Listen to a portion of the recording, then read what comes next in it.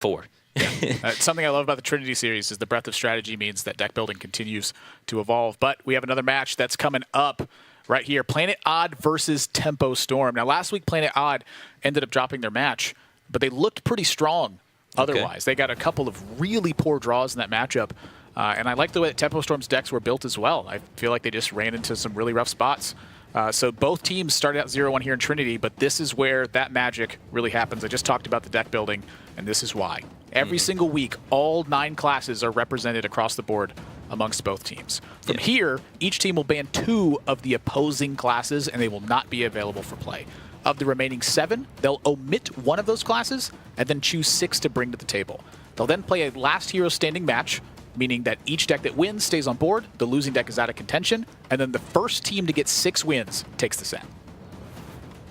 Yeah, and of course, just like the first series, the first ban from both teams is Priest. It is widely believed that Priest is the strongest class, with multiple viable archetypes that are extremely powerful, namely the Death Knight Priest being absolutely insane. And then the second ban, there's some deliberation about. A lot of players say that the Tempo Rogue is one of the strongest decks, and a lot of people are still saying that Jade Druid is one of the strongest decks in the game, but it has often been between the Druid and the Rogue. Yep, and so there we see it, the split difference. And Planet Odd is going to omit Hunter, and Tempo Storm is going to omit Mage. Mage seems very strange to omit to me. I really like Mage in a 9-class format a lot. With but Planet Odd omitting Hunter, that seems kind of tough. I don't think that they necessarily predicted that. I like omitting Hunter. I think it's definitely one of the weaker classes. It's really hard to build Hunter to really counter anything except like pirate-based decks with, you know, stitching together and tracking together a bunch of Galaka crawlers. It just doesn't have as strong of class cards overall. But here you can see who's going to be piloting what. They'll be working in teams. They have to make the decisions ultimately for themselves. Warlock and Warrior for 6-0. Hoy's going to be on Druid and Paladin, and then Shaman and Mage for Surrender on Team Planet Odd. Some very strong performances that Planet Odd's had in recent HCT. But there's Tempo Storm, just saying, going to be on Rogue and Shaman. Trump is going to be on Warlock and Warrior. And Eloise filling out the lineup with Hunter and Paladin. Yeah. Seems like a pretty normal class spread. We had slightly differences in the first series, but you know, same bans for the most part. One ban different, being a Rogue being banned this time instead of both being Druid and Priest. But the self bans are actually very different. Oh yeah. Neither time, or in the first series, neither player self banned Hunter, and they actually self banned Warrior. And now in this series, neither player self bans Warrior. So it's kind of interesting to see, you know. We're in the first few weeks of the format, and it doesn't seem like people have really figured out what is the best deck to self-ban yet. Well, Stan Cifka said in the first week during his interview that he didn't feel that there was a perfect lineup for this style of format. Okay. It's about predicting and understanding what your opponents will bring, and that it takes time to get anywhere even close to that. So that deck-building mechanism and trying to be one step ahead of your opponents where planning a lineup is concerned, I think is one of the major aspects of Trinity Series. Right. We saw it in the first match. Liquid had no answer to N'Zoth Warrior. And they traded games back and forth. It looked like a really even series. And then no counter decks to N'Zoth Warrior, and they just lost the series out of nowhere because of that. So it's kind of interesting having to try and predict what your opponent's going to bring. Yeah, I mean, finding those turning points in the match is also part of the art, I'd say, of deck building and in such a long series as this.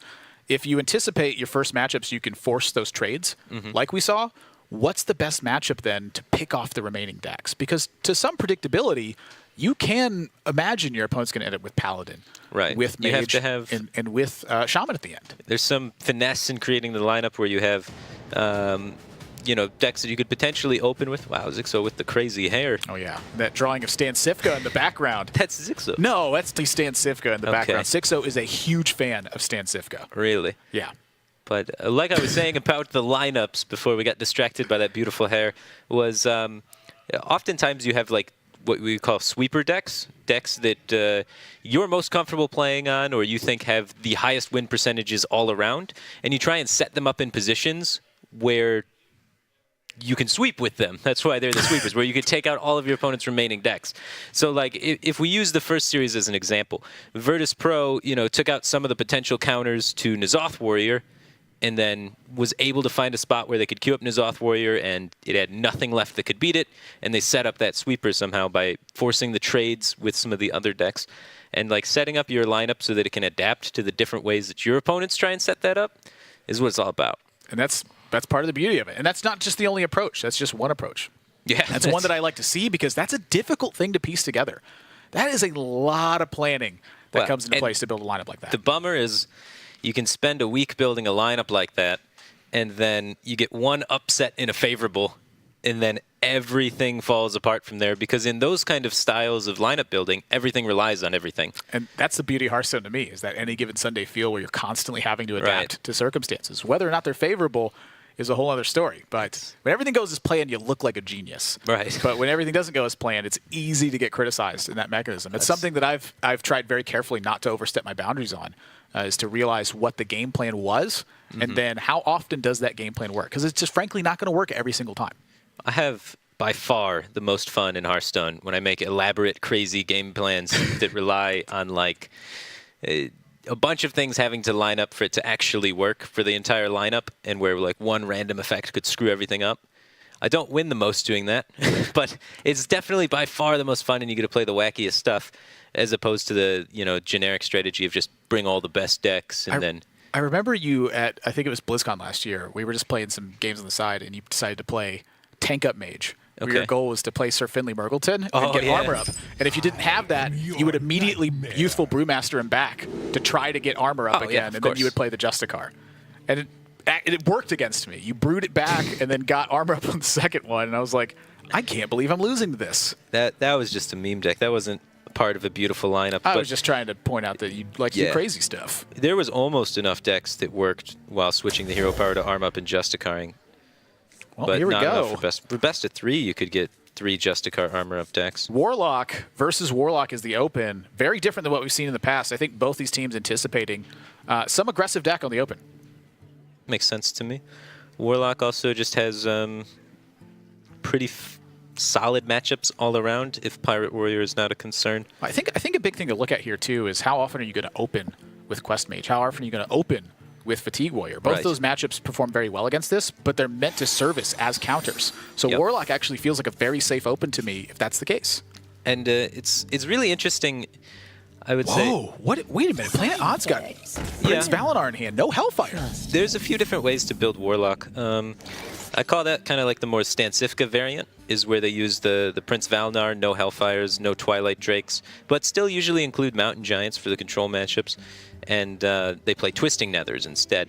Whereas then the more traditional Warlock archetype of the Death Knight Warlock runs double Hellfire, double Twilight Drake, no Prince Valinor. So who's the edge of this matchup where that's concerned? I mean, Hellfire feels like a fairly dead card in the mirror match. This is a really interesting matchup because most of the matchup relies on finding Gul'dan. If you have Gul'dan first and your opponent doesn't have Gul'dan, the value that you generate off the hero power allows you to win in Fatigue almost 100% of the time. Because you get to just use your hero power to kill their cards while their hero power draws cards. Who has the most cards left at the end of that? Talked so much about Fatigue today. I love it. In the Death Knight metagame, a lot of games are about Fatigue. But let's hear Tempo Storm and what their game plan is.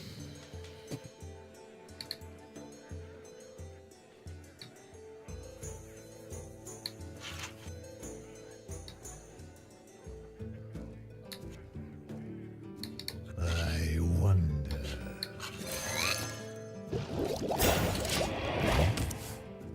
Did I just try to mind game there? I think I just played the 4-trap. Yeah. Yeah. See now the power of the Dark Pollen! They can play Dan next turn. It's interesting. Does that mean maybe they are running Mountain Giants instead of Twilight Drake? Or maybe they have an extremely anti-aggro list? That might be I feel it. like it's extremely anti-aggro list, and maybe they might run the 2-minute 2/3 that burn one of your card. I think I know that list. I'm not sure if they're playing it. And be careful, there might be what is that? The Murloc Coleg Oracle too. Yes. Yeah. Okay, so that's one possible direction they could go. The other direction would be something with Galactic Crawler maybe, and just really crushing aggro. Anyways, Yeah. we'll be playing Twilight Drake here and passing, yes? Yes. It's also possible because 6-0's playing, so he's not going to just net deck some good decks. He's making some. The other thing to watch out for is Twisting Nether, now that I think about it. Yeah, there is two Twisting Nethers, but it doesn't really matter because we won't go wide on board anyways. I think we just need to make sure we don't burn our Gul'dan, fund our Gul'dan, and don't burn it. Right, we should really think about the long-term planning, because when we play Gul'dan, they're going to play Twisting Nether, so we might run out of stuff eventually. But it's still fine because there's So no many stuff in that deck if he possibilities. is running that deck. There's no minions, to be honest. We have to basically play only one big threat each turn, right? I mean, we can only leave one big threat on the board. We just play. I would like assume that their whatever. threats are Lich King and at least the Trailblazer. They should Right. be running Elise and at least Lich King for 2 threats, right? I And think double so. Abyss on the Forcer. Yeah, and of course Blood Reaver. Okay, just something to keep in mind. Twilight Drake. Okay, trade Coil. Yeah, gotta go fast. Just have some time. Play the Zoneless anywhere or tap? Kind of Play the safe. Gulaka. Play the Gulaka, and Yeah. I mean, it gets defiled to the same. Yes, Void Walker. Maybe we should have hit also because of Shambler into the 4-9. Oh. Hmm. I mean, you still probably siphons over the Shambler anyway, right? Yeah.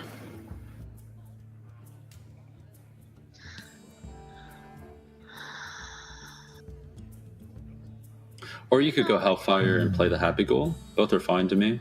Good thing about Hellfire. But is Hellfire Happy Ghoul isn't a thing. Hellfire It is is, a way. because- Oh! Wow, that's pretty good. I mean, Hellfire is a damage. Like, if you Hellfire now, it doesn't deal damage to his face. I think. Yeah, I mean, we can also damage, defile Happy Ghoul Tar Creeper if you want. We don't want to go that wide, right? Like, if we're definitely either going like Defile Tap Happy Ghoul, or we're just going Hellfire Happy I Ghoul. don't think Tar Creeper is really a problem in this matchup. Better. What do you I think we're gonna go Defile Tar Creeper Happy Ghoul. I think we would Defile Tap and Happy Ghoul. You want to find the Blood Reaver. Yeah. Okay, sure. Let's go for the tap first and then go for the Ghoul. Oh, guys. Ooh, there's been a lot going on in this game. A couple things I like to see. Both teams very talkative. Of course, with Trump and Eloise driving part of that conversation. That's something Just Saying loves to do, is talk about the game. His end of the month Watchstone streams as the season comes to a close has always been a pleasure of mine to watch. Yeah, it's definitely a fun time, and being a part of that's pretty cool. I sometimes jump in there and commentate the matches alongside them. But this match... Well, 6-0 Hoy and Surrender, Possibility. they've brought a very interesting one to the table, but you heard Tempo Storm talking about that very early on as well. They have a little bit of a different Warlock type, and Tempo Storm is able to identify that it is kind of different based on the Prince. Seeing that is a pretty dead giveaway. The Prince Valnar means there's no Hellfires, no Twilight Drakes, which oftentimes means that there's going to be Twisting Nethers, which means that there's potentially an Elise in there, and Cold Light Oracle, Cold Light Oracle. sometimes Numferatu. Nomferatu. Less likely, I'd say, but 6-0 and it's Surrender and Hoy interesting. don't strike me as those kind of players, but It's interesting that that's immediately on their radar. But well, like you said, the Valinar was really the giveaway for that. I love the read Yeah. from Tempo Storm. They're staying up to date on what decks are out there. I really am questioning some of these taps by Planet Odd now. Planet Odd already has the Death Knight, which means in the long term, that plan is solid, which means they're tapping because they want to continue controlling the board. They feel like they need enough resources to keep up with Tempo Storm. And I think this is honestly a point in the Warlock Mirror where you have to start considering not drawing any cards any further, especially with the Death Knight in hand. If the Death Knight wasn't in hand, I would understand tapping, but that Death Knight really helps you clear the board and keep up on them. But we'll see Tempo Storm continuing to tap as well. Let's hear what their thoughts are. Yes, trade with Ghoul. Yeah.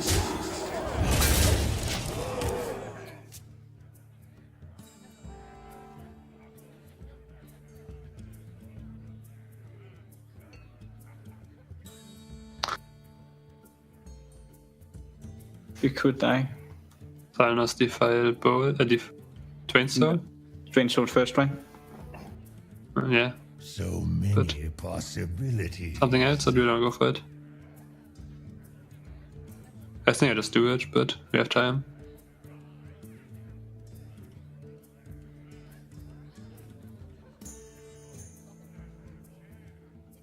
Then you tap Path, right? No, we can't tap. No. We want to Silence, Drain Soul, Defile, that's 6 mana. We could also like Stonehill, Fenris Defile, but I guess we want the one for them all then. I think, right? Actually, I kind of like that. I think we do that. Yes, right. Yeah, I like that. Let's do it.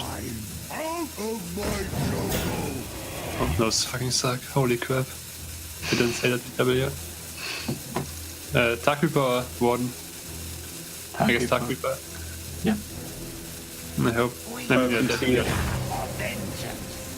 We just need to hope that the stream is on enough delay so that they can filter this out.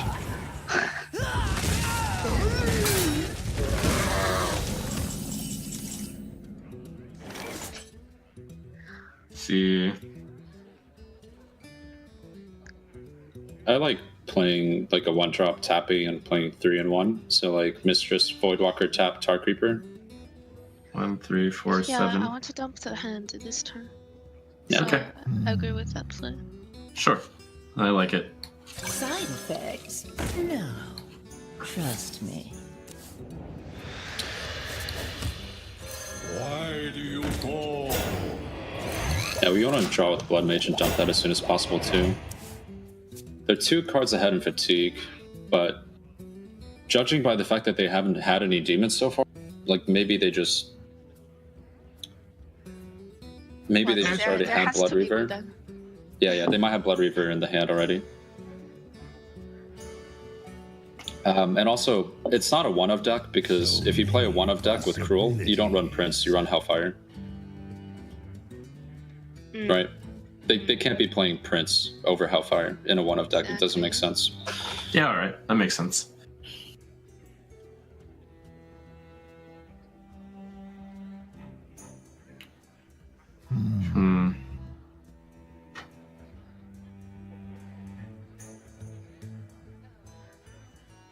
I just want to mention that the Mere Warlock also run the Stonehill defense and everything.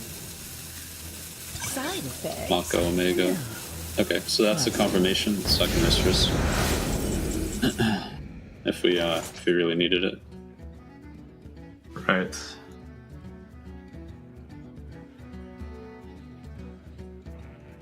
Huh. So my initial instinct is trade the Mistress in, face-to-face Abyssal.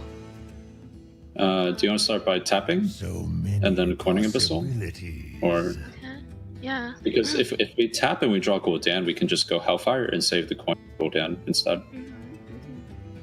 Okay. Yeah, I'll so let's tap. just tap first. Yeah. Feels bad, man. I guess we're coining Abyssal then. Yeah. Alright. And do the trade I mentioned? Yeah? Yep, definitely. It Great. really feels. It feels good. Yeah, this is still fine because on the turn that they want to play Lich King, or the turn they want to play Blood Reaver, we'll be able to play Lich King. So they either have to respond to it or we just get more time, right? Yeah, Like- and I assume we won't play Lich King if they don't answer the 6/6. Right. They will like siphon this and try and set up for their Blood Reaver. So as long as we have time to play the Lich King, we're ahead because they won't be able to play Blood Reaver. Their deck is full of removal, so they're happy to like have something to I do wonder. this turn. Like Well, just saying, it's just doing our job for us. Yeah, Thanks, man. Got a solid game plan for the next few turns of how we can try and prevent the Blood Reaver Gul'dan from coming down from Planet Odd, and seems to be working quite well. Now, I know that you've been having a little bit of trouble with the amount of life tap that Planet Odd's doing. right. So many With double twisting possibilities. Siphon and Gul'dan in hand, I really don't like extending a lot of life taps because you can just kill all of their threats and then play Gul'dan and try and win by exhausting them. So what's their Whereas- merit to life tapping here? What do you think Well- they're digging for? I have no idea. That's why I'm so confused. Life tapping adds additional resources, but they have plenty of you're honest. resources. At least you're honest. I mean, they must be digging towards something. I imagine they have Elise in the deck, and because it's typically in these variants of the Warlock deck, but and they just feel, as long as we just go as fast as possible, there's no way we can lose because we have the added value of the Elise pack. Now, that being said, how much merit is there for them to life tap if they feel like Tempo Storm is going to feel the pressure necessary to keep up with that life tap, to make sure that they have the resources to compete? Because having Blood Reaver Gul'dan in hand means that you could just potentially be way ahead of your opponent. And if you're life tapping this much, it sends that message to Tempo Storm. Yeah, but if Tempo Storm doesn't have Blood Reaver Gul'dan, and you haven't been tapping, they still have to tap to try and get Blood Reaver Gul'dan because you're not tapping, so they assume you have it. That's a lot of tapping. And then if they're tapping and you're not tapping, and then you play Blood Reaver, and you can stabilize, because you have 2 Twisting Nethers and a Siphon Soul and the Blood Reaver hero power, you'll win from that position. I should have snuck in my Jinx while I had the chance. So many possibilities. I'm just a little perplexed. They're deciding to stop tapping now. Well, something I know is that 6-0 Hoy and Surrender have been some of the strongest players in the world for quite some time. But this is a precarious situation. I'm curious how Tempo Storm wants to handle it. We hunger for vengeance. It's a good one.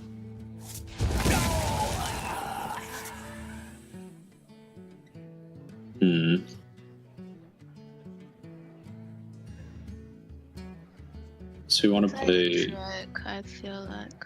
Yeah, Drake and Mistress. Or not Mistress, Tainted. Drake and Tainted? Sure. Okay. I think Tainted will stick on the board most of the time, and we just want to get it out so we can tap. Yeah. Yeah. Makes sense. Like, if they play Blood Reaver, we might have to Defile anyway, so the Mistress being on board just saves us 2 mana. Would like to start like playing a demons.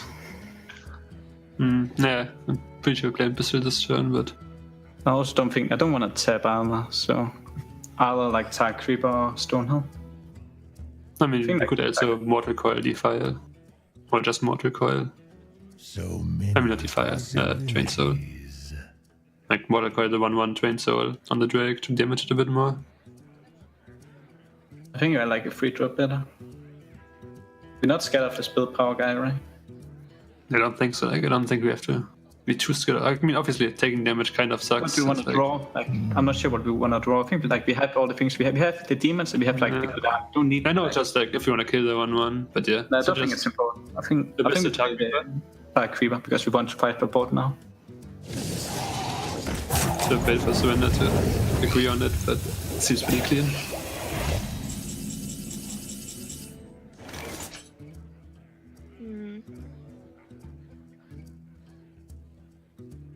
See, I think we want to tap on this turn. I mean, we can hit and coil. I believe we're definitely siphoning and we're definitely coiling, yeah. We can also just siphon and play the 2 mana minion, 2 mana spell Smorg. Cause this way, I actually like that better, to be honest.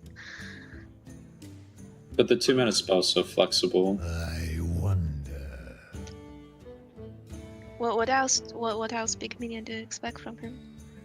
Oh, eventually there's going to be a Gul'dan. But anyways, we need to make a call for roping soon. Okay. I think we keep the 1/1 around. Just siphon, trade coil, and tap. Okay. Sure, I'll do this out of order. Oops, that's fine. Because this is the good order. Okay, tap now. yeah, tap. Cool. Yeah, Tap less slow. No, we tap. Good order. Oh, cool. We can play it, right? Yeah, let's just play this. It's fine. It's fine. It's fine. There were reasons to and not to play it. I think he was just playing Abyssal so he could kill the 1/1 this turn. Well, there's a lot going on in this match. Playing it odd, it looked like they had an opportunity to play Gul'dan, but it seems like they want those extra missile enforcers. Yeah, it's a bit interesting. They want to get back a 6/6 body when they play their Gul'dan, And the upside of that is obviously 6/6s are good. The downside is plays. Yeah, they're big. It plays into the potential AoEs that Tempo Storm could have. 2 Hellfires, Twisting Nether maybe. Are those things that they're trying to exhaust prior to Gul'dan at that point then? I mean, it's going to be hard to do without any minions, but... you know, you got to fight the good fight as well. The upside of Gul'dan, though, that is kind of going unseen here is you get to use multiple Gul'dan hero powers then, which removes your opponent's minions without the usage of a card, which is a limited resources right now because most of them are gone, and it heals you. And then you just get to continue using that hero power over time. The more you utilize it, the more incremental advantage you get. So it looks like they've settled on 1/6/6 body being enough. I mean, it did a considerable amount of damage. This board still is much stronger, I'd say, than the 1/3/4/5 would have been. Right. But how much benefit do they get by using Abyssal Enforcer first? It's a tough thing to measure up, but what I'm looking at here is that Planet Odd just has a distinct advantage. They're ahead in the fatigue race. They still likely have Elise left in the deck. They've landed the first Gul'dan at this stage, and they got strong value from it. I think it's very tough for Tempo Storm to find a win from this spot. It's, I would say, almost impossible for Tempo Storm to find a win from this spot. They simply didn't get demons developed. They haven't found the Death Knight, and their major threats up to this point all got checked in order. Yeah, their threats like the Lich King and stuff got knocked down. They're at a pretty big matchup disadvantage, I'd say, because Planet Odd's Warlock has extra removal with Twisting Nethers, whereas Tempo Storm's Warlock has a few extra threats with Twilight Drakes, but the extra threats are not enough to outweigh the power of a single card, right? Like, the power of Twisting Nether is much greater per card than the power of a Twilight Drake. That's for sure. Unless that Twilight Drake starts hammering away. I'm talking turn after turn, just hammer her face, but that just doesn't typically happen. Another one that's big here still, though, is that bottom 4 now is Tempo Storm's Blood Reaver Gul'dan. Even if they find it, it's not going to be enough because Planet Odd can just kill every minion that Tempo Storm plays for the rest of the game. It's just the fatigue race alone. Right. You know, there are ways to combat a lack of Blood Reaver Gul'dan in this matchup. You know, take Planet Odd's build, for instance. In this matchup, if both players never find Gul'dan, or if both players do find Gul'dan, that extra removal gave them a very big edge where this matchup was concerned. Is a huge edge for sure. And so that's something to really consider. Sure, your Death Knight may be in the bottom portion of your deck, but how does the rest of it work otherwise? Well, you can't just build a deck solely to rely on that Death Knight. Mm-hmm. So let's listen into Tempo Storm and see what their new game plan is going to be. Play an easy choice, yeah? Yes. Okay. Yeah. Nothing else, really. Forged in blood and shadow. They don't run Hellfire, right? So there's not a lot of burst damage. Right. We are 3 cards ahead of them in fatigue. Yeah, I mean, we were forced to draw because of the... We just couldn't find Blood Reaver. Yep. So many bloody decisions. Don't have him so the 6/6, right? And we also want to use the hero power. Oh, right, I want to just ignore the 6/6 and just want to draw 1/4, but I guess Siphon is just pretty clean too. Maybe just like Siphon the... But I was thinking like, power, the we can Stonehill, then Drain Soul, Mortal Coil, the Void Walker, and just hit his face a bit. I don't want to give him the chance for us to like go in 6 damage phase. I must feed now. Like, I'm not sure. Yeah, I can see your plan. I'm not saying it might be better, but I'm not sure. Which one was the place? It's like, it's not unreasonable to want to push 3 more damage, right? Like, to heal 4 face, game to 7. No, but like... They have another Twist Netherlast. Yeah. That's it, right? Yeah, we have 2 choices. Despicable Dreadlord, Drain Soul, and Power It, or Abyssal Hero Power It. That's how I see it. How likely is the Abyssal to live? They don't have Hellfires. Yeah. So they'll have to use some kind of Defile Clear, which we're fine with. Yeah, okay. Which path do you think is better? Abyssal Hero Power or Despicable Drain Soul Hero Power? I think Abyssal Hero Power is fine. We just want to lead with the strongest minion, have it harder for Defile to clear it later on. Okay. because I don't think they have a direct answer to it at the moment. I must feed now. Yeah, sure. Also, we don't really care about health that much. Yeah, so I'm thinking about what cards they have in total. So they have a total of 13. There's 1 Coil, 1 Voidwalker, 1 Defile, 1 Doomsayer, 1 Despicable Dreadlord, 1 Twisting Nether. That's 6 of the cards. Need like Shadow Bolt, Twain Soul is 6. Oh yeah. And then what? Then we have. Then we could heal power Stonehill. Yeah, so Stone regardless. Yeah, so Like, yeah, first. regardless. Try to get Lich King as well. Does one of you want to play Warlock next game? You just can't do it. Just pick the best one. I mean, very good. Yeah. I would pick very good here. Yeah, let's go for it. The Shadow Bolt Twain Soul pink face. Yeah. Or do we just ignore? Actually, I kind of like ignoring it. Like, what does he do if you Doomsayer, Voidwalker, or whatever? Or maybe Doomsayer, Felguard. Because if we Doomsayer, we kill his next turn as well, right? I think we Felguard. Maybe not play Felguard, then maybe only Voidwalker. Like, but then they could just I mean, I just do it so I expect you okay, just I'm hoping. Sure. Because if we play Voidwalker, they might just. I'm almost out of cards.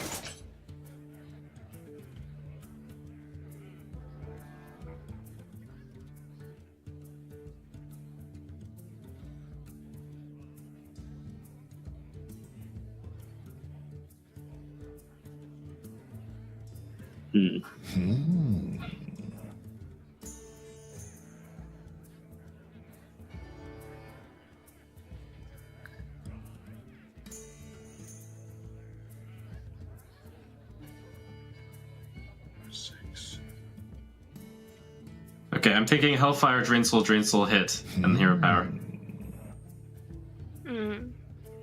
Yeah, looks okay. Yeah. Don't see others. Alright, so Drain Soul the 3/2, Drain Soul the 1/1, and Hero Power the face, yeah? And then hit the Doom Go. Alright, so. Yeah, looks okay.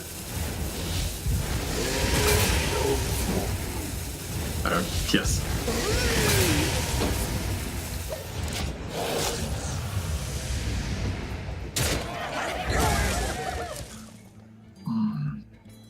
I want to Mortal Coil, Drain Soul it.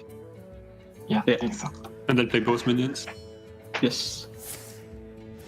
No, both minions. I want to keep the Ooze just in case they have medieval Hey, arts. do we ever not playing Golaka? Since we like so far ahead, and don't want to show 2 Golakas? No, they don't pick Pyrotech anyway, even if it's one Golaka. Come on. Yeah, true. Like, yeah, they're just not gonna do it. I want to keep the Ooze just in case the last guy is medieval. I don't want to somehow get killed by medieval into twisting, whatever. I'm out of cards.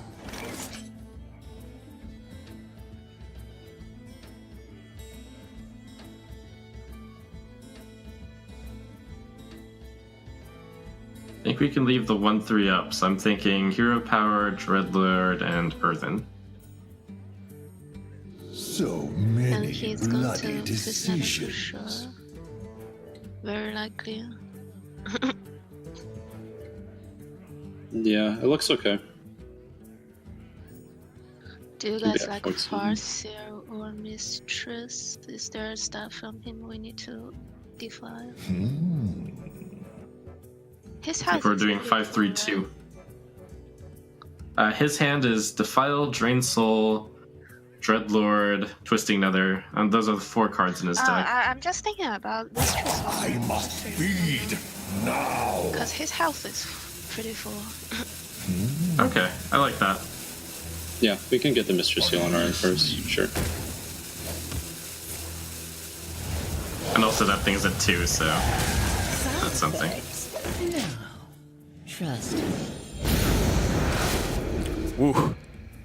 This has been fairly one-sided from this point. Dirty Rat joins Planet Odd's hand.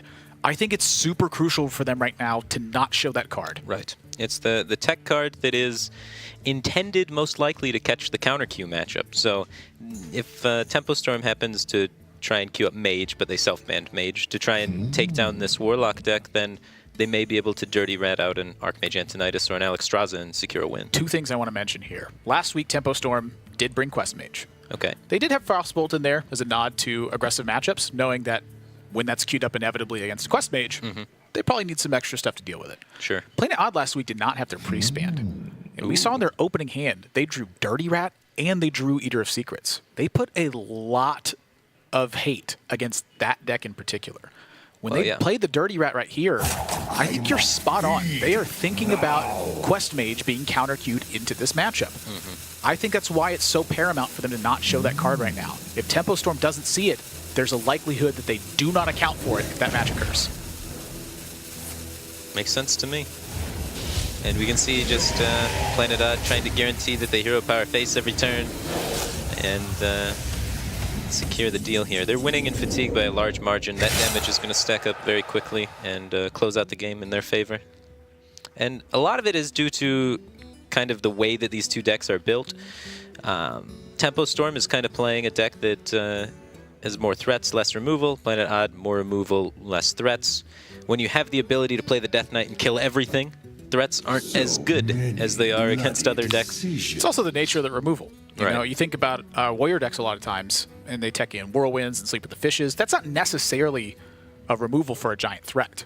With Warlock, when you tech in more removal, it's typically in the form of Twisting Nether. Twisting Nether pretty much kills anything. It's a lot of value, which is kind of weird when you think about a removal spell gaining you card advantage and being value, but... That's why it's 8 mana. Yeah, Twisting Nether is a card that... That was laughed at in the early days of Hearthstone. We were like, 8 mana? Yeah, right, idiot. It's good. We're not going to do that. Warlock has Flame Imp. Yeah, things have changed a little bit. But if you were to be playing on ladder, actually, I would kind of lean toward the Tempo Storm build rather than the Planet Odd build. Because, yeah, the Planet Odd build is built in such a way that seems to accept that it either always loses to Priest or is banning Priest. So I believe they made this deck with a Priest ban in mind. It doesn't have any pressure cards against Priest. We didn't see any Mountain Giants, any Twilight Drakes. That's a really good point. The Death Knight Priest is going to just kill you pretty much 100% of the time. So for tournament play, that's pretty much how this deck was designed. For a Priest ban in mind. So if you're going to be like net decking one of these two Warlock decks and play on ladder, you're probably going to want something more like the Tempo Storm deck rather than the Planet Odd deck, because Priest is very, very, very popular on ladder. It's a nice pro tip for everyone out there. Don't just net deck what wins, net deck what works. Right. These have been Firebat's pro tips. You know, when I'm looking at it from overhead too, it makes a lot of sense to me. Planet Odd, their clear plan is to kill everything. I love killing everything, but you can't kill Shadow Reaper Anduin that easy unless you actually, hit him. Yeah, you have to actually kill your opponent's hero, whereas... That being said, it's going to be tough for Warlock anyway. You need to land those Mountain Giants. Yeah, I'm in total agreement. Yeah, so... Looks like Tempo Storm cut the Mountain Giants because they knew they'd be banning Priests, but still an overall reasonable deck. Right, they didn't adapt as much of the deck towards their ban as Planet Odd had done. And I think it definitely was a huge part of Planet Odd's ability to win this game. Drawing Death Knight was also pretty important. Sure. And Tempo Storms being a little bit buried, forcing them to have to tap so much.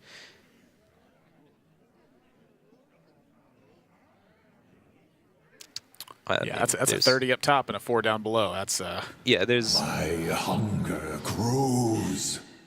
So Planet Odd has most likely done the math and figured out that if we do nothing, we will win the game.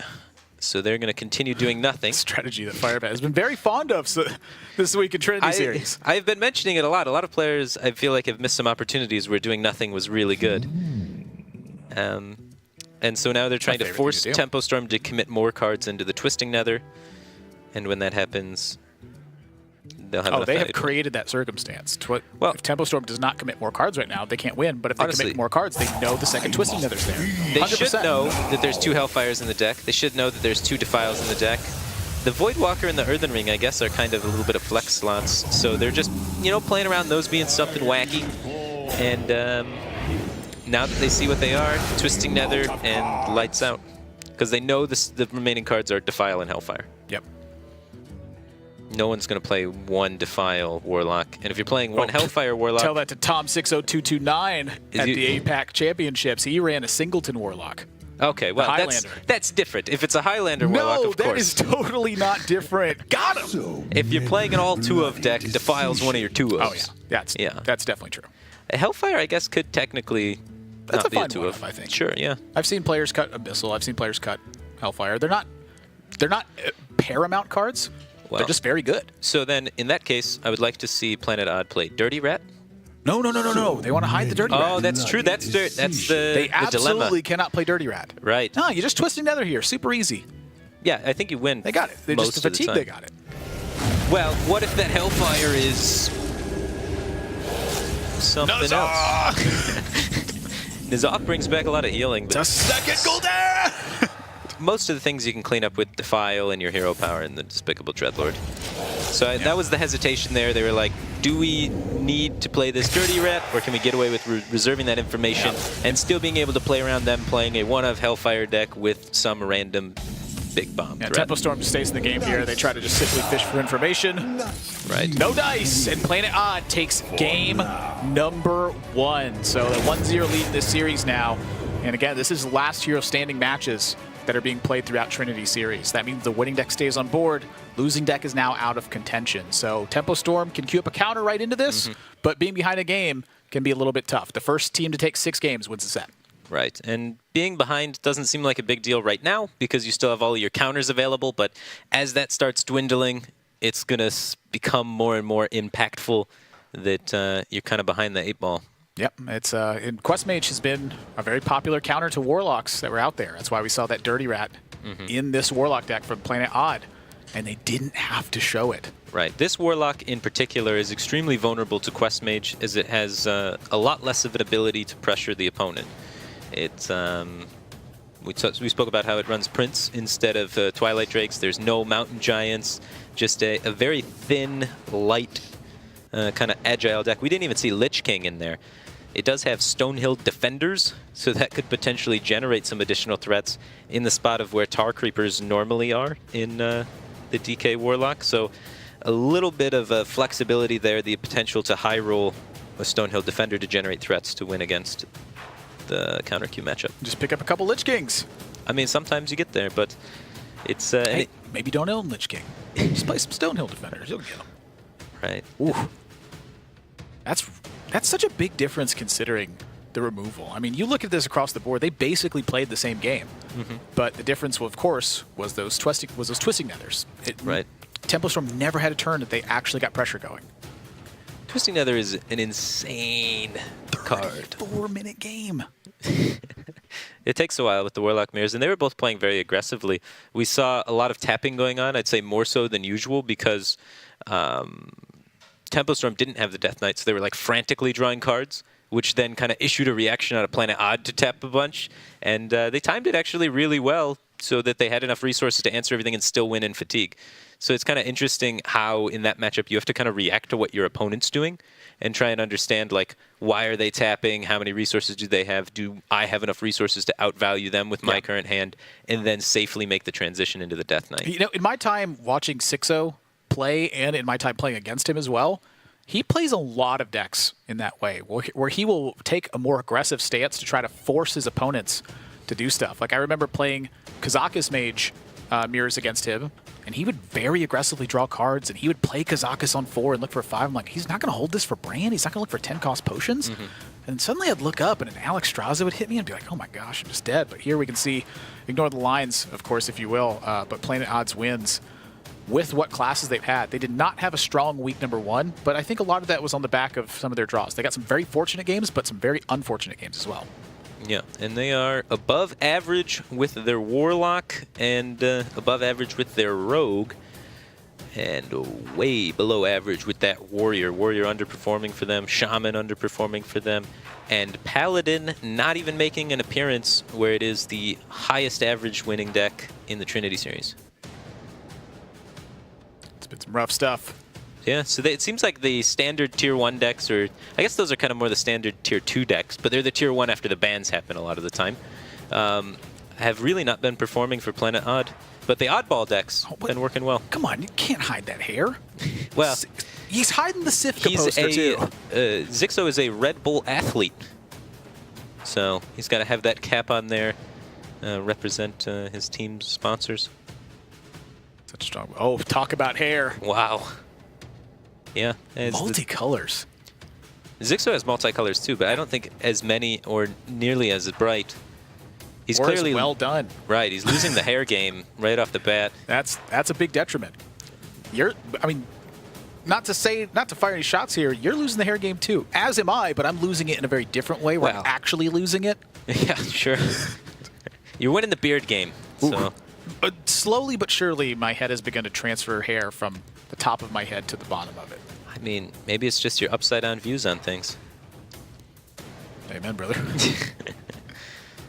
So now Tempo Storm. Oh, I love this side-by-side shot.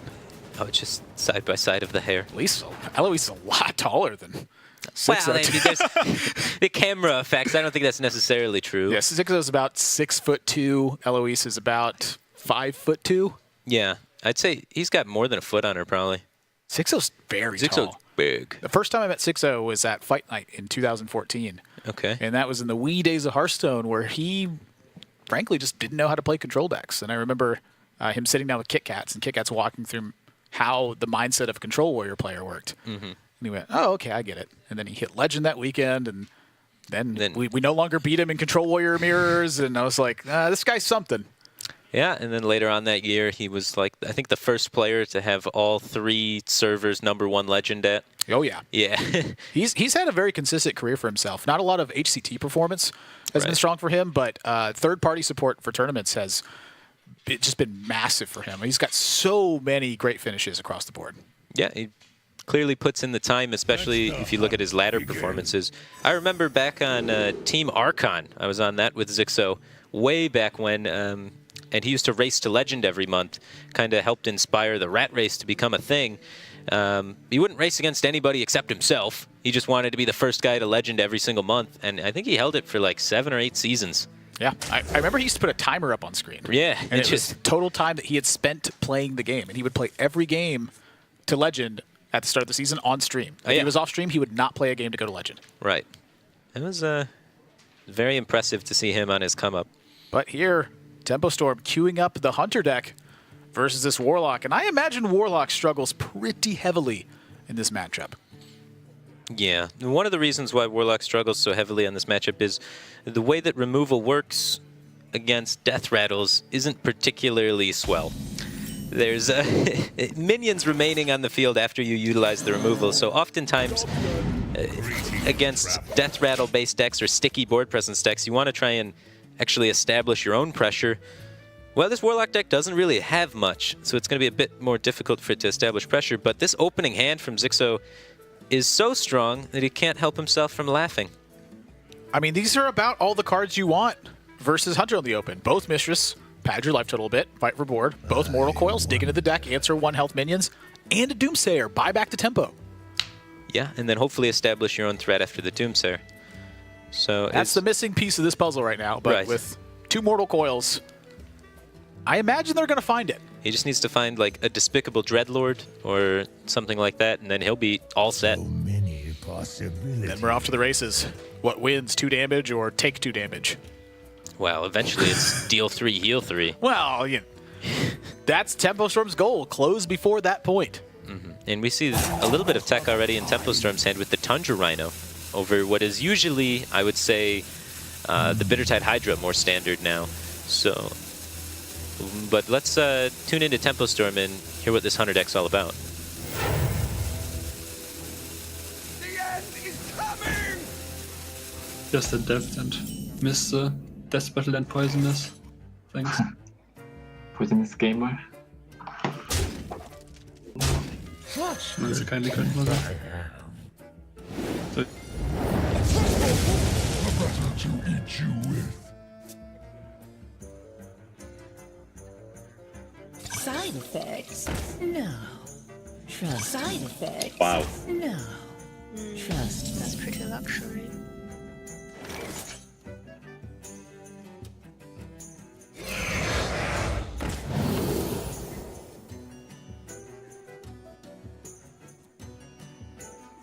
Guess I didn't get plus 3. We should be making a trade.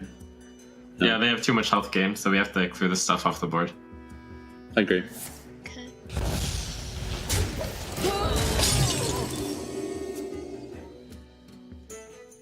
Trading. Coil tap trade. Yeah. Even sequencing it correctly. I'm still gonna tap. Yeah. Yep.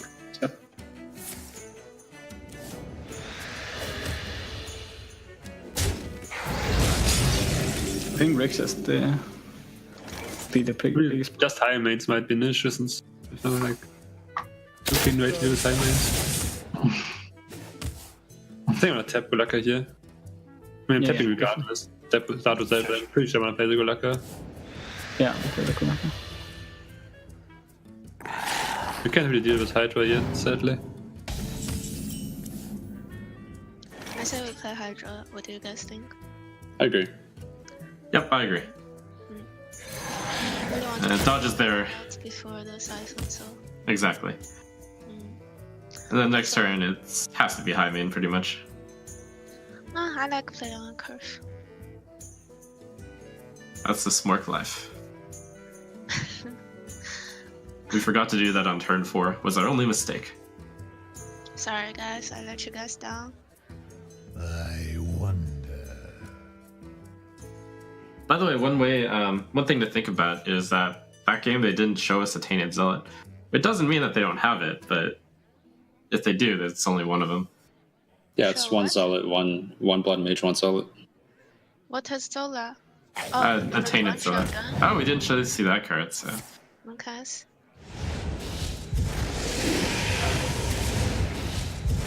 Ah,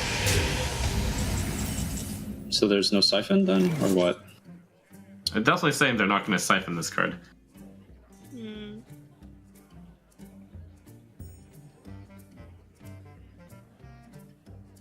I think it's tracking Bow due to their play then.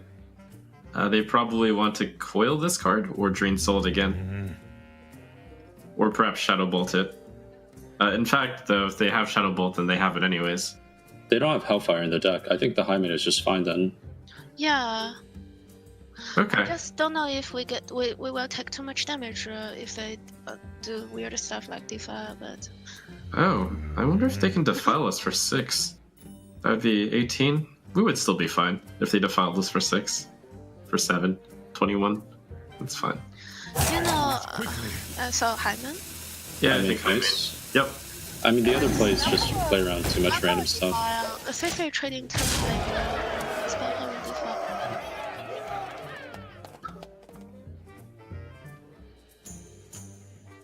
So it's Siphon and double trade. I think so, yeah.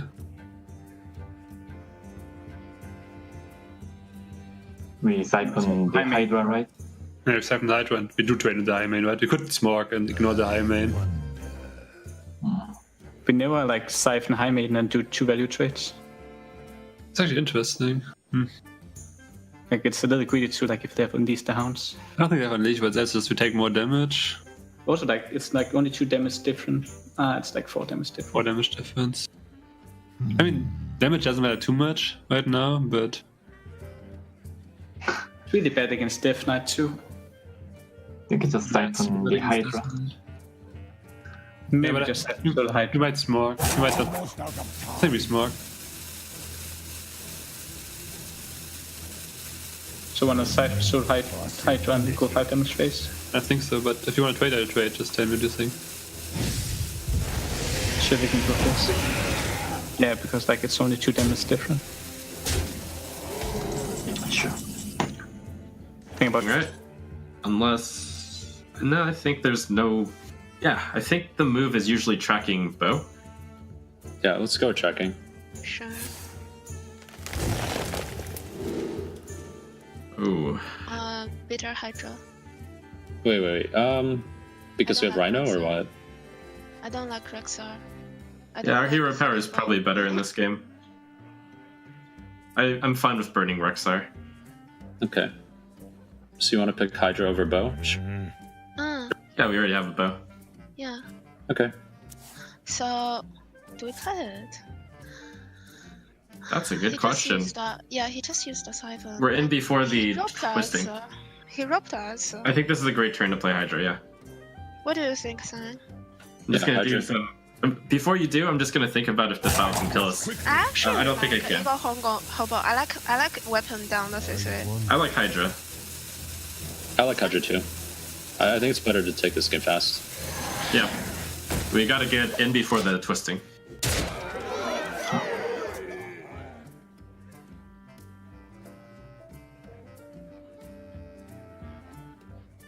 So we have the choice between Siphon and Double Trade Enforcer, but I'm pretty sure it's a Siphon. I think it's Siphon, but I think this time we trade into the high main. Because of life total. Because that, and also because like last turn, if we like played Houndmaster or whatever, it would be bad for us because Enforcer then doesn't kill. But this turn, if we play something else to protect the minions from Enforcer, we can twisting. I wonder. He could have lead to next turn with double kill command, right? I mean, the play I'm suggesting is the safest play possible to like Siphon Soul the Hydra and trade into the high main. Oh yeah, okay, I thought you do that. Thought you would like Siphon Soul the high main and do the... Oh no. I mean, do this. All right. That is a Miss Lethal from Planet Odd, and I will slowly explain this because it's fairly difficult to follow. So the 3/3 on board for Planet Odd and a 2/3 on board for Planet Odd. Right. They push 2 damage to face with the Galaka Crawler. That drops Tempo Storm down to 18. Now, if they can damage the Bittertide Hydra 6 times, that deals 18 damage to Tempo Storm and the game's over. And there's a way to do that. They attack their 3/3 into the 6/5. That leaves a 6/2, a 2/3, and an 8/8 on board. They then cast a Defile. That leaves a 6/1 and a 2/2, and it deals damage to the Bittertide Hydra. So that's our first activation. Then they cast Defile again. That kills one minion, the 6/1, and it drops 2 2s down behind to 2/1. it. That drops the Galaka Crawler down to a 2/1, and so Defile casts again. That's now our third activation to Bittertide Hydra. The first Defile, and then the reactivation of the Defile. That drops the 2 2s down to 2 1s with the Galaka Crawler dying. Right. So that's another activation. And then because the 2 1s died, that's another activation. That's the 5. And then they have the coil in hand for the 6th to finish dealing 18 damage utilizing the Bittertide Hydra. We were freaking out about the first Bittertide Hydra where they had the opportunity to do this and set their opponent down to 5 life. It was a 2-turn lethal instead if Tempo Storm did not have an answer. With the punish potentially being Rexar. But then Tempo Storm played another Hydra, and we lost our minds thinking Planet Odd was going to do this sick lethal, but they skimmed over it.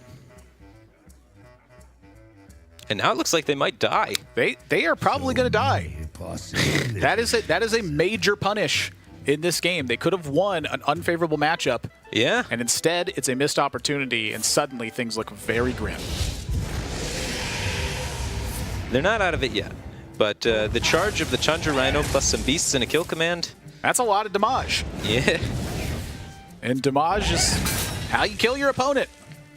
Especially when they're out of heals, and the lethal opportunity nowhere close anywhere to play Odd anymore.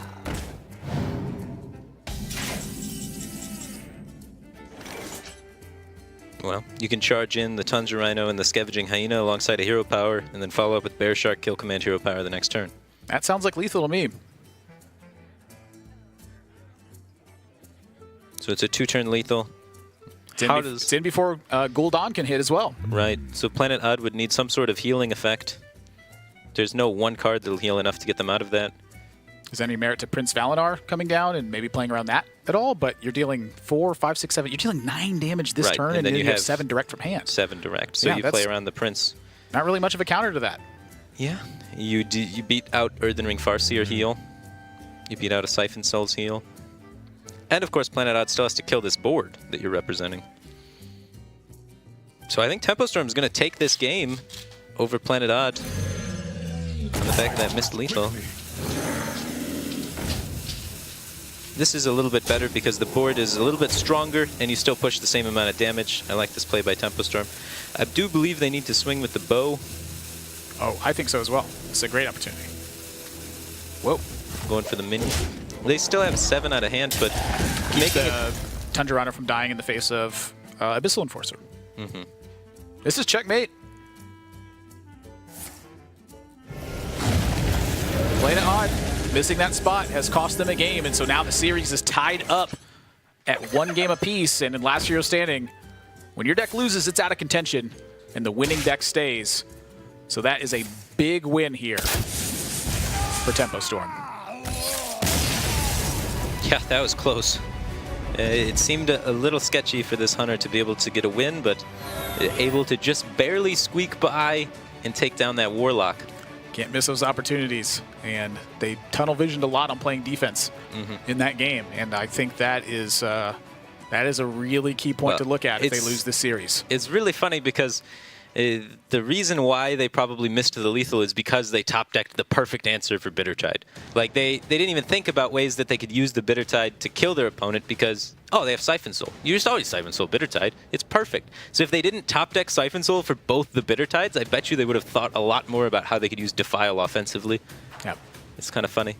It's easy to do the math on how to just simply clear a board with Defile. It ticks its way up. If you have a 1 health, a 2 health, a 3 health, etc., you just need to count that way up the chain. With the Death Rattles, it gets a little weird. Death Rattles definitely make it a much more awkward spot, and so now playing it odd. On the chopping block, they have to find a deck that's going to fight against Hunter. Pretty darn well here. Right, and one of the things about the Hunter deck is they saw that it has a lot of kind of late-game cards. They got to see the Tundra Rhino, which is generally not included in Hunter, so they can probably expect that the Hunter is geared towards beating Control. Their opponent queued it up against Control, which also kind of signals that, hey, maybe they're trying to beat Control with this. So I think the best approach would be something very aggressive. Thinking like maybe a Murloc Paladin in this spot?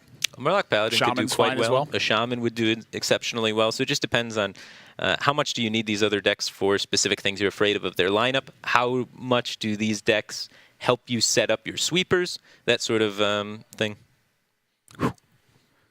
That's a tough one for me to look past. That is the missed lethal. That is a brutal punish that comes in there. I mean, a lot of times, by the time we get to a point where teams or players can make those kinds of errors, the bulk of the work has already been done. Right. It's when you're still fighting for board and you're in those situations. That's really where you see that happen. Yeah. Happens to the best of us. Sometimes you just miss something, especially with Defile. It's a card that kind of raises the skill ceiling of the game. It's really hard to utilize perfectly and really hard to play around and really hard to think about setting up for in the future because there's so many variables involved with it. Yeah, and so in honor of our Hunter game that we just had take place, of course, Cute Cat, we saw it fall earlier to the devastating blow that Dr. Hippie delivered. But we've been asking for your votes. Which one do you think is the cutest here? I personally am a Snow Flipper Penguin kind of guy. I'm a Stone Elemental kind of guy. It's not even a collectible one. It makes it even better. Uncollectible. Super rare. Super rare. I mean, that one's really rare. I could never make 1/1s with Calamos. I haven't done it in at least 3 or 4 months. Whew, it's been a long time. It's been forever. Now, for you folks out there ticking abomination people, I don't even know what to think of y'all. That's just strange. I've seen some ticking abomination in competitive play. I'd say I've seen more ticking abomination than any of the other cards in competitive play. Well, there was the Jade Druid that was running Mark of the Lotus and Snow Flipper Penguin recently. Really? Yeah, it was doing very well on ladder as well. I have not actually paid too much attention to that deck. Of course, Virtus Pro, you can see far out ahead in the total game wins category. They just had their second series win. So that will be tied up at some point throughout here. But something to keep in mind is as the season rolls on, if tiebreakers are an issue at the end of the season, multiple teams have the same record vying for those 3rd and 4th spots, overall game win percentage is the tiebreaker in that spot. And so we've seen a lot of these series go back and forth very closely, but at some point really have that turning point. And that's a big thing to think about as well as the season starts to come to that close. If you're very close in tiebreakers, perhaps on the cusp of not making it based on your win rate, you might have to build a lineup that's more snowbally and actually trying to pick up very decisive styles of wins. Yeah, kind of going for all-in strategies and trying to really just sneak by and ramp up that win percentage by cheesing a little bit. And here we go. Looking like Pirate Warrior for Planet Odd, but this deck has undergone quite a change since the balance patch. A lot of people have been trying different variations of Pirate Warrior. There's been the Prince variation, which then cuts, the 2-drop pirates, the Bloodsail Raider, and cuts Heroic Strike. So there's 4 pretty powerful cards to lose, and gets the addition of the Prince. Or then there's just Pirate Warrior with Fiery War Axes that cost 3. And we saw last week, team Love You Lots, they were playing the Prince version. Okay. And something that I noticed about the deck is that it was meant to operate so much stronger against other aggressive decks. The fact that they had lost Heroic Strike does improve a lot of their aggressive matchups. It hurts their control a bit as well, though. Had a couple copies of Serenite Chain Gang in there, and it looked like the goal was to simply get a board, and then when your opponent's playing Bittertide Hydra to try to race you, you have Serenite Chain Gang to come down and completely stop that. It just really shuts down that card in particular. That sounds like a very Chalky-esque deck. They did have a lot of Tar Creepers in their lineup. Right. That's I've seen a lot of Tar Creepers in aggressive decks, and that being a pretty staple in the pre-nerf metagame as Tar Creeper being crazy powerful, but less of an appearance here. It's kind of hard to make it fit into the Pirate Warrior deck with how many 3-drops already are, especially with Fiery War Axe moving up there. So that makes sense why they went with the Serenite Chain Gang. So what do you think of this matchup here? I mean, this seems like really tough for Tempo Storm, right? Due to the nature of just how well Planet Odd's minions are going to fight for this board. Yeah, if you're the Hunter, you don't really win unless you have multiple Galactic Crawlers in your deck and draw them, which I believe Planet Odd is sort of making a read on the Hunter, saying, okay, well, you didn't save this to potentially counter Q into Pirates, you just kind of ran it out against my Warlock. You had Tundra Rhino, which is a big clunky 5-drop, as well as Bittertide Hydra. So maybe you're not running Galactic Crawlers. That's not the purpose of your deck, so let's just beat it with Pirates. But let's hear what Planet Odd has to say. Like just 1, 2, 3? I think Frowning is the best, right? I think Frosting, and I think we trade the Firefly in. Yeah, I think Frosting, yeah. This is good.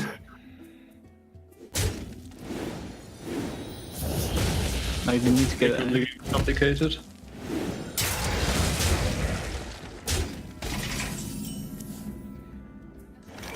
Yeah, we can. We have Alley Cat, Kill We Command. have Alley Cat now. Yeah. So we can go just Bear Shark, have him trade his board in, and then just Kill Command it afterwards. I hope I don't die. So let's see, 7, 9, so that Frothing will deal 10? Yeah, that's fine. Yeah, that's not bad. It's okay. What can you do? Okay. Yeah, I mean, they'll probably brick turn 4, right? And then, yeah, we're fine. Play first mate Cultist? Yeah. Do we trade the 1/1 or the 1/2 in? I think I would even trade the Unleash the 1/1. Hounds is not good. Like even if you unleash the Hounds this turn, it doesn't matter. No, it's not good. But so if he unleashes, he trades everything into our Frosting anyway, so it doesn't matter for our board. Yeah. Yeah, makes sense. So maybe trade the 1/2. Sure. Yeah, Pirate Gamer. I guess we have 3 Pirate Gamers. So I guess this guy Yeah, 1-3. very likely to be very likely to be captain next turn. So can't. Greenskin, yeah. This card is dead. This card is also dead. And we are dead. Oh, that captain. Yeah, this captain. Yes, no, we lose. Like, the only way we lose it, like if we play into. Actually, we don't want to tell them that we don't play because I really don't want to show them. Okay, so we trade with face and 1/2/2 and go face for the rest. Like you guys agree that we can't lose this game, right? Yeah, sure. Like on this, they get like 2 Galactic Crawlers. Yeah, but it's fairly unlikely they top deck 2 Galactic Crawlers. Also, like they did. I agree, Sixo. It is pretty unlikely that they top deck 2 Galactic Crawlers. Is it possible? No, it's not. Are you sure? They're dead. Yeah, they do appear to be dead. I'd like your point as well that Planet Odd, I think, did make a read here that there was no Galactic Crawlers. Yeah, I think so. I think that just based on how Tempo Storm queued the deck up and the cards that were in it when they played it against it with the Warlock, they were able to get enough information that there was most likely no Galactic Crawlers, and or if there were Galactic Crawlers, only one maybe, and they played to that and had a lot of success. They gotta check Pirates.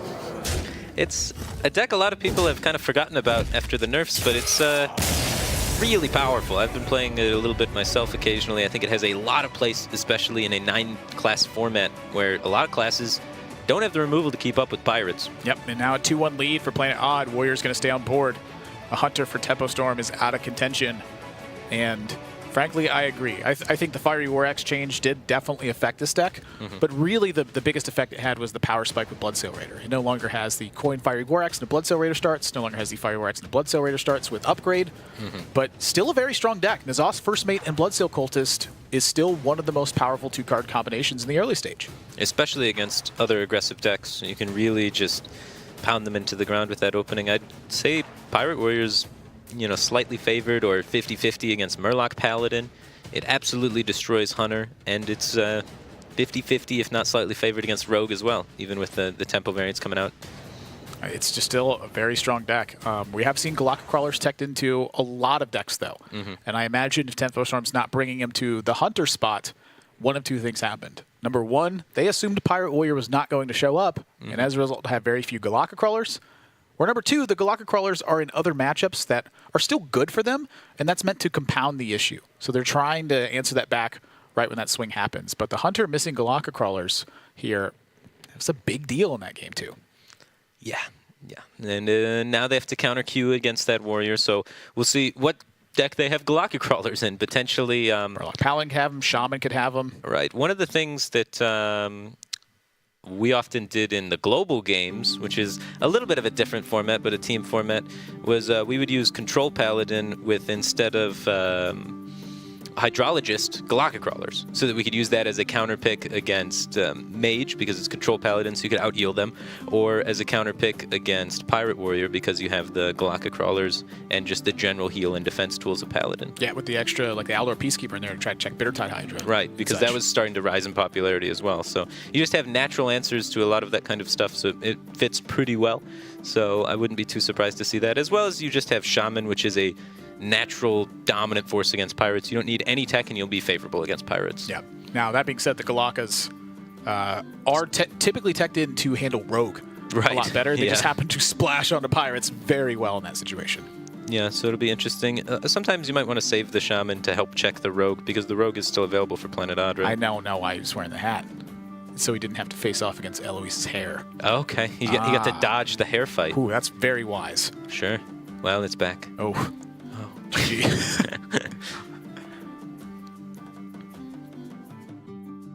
Ooh. Well, he's rubbing his eye in victory, I think. Or in fatigue. No, that's a my hair did it victory eye rub. See? There's a that little smile. chuckle. Yeah. He heard you. He did good. Planet Odd is just... There's something else. I mean, here in the... You guys agree we can't lose this game, right? Well, I mean... two of their games now, they've had to consider not playing a card that was beneficial simply to hide the information. It's important. That's a pretty rare thing. I mean... Yeah, when you're really see it in usually Conquest that much? That far ahead. Well, you don't really see it in Conquest at all, because if you win with it, if you win with a deck, you're done. So that's something that's kind of interesting about the last year's standing format, is concealing information matters. In Conquest, it doesn't matter, because if you win with a deck, you're done. Yeah, but if you're losing with a deck, like, how much should you try to fight back to conceal information? Like, that to me is a bit of a struggle to find that balance. That one's a lot harder, because there's usually almost always a chance to come back with some random effects, and some players say, you know, give up your 1% to conceal information. Some people say go all in on the 1% and hope. Different kind of all in kind of guy. Yeah, me too. I think it's more fun. But you know, some people just like they get in a losing position in Conquest and immediately concede. But I like last year's standing a lot better, because you're able to conceal information without just conceding on the spot. You conceal information when you're winning, which feels a lot better and more in control. I don't know. And you also have to take a risk in order to conceal that information sometimes. Well, either way, it's a risk a little bit, but the risk is like different, right? In Conquest, the risk is 1% chance to win the game and, you know, get a highlight on Reddit. And in last year's standing, the risk is, am I in a winning position or not? Well, it looks like it's going to be Tempo Rogue, but Tolvir Stone Shaper They got some tech. making its way in here, and that to me implies that Blazecaller could also be a player in this deck. Sure. It looks like some sort of elemental tempo rogue. Most likely, if they're playing this into Warrior, you have to imagine a lot of times they're running Galakas instead of Prince. Because Galakas and Eviscerate are insane versus Pirate Warrior, whereas Prince is not as insane. So if you're running a Prince archetype, I think you're at a little bit more of a disadvantage than if you were running the extra removal of Galaka and Eviscerate. I totally can get behind that. A lot of the key minions for Pirate Warrior are sitting at the 3 or 4 health spot. Now the Pirates or Eviscerate will outright kill them. And we saw how much work Frothing Berserker did last game. Yeah, you want Eviscerate for that. If you don't Eviscerate that guy, oftentimes you can just lose the game. So Fiery War Axe still in the deck for playing it odd. They don't open up with Exhaust First Mate here, and that is a world of difference in this matchup. It's a card you're going to want to try and have. They at least have the Firefly, though, so they can get in some chip damage and slow down the Rogue. Not in too bad of a shape, actually, though. Spellbreaker looks promising to be a big player. It's okay, yeah. It can come up against this Tolvar, maybe, but oftentimes Spellbreaker is kind of just included in Pirate Warrior for Paladins, which is a potential counter queue. Fast, aggressive Paladin. You can shut it down with Spellbreakers pretty good. It's a heavy hand. Pretty heavy for sure. So that. Well, I don't know where they're going to go with this one. A lot of different choices. Let's listen to Planet Odd and hear what they're thinking about. But they would never keep Shaku, right? Like, even if they go backstab SA18. Like, on this deck, they go... I think we play Foiling here. Yes, sure. Foil? Yeah. Yeah, sure. The one we kept, yeah. Not that good. Keep my chance.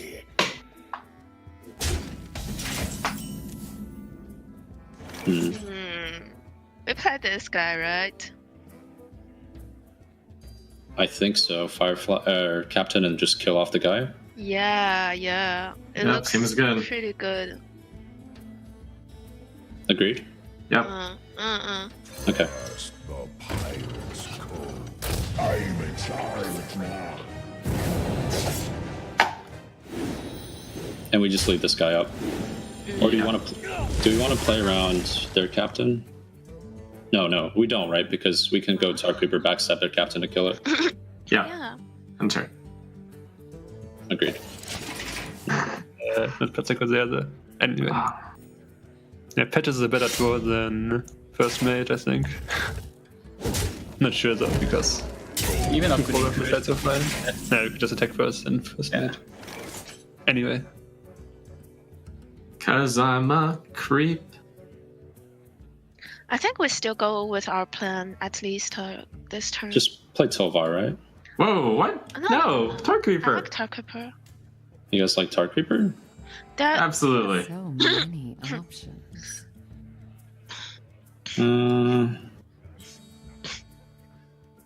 What is your point, Zane? My point is that the 3/6 is fine at the moment. 3/5. And yeah, the 3/5 is fine at the moment. And we can play Tar Creeper later on, just a taunt.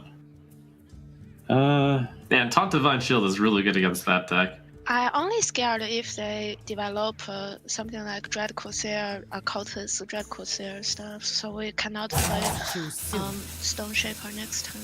That's my only point. But besides that, I think Tar Creeper is better. Yeah. Okay. I still don't want to swing at this one too. It just They don't have patches left, so... they do have patches. Yeah, they do. yeah. We play the captain, huh? Yeah, so... My Okay. blade be thirsty.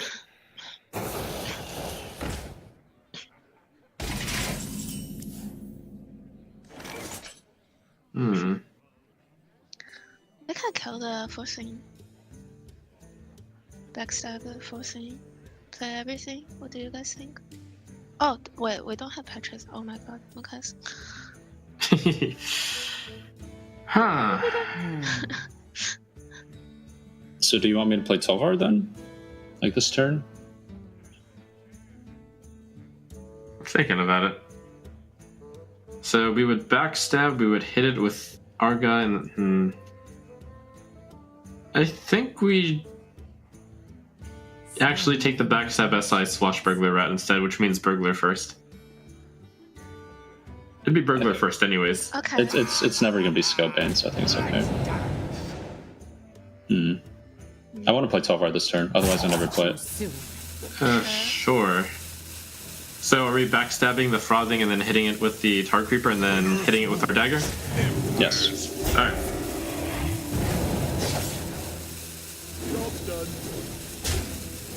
Well, I don't think this played out as well as Just Saying's opportunity did, where he just wanted to play the 12 of your own for him. Yeah, I think they ran into a lot of trouble because Tar Creeper cannot be used to trade for board offensively. It kind of has to sit and wait. So then they got into a situation where there was a must-kill minion, Frothing Berserker, and they couldn't use the Tar Creeper to clear it and be able to cleanly develop their Scale Bane. So then they had to kind of muck up their curve a little bit and play a little wacky. And it's gotten real awkward real fast. And now the collection of cards left in their hand don't really fit too well. Ooh. Interesting.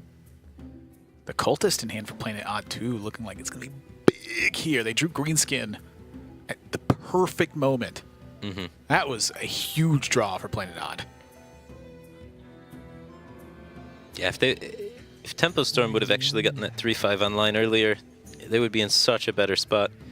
Just 1-2. They can't deny the Pirate synergy now because Tar Creeper's offensive power is so weak. It's kind of funny how... They could, it just cost them a lot. Right. Yeah, it messes up all of the...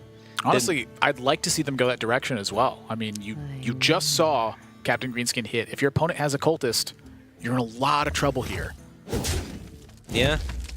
It's... They're going to go for an offensive plan. So this tells me that Tempo Storm is actually just going to try to race this position. They say, like here, this. have your Fiery War Axe. We're just going to deal you heaps of damage. I like it.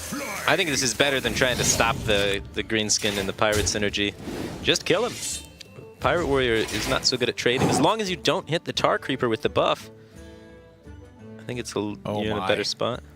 I actually like hitting the Tar Creeper with the buff because it means either Planet Odd's taking a lot of damage from the Fiery War Axe or the Greenskin's trading in, but they drew Southsea deckhand. The thing about the Tar Creeper, though, is that has to die either way. It has taunt. Whereas if you could get a buff on something else doesn't necessarily have to die. And Planet Odd's going to race right back. Of course. Why would you trade into 1/1s when you can deal 5 damage? Let's listen to Tempo Storm. Things are starting to heat up. 5-4, yeah. 5-4. Now the question is, do we want to take 5? And the answer is no. No. This guy's toast. Hit the face. See what you draw first. Huh. You just hero power here, right? What do you mean? I mean, just trade everything in Hydra hero power. Oh. Is there any way we can just go face since we have the silence for the Bone Mare? Then, like, because if you play Hydra, we could use to like a cheap drop and buy a spin. How much damage do we deal if we like? Then we deal 9 damage face. I guess we have to trade them. I mean, if they play one drop flower, we can still just hero power Arcane Reaper's face. I mean, we don't need to upgrade this one. We could just go face Hydra hero power, like so. Get him to 9, take him over 2 turns with the Arcane Reaper. So if he plays flower, there's a good chance to survive next turn, but... What about Zero Shadow Step? 12, 15, 18, 19. I think we just trade you. We could also just trade with the 3-4 and go face with the weapon if we wanted to. Actually, that's it. I think I go face with the weapon here. Since we have 12 damage from Arcane Reaper hero power over 2 turns. I just don't think the SI matters. Since if you have flower, I don't think the SI is going to change much. Probably still trade. Yeah, I don't know. I couldn't do all the math obviously, but it seems reasonable. I'm gonna hit the 3-1 here, I think. And then go face for 7. Yeah, I can't imagine that to be wrong.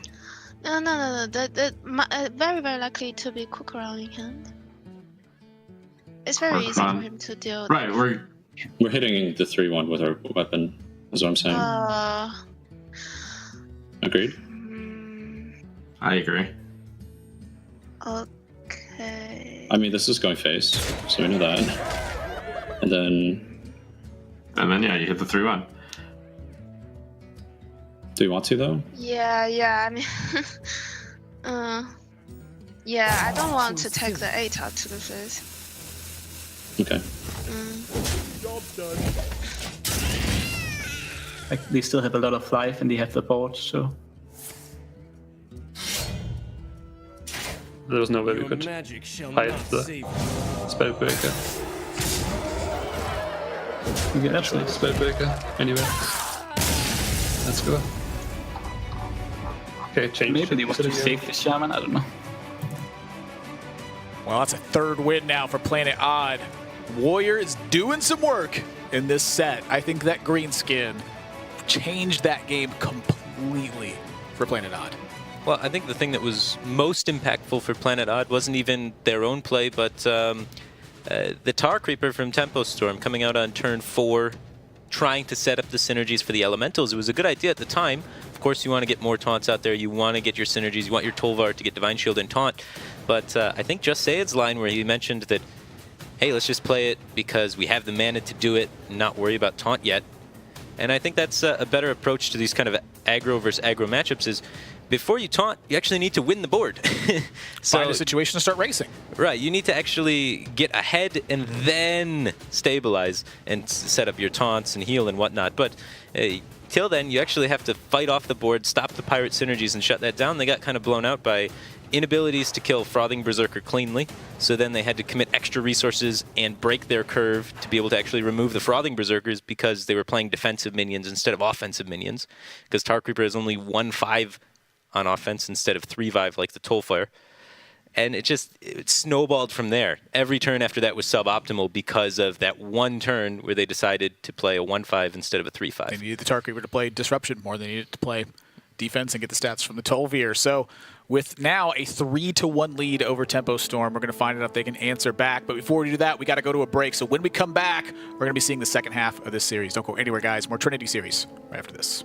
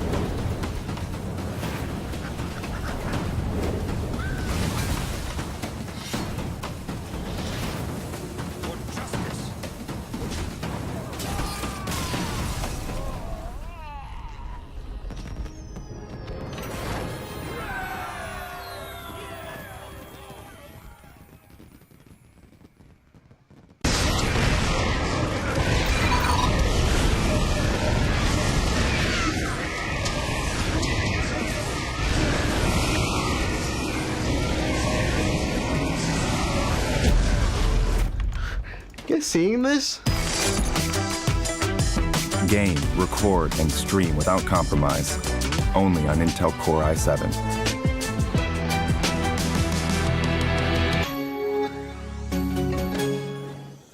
Welcome back to the Intel Studios here at the Trinity Series, presented by Intel, Twitch, and ESL. Planet Odd now holds a 3-1 lead over Tempo Storm, and they have taken 2 straight games with Pirate Warrior. I'm Nathan, that's Admiral Zamora, joined by James Fireback Kostasich, the 2014 World Champion. And this is getting a little bit scary here if you're Tempo Storm. They still have the Shaman. So it's not super scary yet, as Shaman, typically every archetype of Shaman performs quite well versus Pirate Warrior. So unless they're doing something exceptionally wacky with their Shaman deck, it should have a favorable matchup, and that should close up the Pirate Warrior. But yeah, it's still scary because down the line, they have just less decks to work with, less opportunities to counterpick. Tempo Storm has been known as some deck builders in the past. Last week they played a Demon aggressive Warlock deck that had more of a mid-range curve rather than playing just a strict Gul'dan build. But this doesn't look fancy to me at all. This just looks like good old Shaman. Right. Well, we have to see the early game package still, but yeah, as far as I can tell, it seems like normal Shaman. Some of the things that they may have chosen to tech in is Sea Giant over one of the copies of Devolve has been a popular choice that we've been seeing. Prince Keliseth picked up. Ooh. That's going to be very, very big. We've yet to see that on turn 2, and this is one of the matches I think that Prince Keliseth matters the most. Yeah, it's going to allow you to get favorable trades in the early game and snowball a board, whereas typically Pirate Warrior loses the board against Shaman. And there's some of that tech I was talking about, is wondering why they didn't queue Shaman first into the matchup against Pirate Warrior, and that's because they have more late-game tech in there. We see Bone Mare, so they may have cut Devolve for Bone Mare. That's one of the more cuttable cards, or they may have cut some other cards in the deck for this greedy tech, but usually you cut some of the anti-aggro cards. Well, here Tempo Storm, they're going to go with Jade Claws. I like Jade Claws, but I like Totem Up as well. I like the Jade Claws a little bit better so that you can have Jade Lightning available to you on turn 4, but we're going to check in with Planet Odd and see what their game plan is. Truth is found in death. I still don't want to draw patches next turn.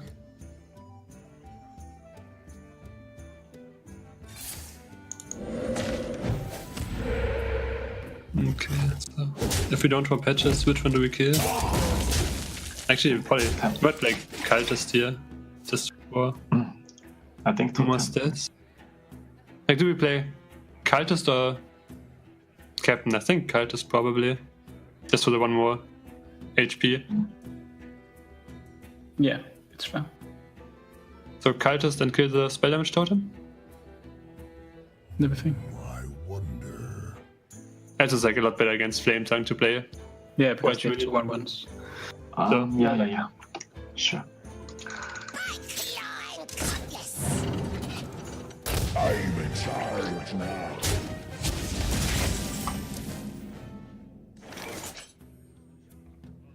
I think it's just lightning and then kill the patches. Yeah, I agree. With weapon, of course. Yep. Okay.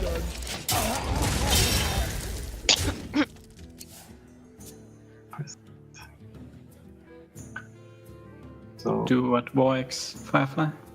yeah, I think so. Do we? Don't. I don't know it. I don't think we play both, because maybe we wanna No, like if you double don't- speed next turn if they don't have removal. Do we ever just hold the weapon here? like you did full model and you're not in a really, really good spot, I feel. Nah, I guess we can't play one Corsair. Even if you attack, like, just the minion you get from Corsair is too much pressure for us, so we lose to that regardless, I'm pretty sure.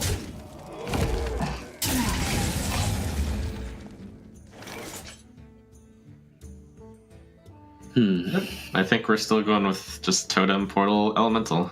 Let's Totem first. Yeah.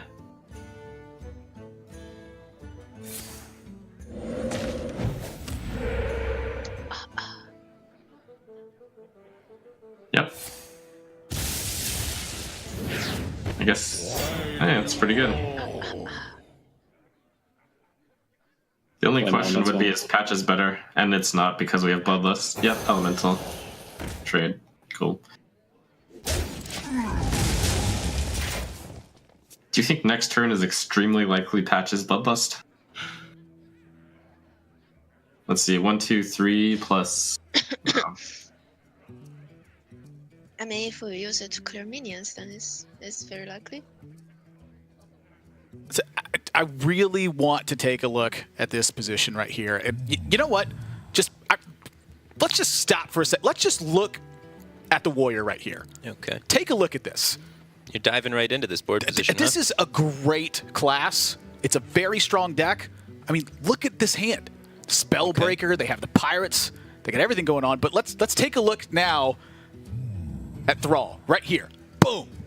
Thrall is just such a big hit. This class just beats up on it. But take a look at this pirate right here. This is a problem in hand. However, take a look at this Bloodlust. That's right here. Right there. That is a lot of damage that's coming up that Planet Odd has to handle. And with all this nonsense going on board right now, I don't even know what to think at this point. I'm losing my mind, Firebat.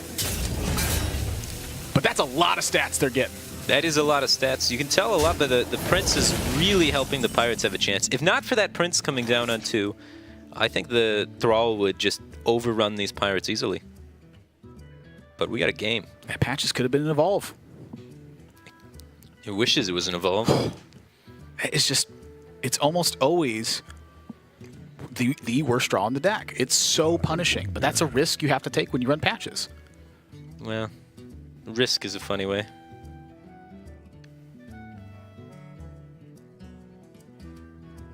Do you have to clear with Bloodlust? Is it too much damage on the board? I think if you clear with Bloodlust, it's a losing play. I think you should develop the Doppelgangster, utilize the Patches, set up for a Bone Mare, and actually, play to win the game. If you're just trying to stop pressure and your opponent has any minion, you lose. If you try and play out your minions, then your opponent needs... How do you utilize the Patches in this spot? I think you just hold it. No, you just kill the 3-1. Just do it with the 1-2? Well, you get to develop another minion in play. The 1-2 may help you trade up with things in the future. You're hoping the 3-4 has to hit into something, or when it hits into something, rather you have the 1-2 left over. That's what you're looking at. Gotcha. Setting up the trade on the 1-1. It's reasonable. It's just you don't have time to play the Patches in the future. You're going to be playing Bone Mare on 7 and turn 8. Who knows what's going to happen, but I don't think Patches is going to help you much more than it's helping you now. Well, it could go either way. Planet Odd just drew green skin. Looks like they want to play it. Let's hear what they think of the spot. Do you leave a black one or a red one up? Kill the middle. Why? Just if they if they have a random proof master, right? No, they have the same effect. Like the blue one has the same effect. Like they just have a different picture. They have the same battle cry. There's no upside with Proof Master. It's really just the art. Like the middle one gets the best evolve, no? I think so. I'm not sure. I trust you with that. Okay. Do we trade the one once, right? Yeah. But we never coin hero power here. No. No, yeah. It's likely they're just gonna Bloodlust trade now.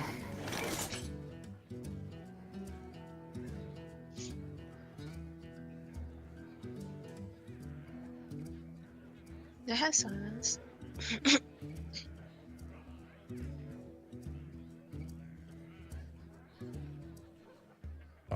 Can we do a devolve turn here? Let's see, 4-drop, 2-drop. Like we go totem, trade into Flame Tongue into the 3-2, and then hopefully the 4-drop has less than or equal to 4 health, right?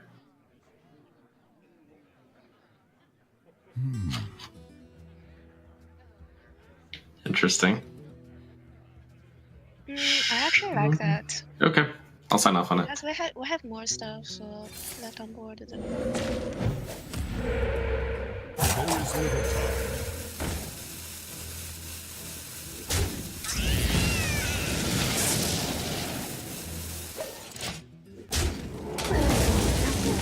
Either kill or Spellbreaker it.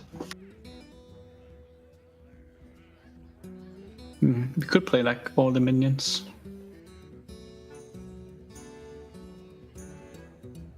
And what Spellbreaker the healing totem? Would they have Bloodlust instead? They would have Bloodlust instead, right? If you had a Bloodlust hero power, it was better than this, right? Think about going face, maybe? Like, we also need to kill him at some point. I don't know, I'm just trying to figure out if, like, if he had Bloodlust on hand, he would have played that over Flame Tongue and Devolve, right? With just Bloodlust, Trade, and hero power. So he doesn't have Bloodlust on hand. Just want to make sure that I'm not missing something there. Yeah. So we just Spellbreaker, go face, and play all the minions. Yeah. You would also play another Flame Tongue, right, if they have it? Yeah. What is this? Coin 1-drop? Fly, Polly. Oh, gas. That's a big first meet. Okay, so we bone mirror the Flame Tongue Totem. Yeah. Trade with the captain. This looks a lot less bad for us now. Yep. Dare I say that we are looking to be in the winning spot? Man, that turned around. Wow. Yeah, that was a really wacky sequence of turns there. But it seems like Tempo Storm kind of held back the Bone Mare on their turn 7. Did a bit of a strange play, which then made Planet Odd decide that Bone Mare's not in their hand, commit their Spellbreaker, and now the Bone Mare was able to land with great effect. So, interesting little sidestep there to kind of play around and then bait the Spellbreaker. Jade Lightning Bone Mare here will answer up the Bittertide Hydra. Right. So the lone 2/2 for Planet Odd, plus the Keleseth buff that's on deck right now, is going to have to do some pretty heavy lifting here, because this Jade Lightning and trade-in, this is dirty. I mean, maybe they hang on to the Jade Lightning and try to do like a combo damage here by just pushing a lot on the board and pushing through, because right now Planet Odd's only representing 12 damage on board. Right. So the maximum damage they actually deal from this spot is if they have Arcanite Reaper and Mortal Strike, which that would be 11 extra. So that would be enough to kill him, but not in the face of the Taunt Totem. Yeah. So I think we're looking at face here. It's a good lethal setup.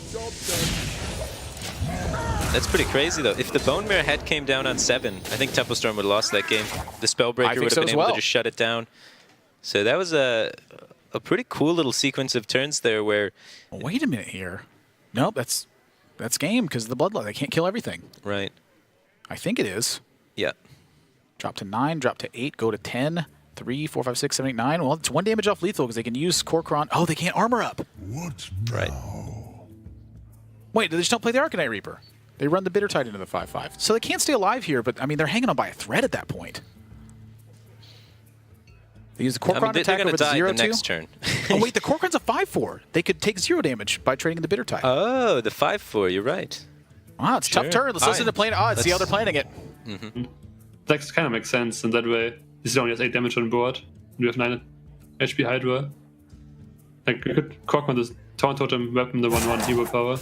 Yeah, a 9 face. Oh, yeah. But I always hero power over. Yeah, there's no way. Like, there's no need to use the mana. It's like worst case. We miss a hero power to mana to use our mana next turn, but then might as well just do it now.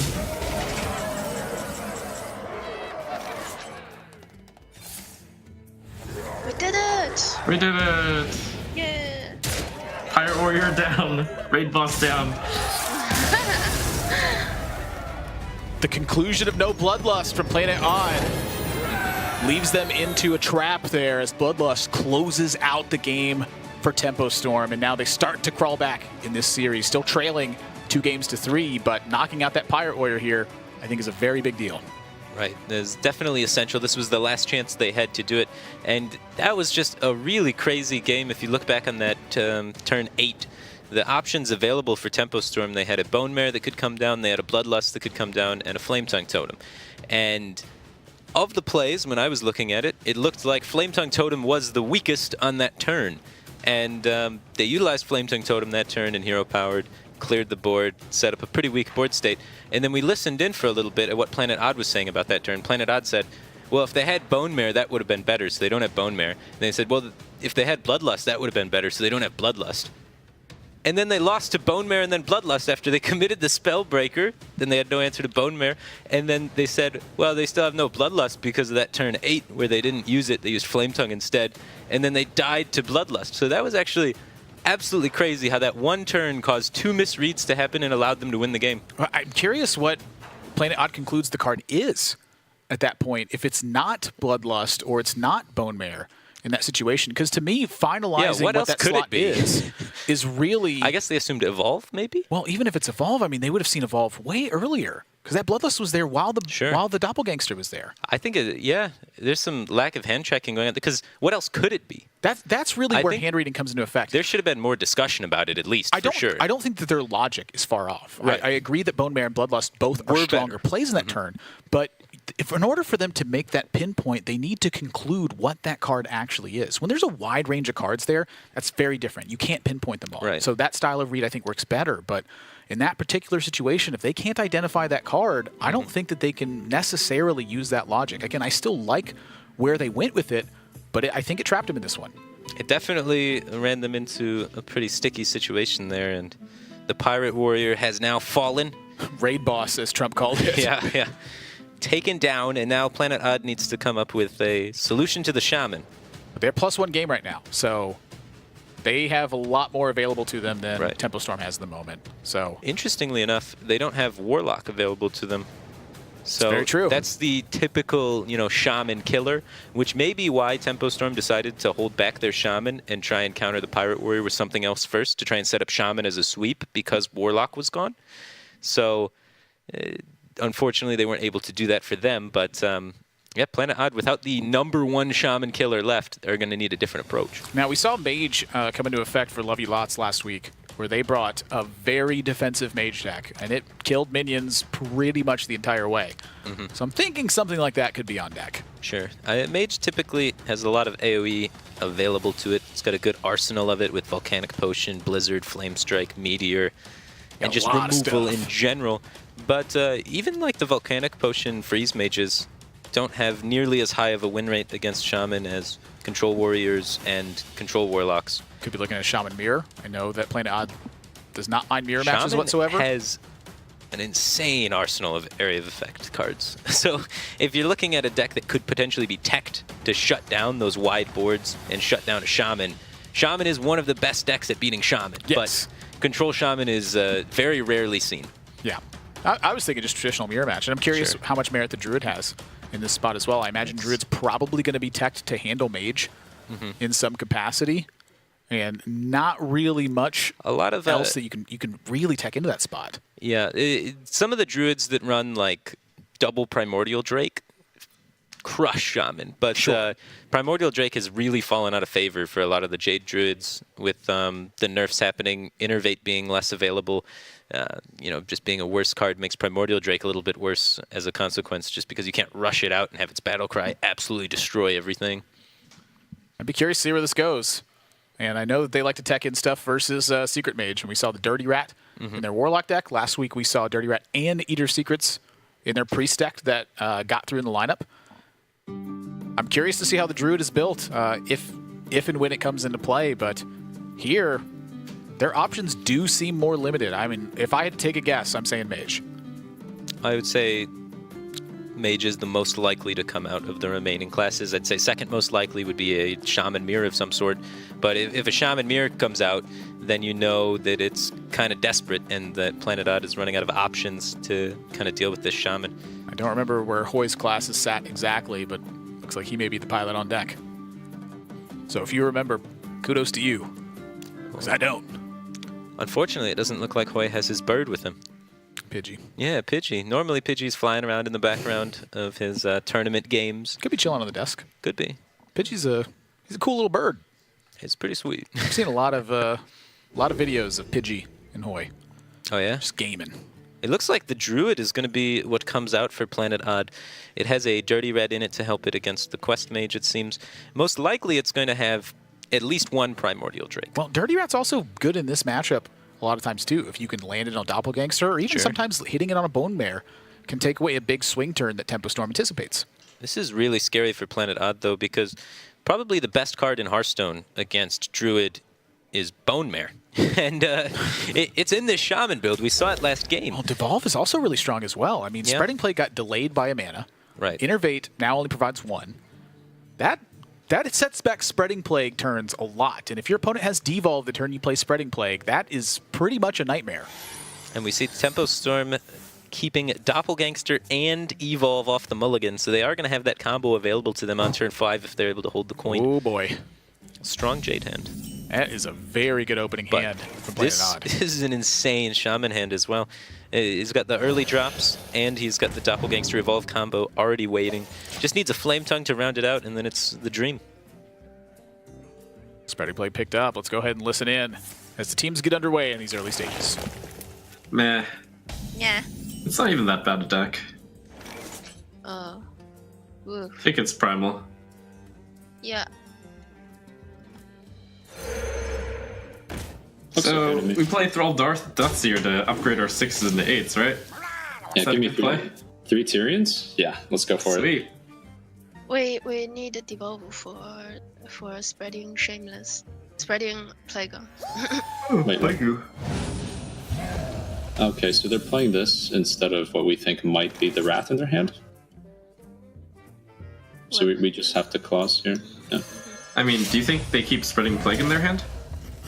Of course, if they have it at starting hand, then of course they keep it. So that might be the keep then. Do we want to play Flame Elemental? I think this board is probably just good enough. Alright, yeah, I think we pass. Eloise, what do you think? Because we're not threatening Bloodlust next turn anyway, so I don't see it being too good. Normally turn 5 he's not doing anything on turn 5 except on Nourish. Not doing anything on next turn either. If he plays a second Spear, it's good to play it, because then we can full trade and protect Primal Fin, but I don't think we want to play around Spirit into Spirit.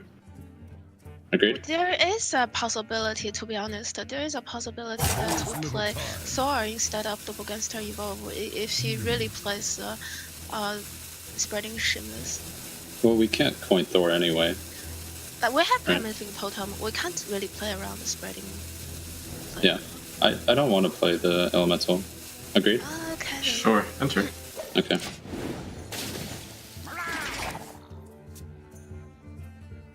Okay, so we Bite Cross and what else? Did we hero power 1-1? Yeah, I guess we hero power the Firefly. Also, even if we're gonna play Spreading next turn. Yeah, just I don't want to give them that much information. Like, hero powering face just seems ridiculous. Especially since us killing a minion makes them very likely to replace it, since they still have the other one too. Yeah. And like I feel like if we're spending like for 5 or for 6 minutes, it's kind of the same, and they always get a new 1/1 from the totem. So yeah, I don't really want to kill the Firefly here.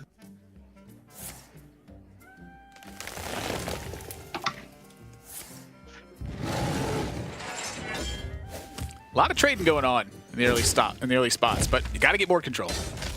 Yeah, Shaman doesn't have very much pressure, but they have a lot of minions in play, and that's typically the kind of board that walks right into a Spreading Plague, and they haven't even found a Devolve yet. And without it, it could be a disaster. Mana Tide helps. They also got Doppelgangster Evolve. Right. I'd like to see them hold this coin so they can Doppelgangster coin Evolve. Well, if they coin, it looks like Thrall is going to be on deck. Okay, that's they what might be trying to throw for. off the signal here that Doppelgangster Evolve is there by considering this Firefly so much. Sure. Can see that. A lot of little things going on here.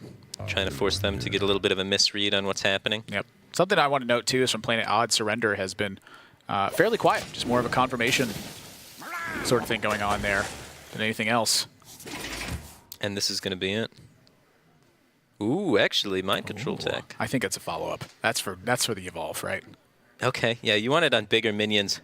Yeah, I mean here you just... Yeah, you gotta Plague-o! Plague-o! Plague-o! Yeah! Plague-o! Plague-o! Plague-o!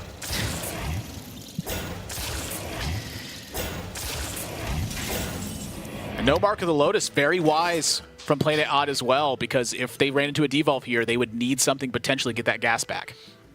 Yeah, it makes total sense. You don't want to overcommit. Oh boy. This is a really awkward board state, but... I don't think you want to discard these minions that are in play. I mean, do you want to Thrall? I think so. Ooh. Because otherwise, you have to trade in the minions to make room for Doppelgangster Evolve. Well, you don't have to trade in one to do that, though. That is true. I mean, losing a 1/1 to Doppelgangster Evolve and then roll into Thrall seems pretty good to me. That's the most stuff you can do. Okay. And like they said, they want 3 Tyrians.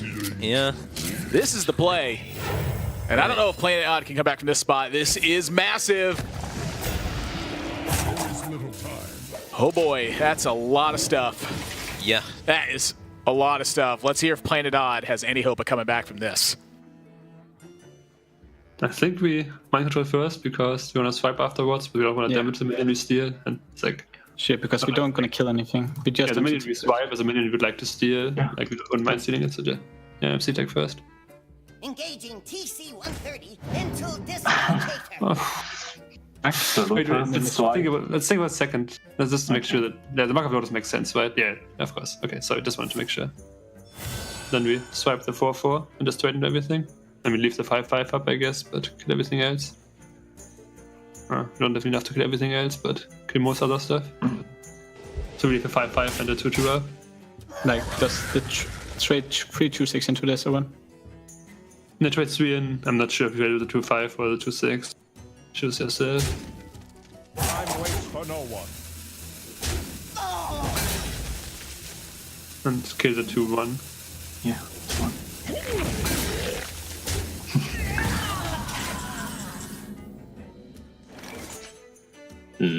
Corsair Thrall. Let's see. We get the 5/4 into the 2/4 first. Yeah, and then I think we keep the rest. I agree with Sor. Because I don't feel like we can have better. Whoa! Yes. I was like, wait, does a minion go? Yeah. I don't think we will. So we will Thrall and not trade into the 2/2s, right? Yeah. I think our resulting 3/3s will better. The 4/4s will be better than 2/2s. Agreed. Our Turner is not over yet, so we got something with charge, I think. Maybe a Kirkron Elite? Oh, that one. Whoa. Okay. 2 of them. Ah, interesting. Hmm. I like to kill those 6/6. What do you think? Really?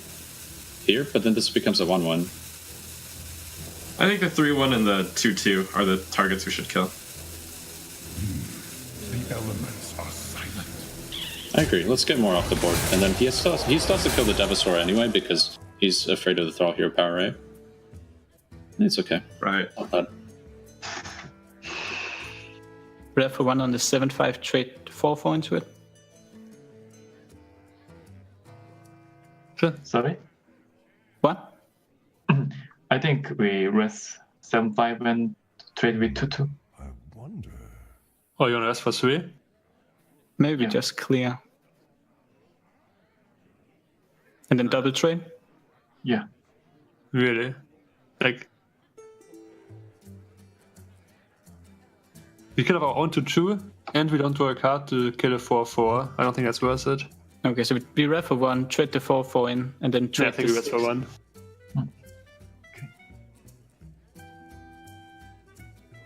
Like, you don't want to just run out of cards to like defaults, whatever, to like deal with Arya, or we just sure. Really. We could rest for 3 some more Spellbreaker maybe, but no, just Arya. Yeah, Ropings, just Arya. Kill the 4/4, the Grave Champion. The left one, right? Yes. Downside. Like that.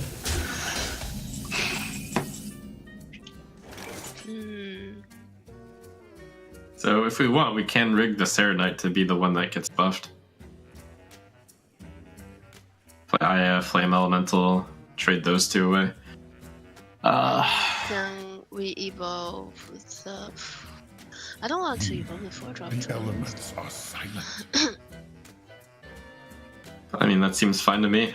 Play Aya, play Flame, trade.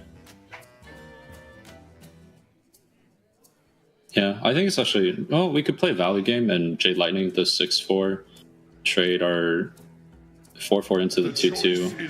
Yeah, double value trade, I think. Is that better? Yeah, like J Lightning. Yeah, I think you're getting distracted by 4-5 here, right? Okay. Kind of. Sure. I leave it to you.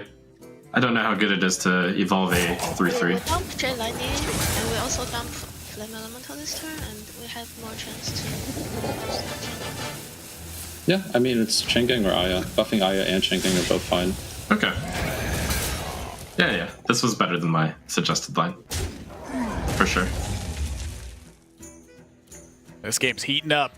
Yeah, the Plague was powerful, but it might not be enough to actually shut down this offense. And that's including the Mind Control tech on Yeah. the Dark Arakoa. That was a huge hit for that Mind Control tech. Thrall is a very powerful card if the situation is set up, and Druid is the matchup where that happens the most. Planet Odd is going to need to find an ultimate infestation, or they're going to need to get another Plague online. They're going to need a lot, because right now, Thrall hero power is churning, and there's no shortage of gas from Tempo Storm. That's where Thrall really shines, is when you can compound it with threat after threat after threat. Right. The chain can just keep going, and that chain of it is what makes it so powerful. Not necessarily just the effect itself, it's when you can keep it online. Yeah, you That's get what to wins take value games. a value trade and then upgrade the minion that just traded. When you have to play a minion and then upgrade it, it's sometimes not that great of a hero power. However, one of these decks is Jade, and the other one is kind of Jade. So Jade stuff can still just get very scary. It's only 3-3 on the Jade Spirit, though. The Jade minions are still incredibly small. Well, that's a pretty dead draw. So we're looking at Aya, we're looking at Serenite Chain Gang here. Let's listen to Tempo Storm. These turns are still nowhere close to over. That's right. Okay. Yeah. Is there ever an order to be considered here? In evolving first or evolving second? I don't think so. 6-drop that reduces spells, but it doesn't. There's nothing that's going to prevent us from playing Aya. Okay. If it's like really important, we could like potentially do something instead. This is fine, right? Seems good. And play Aya and make the trade in. Please no ultimate infestation. He doesn't have it, but I don't know what that last card is. Maybe Nourish. No, it's not. So we draw one card first, right? Yeah, on the 5-5, right? Yeah. On the 5-5. Yeah. Get dirty, red. Let's go.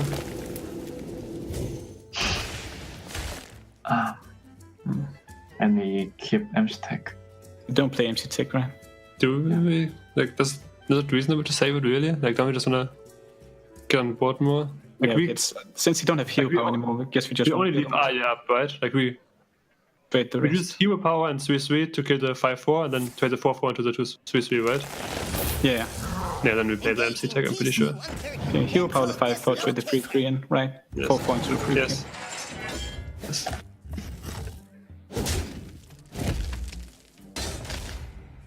Yeah, it sucks, so we like, don't play Nervate and still out of cards like this. Yeah, like we have 2 Norris, 2 Ultimate. But yeah, Okay, how do you want to do this? I think we start off with Chain Gang Evolve.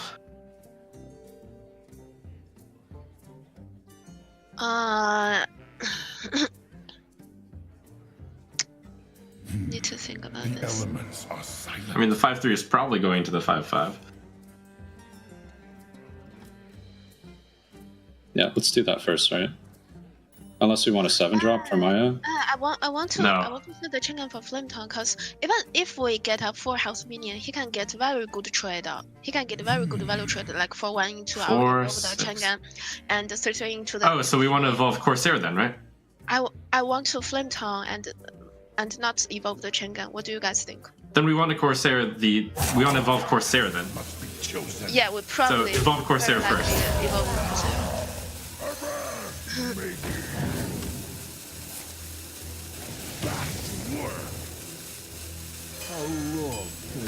Good positioning. Good positioning. What do you guys think about this? Yeah, I think you made a good call there. Because we can only judge on him not drawing anything, right? This is the best board if he doesn't draw anything. 3-3 over 2-3 survive. We could But I just don't think like double trade, kill the Flame Tongue, and then you have a 4-4 and a 2-2. Yeah, no, we do that anyway, but the question is if we hero power and trade Jade Spirit into one of the chain gangs, or... No, I think like a If 1 we- hour life total high. Nah, that's what... So we trade the 3-3 and the 4-1 into the. Yeah. I'm Yeah. think the same. Just want to say that's like the option. Like, you kill the flame tongue regardless.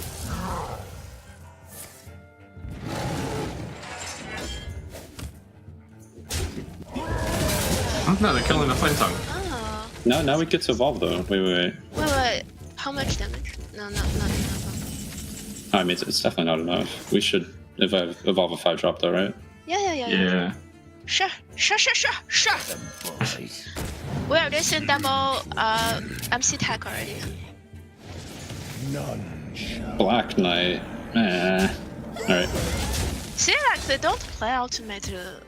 They don't Why are play you guys so scared? Yeah, the card's overrated.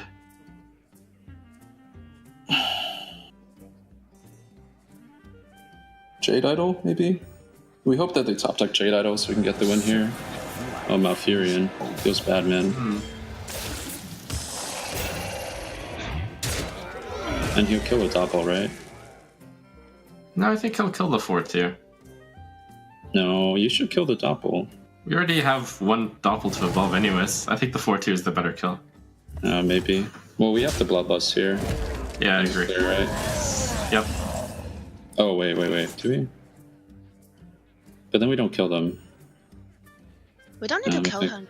We keep the double. We have the big boy from double against her.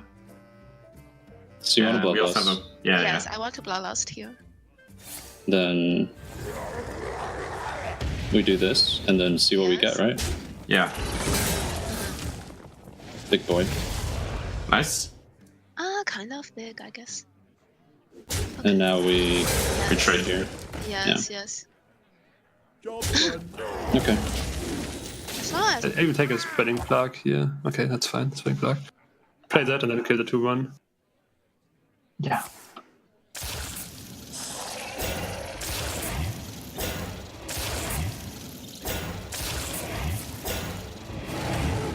Obviously 6/6 trades into them, but it takes him like 4 turns. And he doesn't have a good target for zero power now. Oh, Mana Tide. Do we evolve the 6/6 or the 1/1? There's no good 7-drops, I don't think, so I think evolving 1/1's fine. Okay. Let's do that first. Wait. The choice is mine. There's no good 7-drop, right? Okay, yeah. I mean, 1/1's up no matter what. Sure. Feels bad. Oh, you know what? Yeah. If we evolve into the 1/3, that deals 1 damage to our next minion. What is that card? Let me do this. We ran right.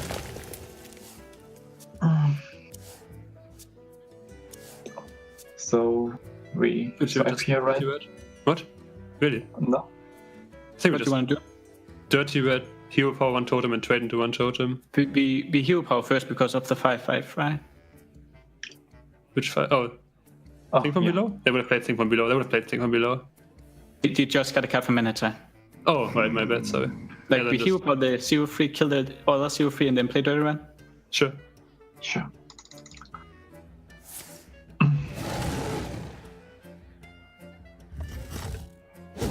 And so we have like 10 minutes to spend next turn. It's kind of nice. I mean, obviously, you might want a hero power instead, but Death is eternal. Yes. My turn is not. That's so good for them. To position our Flame Tongue here. So we kill Dirty Rat and then we evolve it. Sure. Yes. Oh, nice.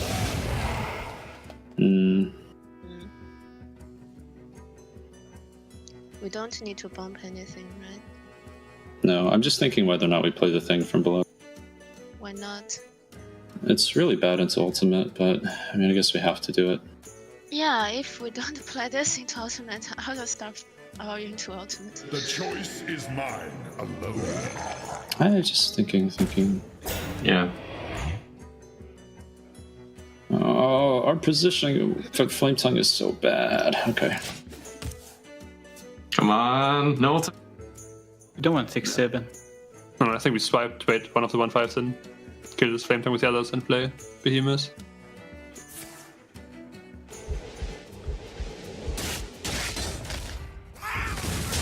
I would still like a good Infestation. What do you think, Swinda? Do we play 6 mana taunt or hero power here? I don't think mana it's taunt. important to the 1-2. If the hero power doesn't do anything. I think like if you get like another noise next turn maybe. Like if he hero powers a 1-2, it's only a sweet drop. Like what does sweet drops do against us right now?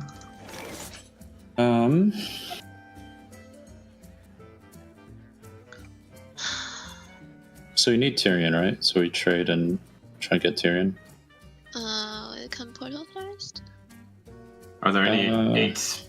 Well, whoa. Are there any 8 things that help with spells? The elements are silent. No. None at all? I mean, does it really matter portaling first? Let's evolve first then, yeah. Sure. Tyrion. Icy winds of Northwind will consume your soul. I feel like we spent our whole life clearing those 1-5, so. We're still not done. Literally didn't do anything other than trying to clear those 1-5. What did you call us, Eloise? Spreading shameless.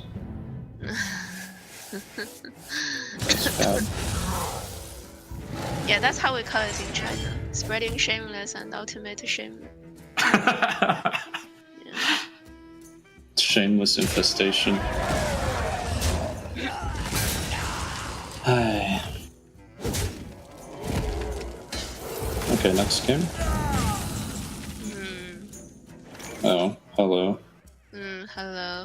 Hello. So their deck runs the double Dirty Rat, double MC Tech package, 1 Spellbreak. Holy mackerel. What a game that was. Yeah, that was a nail biter. Mainly because Planet Odd could not find any card draw for most of the game, so even though they were in a favorable position for a lot of it, they couldn't figure out a way to close, even with no ultimate infestations drawn. And this is with the Doppelgangster Evolve. Right. Right into the Thrall. The recovery from the Mind Control tech. Yeah. The second Mind Control tech simply being a 3-3 on board. Planet Odd takes the game in a very long game number 6. Now leads 4-2 over Tempo Storm.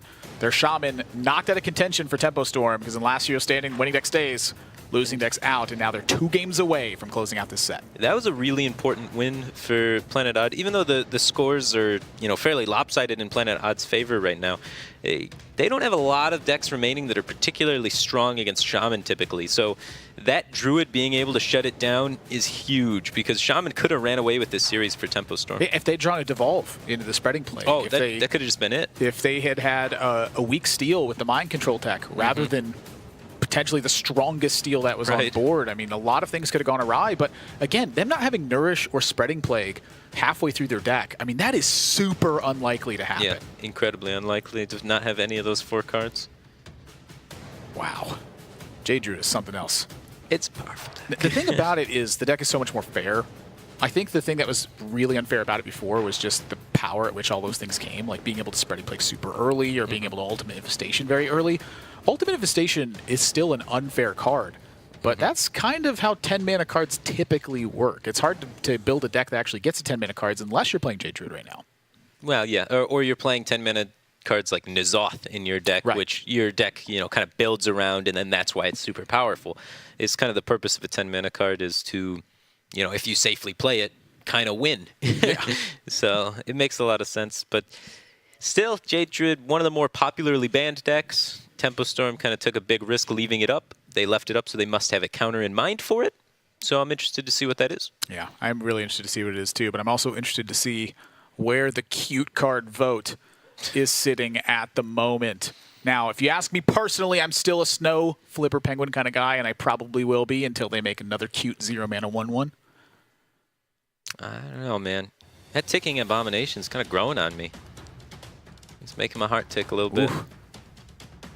Take a small step away here real quick, and you can vote in the chat now and let us know. It's got inner beauty, is what you guys are all not seeing. You guys are all shallow, you're judging the surface, but ticking abominations, Oh, yeah. Great cute on the interview. He inside. blows up your whole board for 5 when he's gone. He's like, that's it. I'm taking the rest of you out.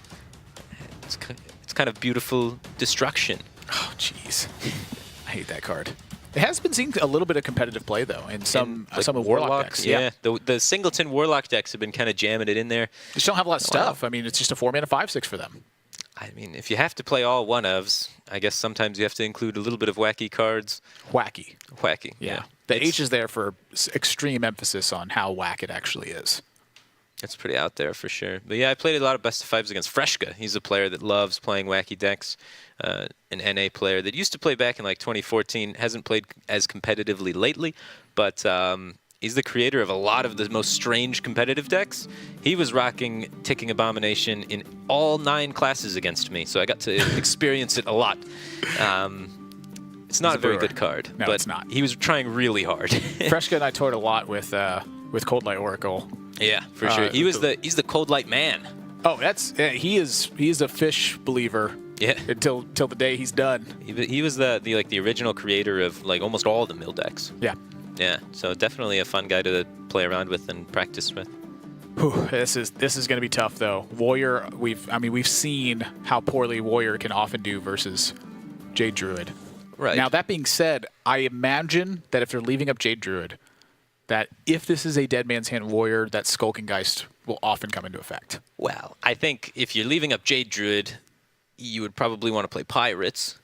If you are queuing Warrior into it anyway, I don't think you want to queue Control Warrior with Skulking Geist. I think that's still not good versus Jade Druid because oftentimes just they play enough Jades and have enough pressure because 10 mana, deal 5, create a 5/5, draw 5.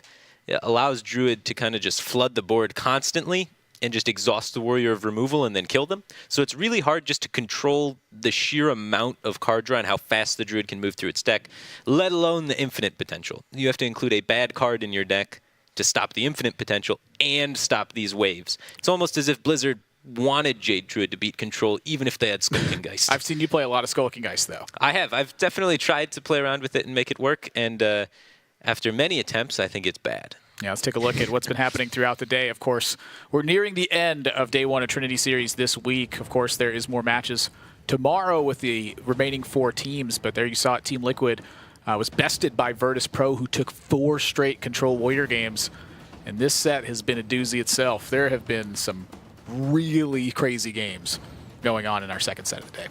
Yeah, a lot of interesting games, and it seemed like early on there was an attempt to try and set Shaman up to sweep by taking care of the Pirates with something else to eliminate more of the possible counters for Shaman, which kind of failed for Tempo Storm. They were unable to kind of set up that sweep that they wanted, but then tried to go in with the Shaman anyway and got really close to being able to take down the counter to the Shaman deck, but unable to do so, and now they're on the back foot and have to try and figure out a new matchup/lineup strategy for this game. And a very vital week for them as well, for both teams actually, is they had a loss in week number 1. So being off to a 1-1 start is certainly going to look a lot better than a 0-2 will. So still some big games to come, but now it's Paladin into Druid, which this is often thought to be one of the stronger decks against Druid as well.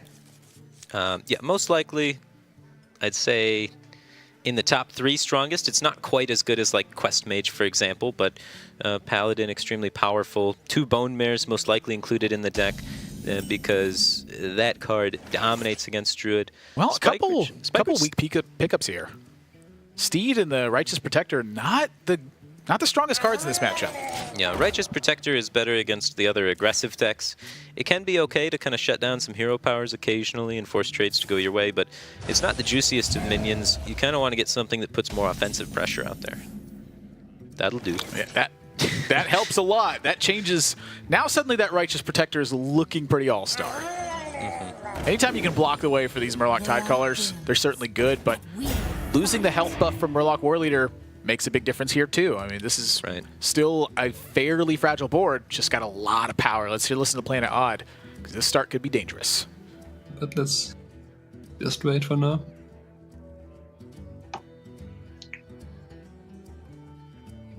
Let me think.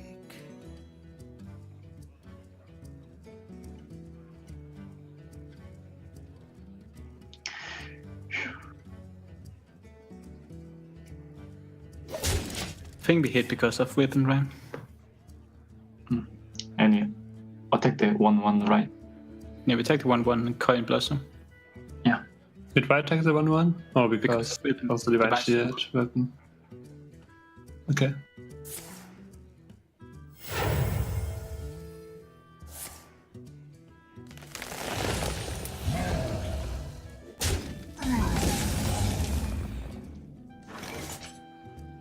I don't think we burn this in fear of MC Tech. It's just all face, right?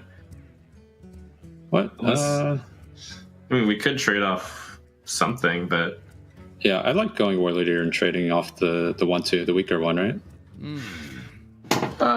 Or you can play the odds and hope they don't have it. I mean, it's more likely they don't have it. It's kind of the same to swipe, I guess. What if we just? What if we one drop and hero power? That's not bad either. Let me. That's actually pretty good. I like that. What do you think, Sam?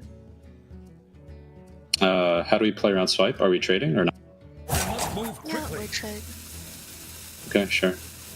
It's a little bit worse than MC Tech. It's better than War Leader against MC Tech, though. Well, if we did MC Tech, if we did War Leader, we would trade, and we don't have minions. This means we have 4. We trade here. Okay, go.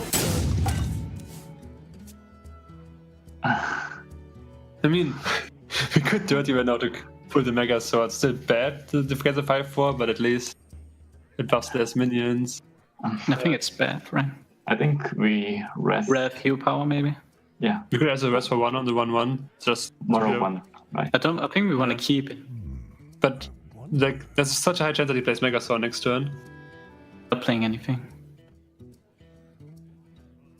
I think Like we if rest. we pull out like a turn, if that, you only have 2 cards, right? If No. I mean like rest for 1 to kill a Murloc to have less Mega Sword value, not dirty red. Oh yeah, we could do that. Yeah, I think rest for 1 on the 1/1 instead of hero power to play one Mega Sword a bit at least. But it's like so bad if we play like a Vault Leader, we can't get through. Also, like, you wouldn't Vault Leader last turn. Yeah, okay. Waits for no one. But then against Warriors, that's got to dirty red. Actually, I think we dirty red. No. I'm pretty sure we dirty red and rest. Hey, dirty red, please. We just lose the Mega Sword. We have no pressure. We just lose the Mega Sword now. Rival, basically. Yeah. So. Well, is this really? Yeah. I agree. What do you do? Yeah. Yep. I was keep thinking about swapping with the 1 drop instead of treatment.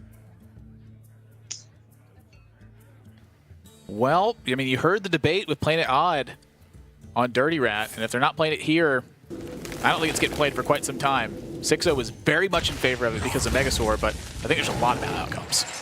Yeah, there's a ton of bad outcomes. When you look at the Paladin deck, they have a lot of cards that cost, 5 or more mana. Oftentimes they're playing Kobold Scalebane now. That is the worst draw in Tempo Storm's deck. I think that is, yeah. Besides a card that they can't play, I guess. Well, I mean, they basically can't play it. There's another Rallying Blade. Well, if you count it up as just raw damage, it almost gets there. You're only 4 away. So it's not as bad, I'd say, as like maybe Tyrion right now. It's pretty bad. It is pretty bad. I think I'd much rather draw Tyrion here than draw a second Rallying Blade. You can't At play least then you know you have Tyrion coming. Sure. Second Rallying Blade, who cares if that's coming or not? It's not even doing anything here. Well, you get to clear. Jeez, this is worse than Fiery War Axe. You get to clear the elephant. Well, it's strictly better than Fiery War Axe if you had Divine Shields. I always hold Rallying Blade for Tyrion. Really? Yes. That just sounds bad. You need to buff it up into Big Game Hunter range, so that way they can kill it and you get your Ashbringer. But then they overwrite your Rallying Blade. But I got the buff and I baited the Big Game Hunter. Bam! That's when the Ragnaros comes down. That's not even in the game. Light Lord. Oh, okay. What game are you playing? Very, very spunky line of play you got there, playing man. Cardstone instead. Well, it's something. Well. But that Grimskill Chum was also probably the next worst draw in the deck for Tempo Storm. And it's getting dicey. Planet Odd on the verge of pulling ahead, but their hand's still not the greatest. Let's listen in. Here. Red. Same season. Double. We could blossom double mark trade hero power. But Yeah, but it's, no, I like I dirty don't red. think it's that important to kill it, right? Because Yeah, I like dirty red. Yeah, go. Let's go Hydro. Got him. Is there a point in playing the second mark? Like maybe just Do we swipe here for prayer? it's really bad against Bone Mare. But we don't like top deck. We don't play on top deck Hydra, right? I Hydra. kind of like blocking double Lotus. Because like swipe will always be good. Like What does the second Lotus do? Like maybe what does mark in one Lotus?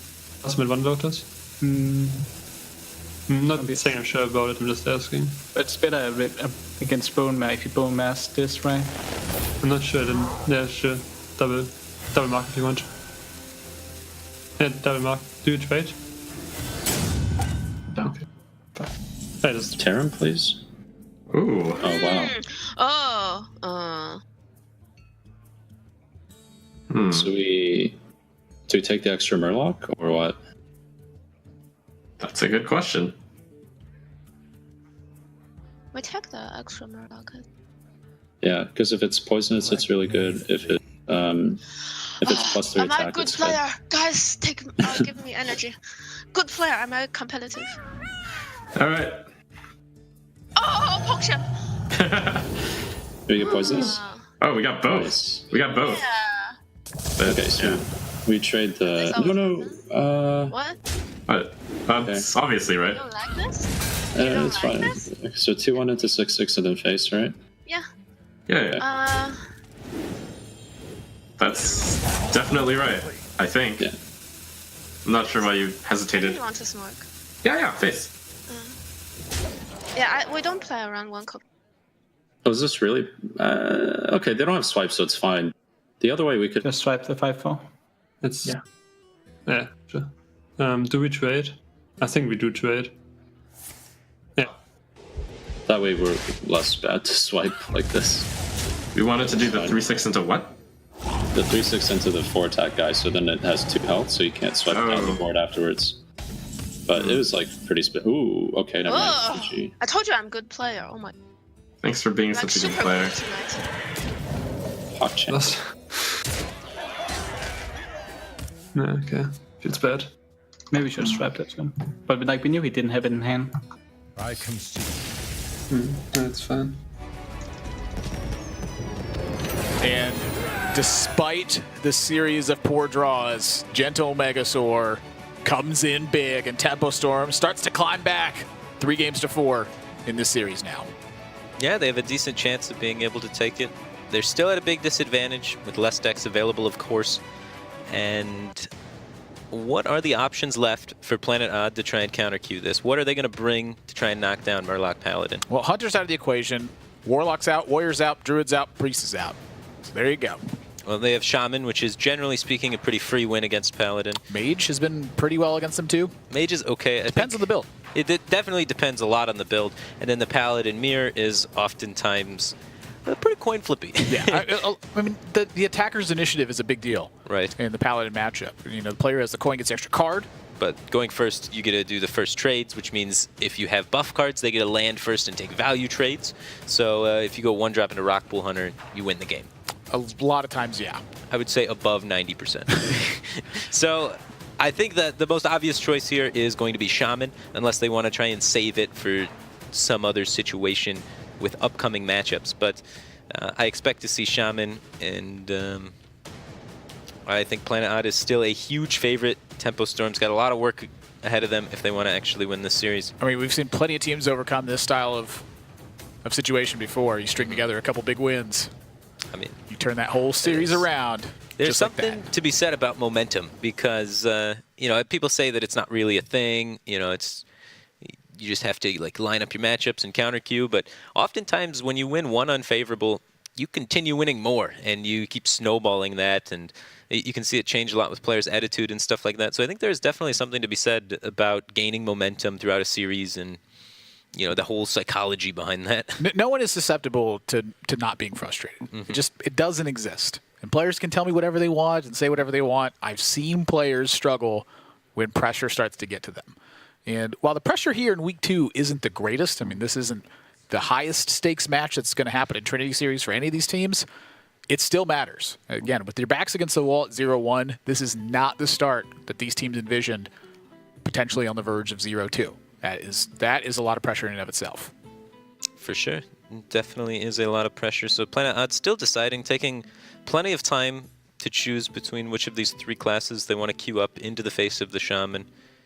We don't know what the Paladin quite is yet either. Right. We don't know that it's Murloc Paladin. Now, if I had to guess, I'd say it was, because Planet Odd is a play the best decks kind of team. Right. But I've seen them get tricky before. I mean, just even in game 1 with a different Warlock variant. Well, I think that Warlock variant is also commonly believed to be just better than the other Warlock one. It depends on the situation.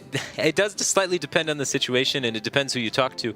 That's like the Stansifka variant of Warlock, and then the traditional one with the Giants and the Drakes is like the Pavel variant of Warlock, and, which between those guys is better at Warlock, who's to really say?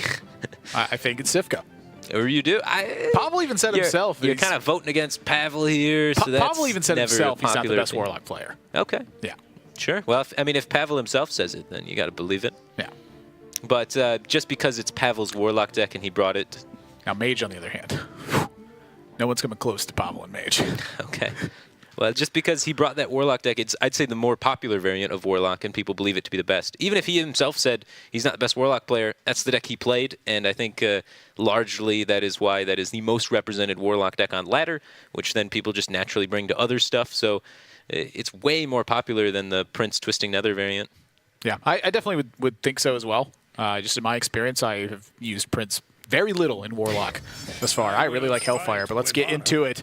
Another game's coming up. Crucial one here for Tempo Storm as they're going up against Shaman. Can they overcome this unfavorable matchup? How do they got to do it?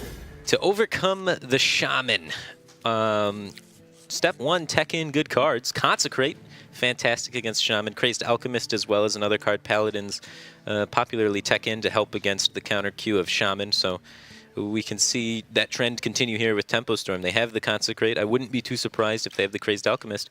And they have a very strong opening hand that can fight for the board. I believe you've pronounced it wrong if you listen to every player say the abbreviated form of consecration. I believe it's pronounced consecration. Okay, sure. Why do they call it conch? It just rolls off the tongue, right? That little sound. There's no...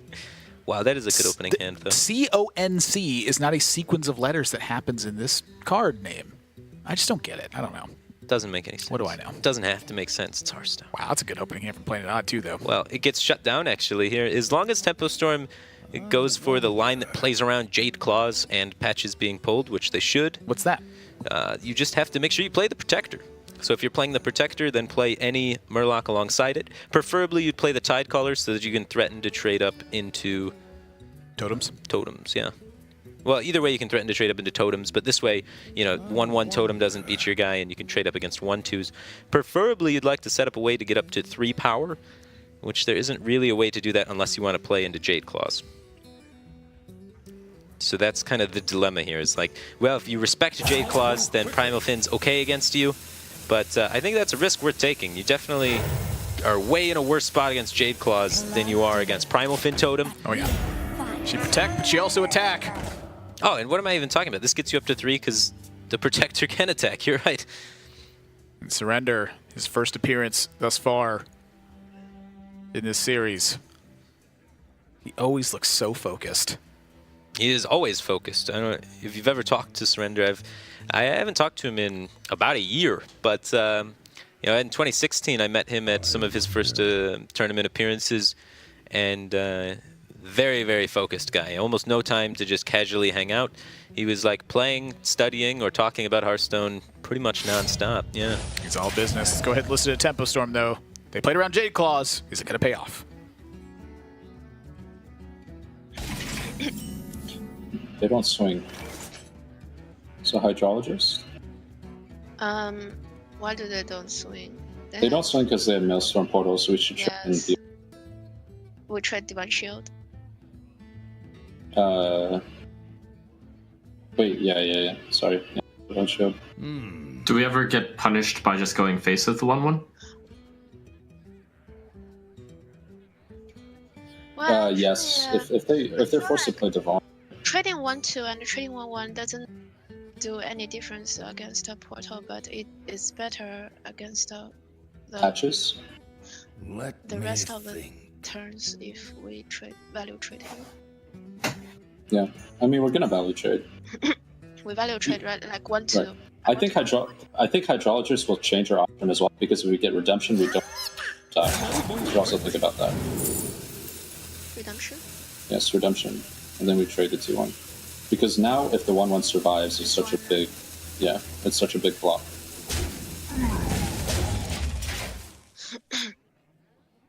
Also, we have Rolling Blade. I mean, he's going to clear. But we have this guy.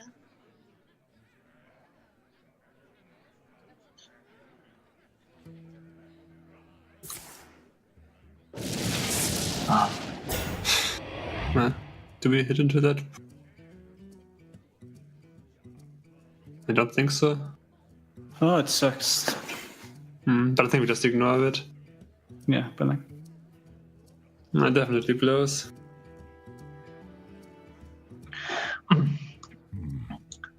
So we end on the right? I think so, yeah. They're gonna blessing it or something on turn 4, we in trouble. I could say hit once into it next turn. I mean, if you want to attack it, actually, maybe attacking it is reasonable. So it's like, actually, yeah, attack it. Yeah, we have to kill the client.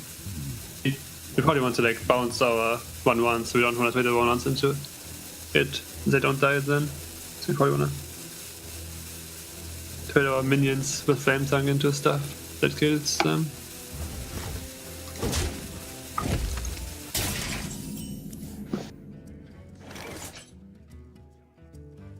You can't tell me that snow flipper penguin gliding around on that ice, flapping his.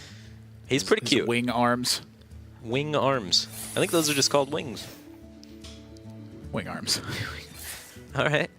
It's classically known. You can see it in Surrender's face, though. He was not happy with that shield bearer. His face looks like the polar opposite of a snow flipper penguin. Ooh. Now it's a little bit more perking up. That Maelstrom portal's pretty sweet. That is about as good as it's going to get in this spot. And something else to consider, though, is the order in which they want to do this. I mean, do they want to use the second charge of Jade Claw? Check to see if it's Redemption? Are they afraid of Getaway Kodo? I mean, some of the sequencing here still matters where Redemption and Getaway Kodo are concerned. Well, do you care if they Getaway Kodo a shield bearer? I think so. You think so? It's 4 more points it's absorbing. I think it's okay if they have the shield bearer because you're going to be securing down totems, so them playing 0 power minions into your totems that generate value are not. Would you rather them have a 0 mana 1/1 or a 1 mana 0/4? Well, I would rather them have like less things in play. If they can't land a Blessing of Kings, that's a big deal. So I think playing around Redemption, trying to shut down the buffs, is more important than worrying about Getaway Kodo. He's back! Right, and now he threatens to get buffed with Blessing of Kings and be able to trade up with things. Where if you swing first, and then play the Maelstrom portal, you get the full board clear. If it's Redemption. And if it's Getaway Kodo as well, to turn off the Blessing of Kings. You do have to use your weapon swing on a low value target though. So there's ups and downs.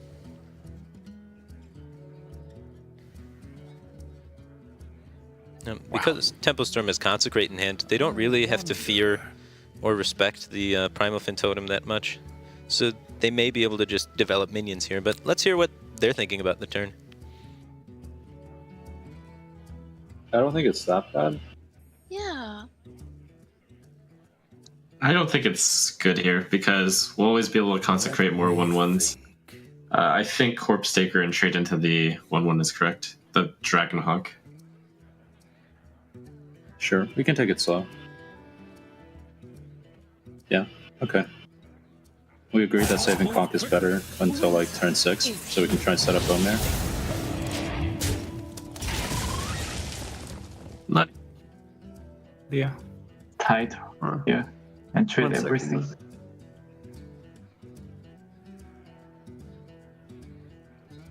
Or do you want... I think I want to play the Primal Fin Totem over the Mana Tide. Why? Just for like better swell next turn. For setup decay? Yeah. What to do? Yeah, I like that. But I mean, I'm not sure. Like, playing Manta Paladin is is also very so good. good here. Actually, I think I'm fine with playing the mana tide. Like, if we get this well anyway, we're in such a good position. But I'm not sure. We're gonna hit the 3-3 no matter what and play the Flame Tongue. Yeah, we Flame Tongue and clear the board every time. Like, hit the Swiss with our weapon. Yeah, that's definitely. Also, we don't really wanna roll when we have Flame Tongue on board, right? I mean, there's a good chance we just do some trades and then swell next turn. But sure, play the mana tide, it's safe enough. Yeah, if they just weapon down our mana tide. Yeah, to the right. Okay. If they give us a good swell board, like, we just win anyway, I think, so I'm fine with not being greedy. Prevent the draw more than we care about the Flame Tongue, I guess. I want to prevent the draw. Yeah. But there is also a chance that they against her. But they what? They go double against her evolve next turn. Just Well, we'll hope they don't. Let's kill the mana tide. Yeah, I think killing Manta is just better here. okay.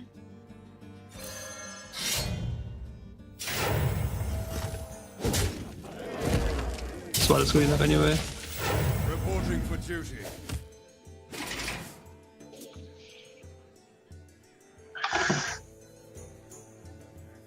So we just totem. I just want to go face and swell, I think. No, what? I want to go face and play swell. No, what? Steed? I mean, does they do anything against, like, the 4-drop, a 3-drop, and a 4-drop? And you can. Actually, okay. Maybe not. Maybe we just do it next turn. We could just heal power Promising Totem. Okay, do we heal power first? If we get torn, now we still trade, I guess.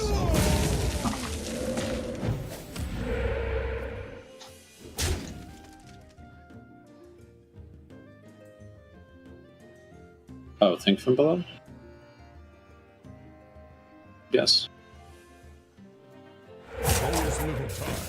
There's more of those.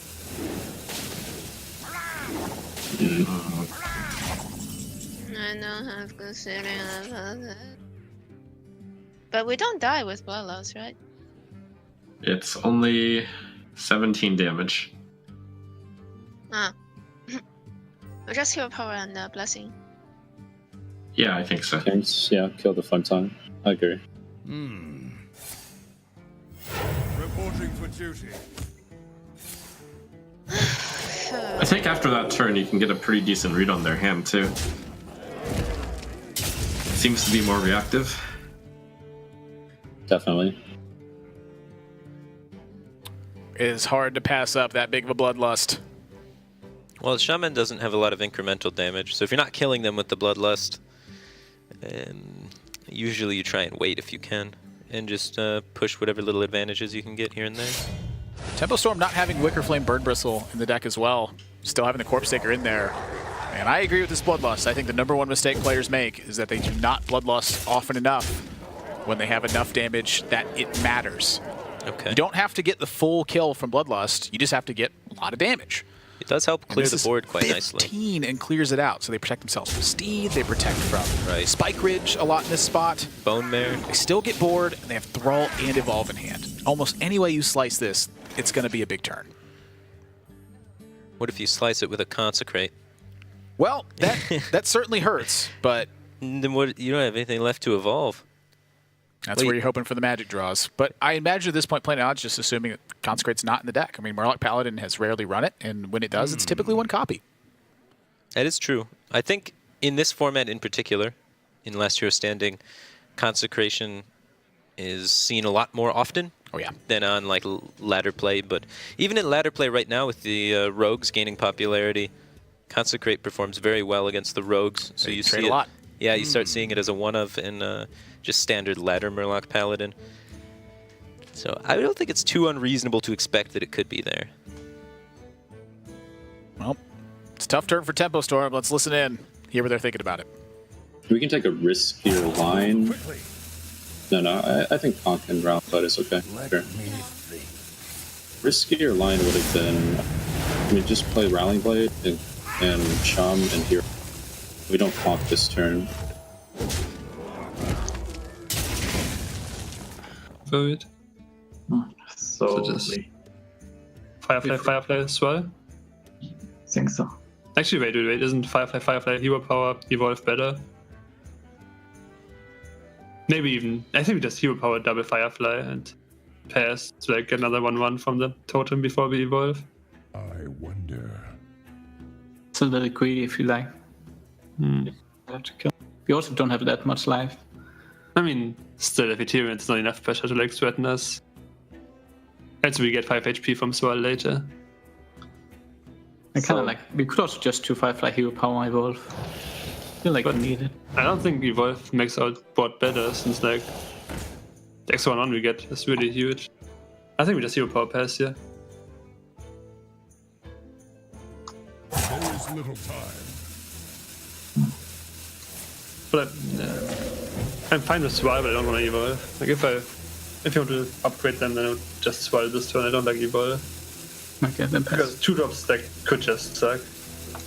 I think we should maybe have Brawl instead of Bloodlust on that turn. I know, because we could always clear like with Bloodlust next turn.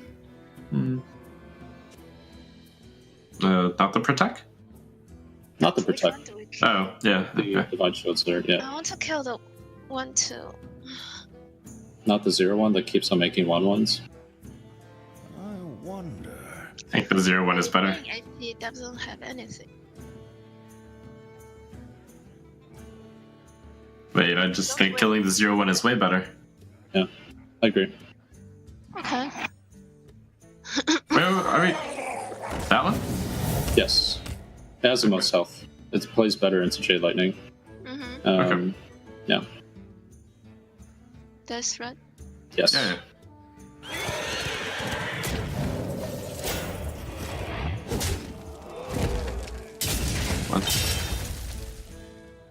It's 1 too late. I mean, you still play it, right? We have patches, right? Yes. So we Hero Power first or Play that first. Oh. I think, great. I mean, I guess 4 top is just. Is there anything that we need to like evolve afterwards, like to get rid of it? Like maybe we get something that we need to get rid of. We just roll first, and then we maybe. We don't get any 5 drops, right? We only get all minutes to 4, so we don't have to play around. Actually, we have to evolve first, right? Because if we swallow first, we could get the 3 drop demon. And they're gonna fix it, but they didn't fix it yet. If they evolve first, then swallow. Oh, yeah, the damage. Yeah. I mean, they have fixed that bug. No, I think they will fix it with the next patch. I don't think I fixed it yet. Okay, just do it now. Like, I think they fixed it for evolve, but they didn't fix it for swallow yet. Evolve first. No! I mean, I'm pretty sure they have like fixed it. No, they fixed it for evolve. They said with the next patch they fixed it for swallow as well, but so far they only fixed it for evolve. So if you get it from swallow, they still get bugged by it. just evolve something.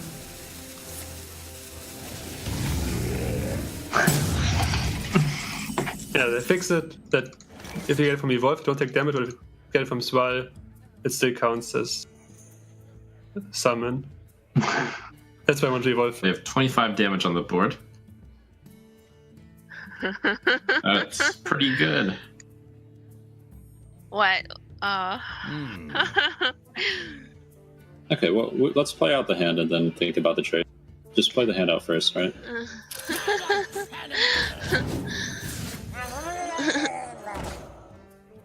The light Really wish I could. but we fight. Okay, so we are value trading 5/5 into 3/5, right? And then we're going face for the 5/7, I believe. Or do you want to kill something with it? We die if we trade that way. Right, it seems like we have to go 5/5 into 6/3. Yeah. Oh shit, oh, shit. And then they have 5/8, 12. They still have lethal anyways. It doesn't matter. Oh no, sorry, they don't, because we have the riches.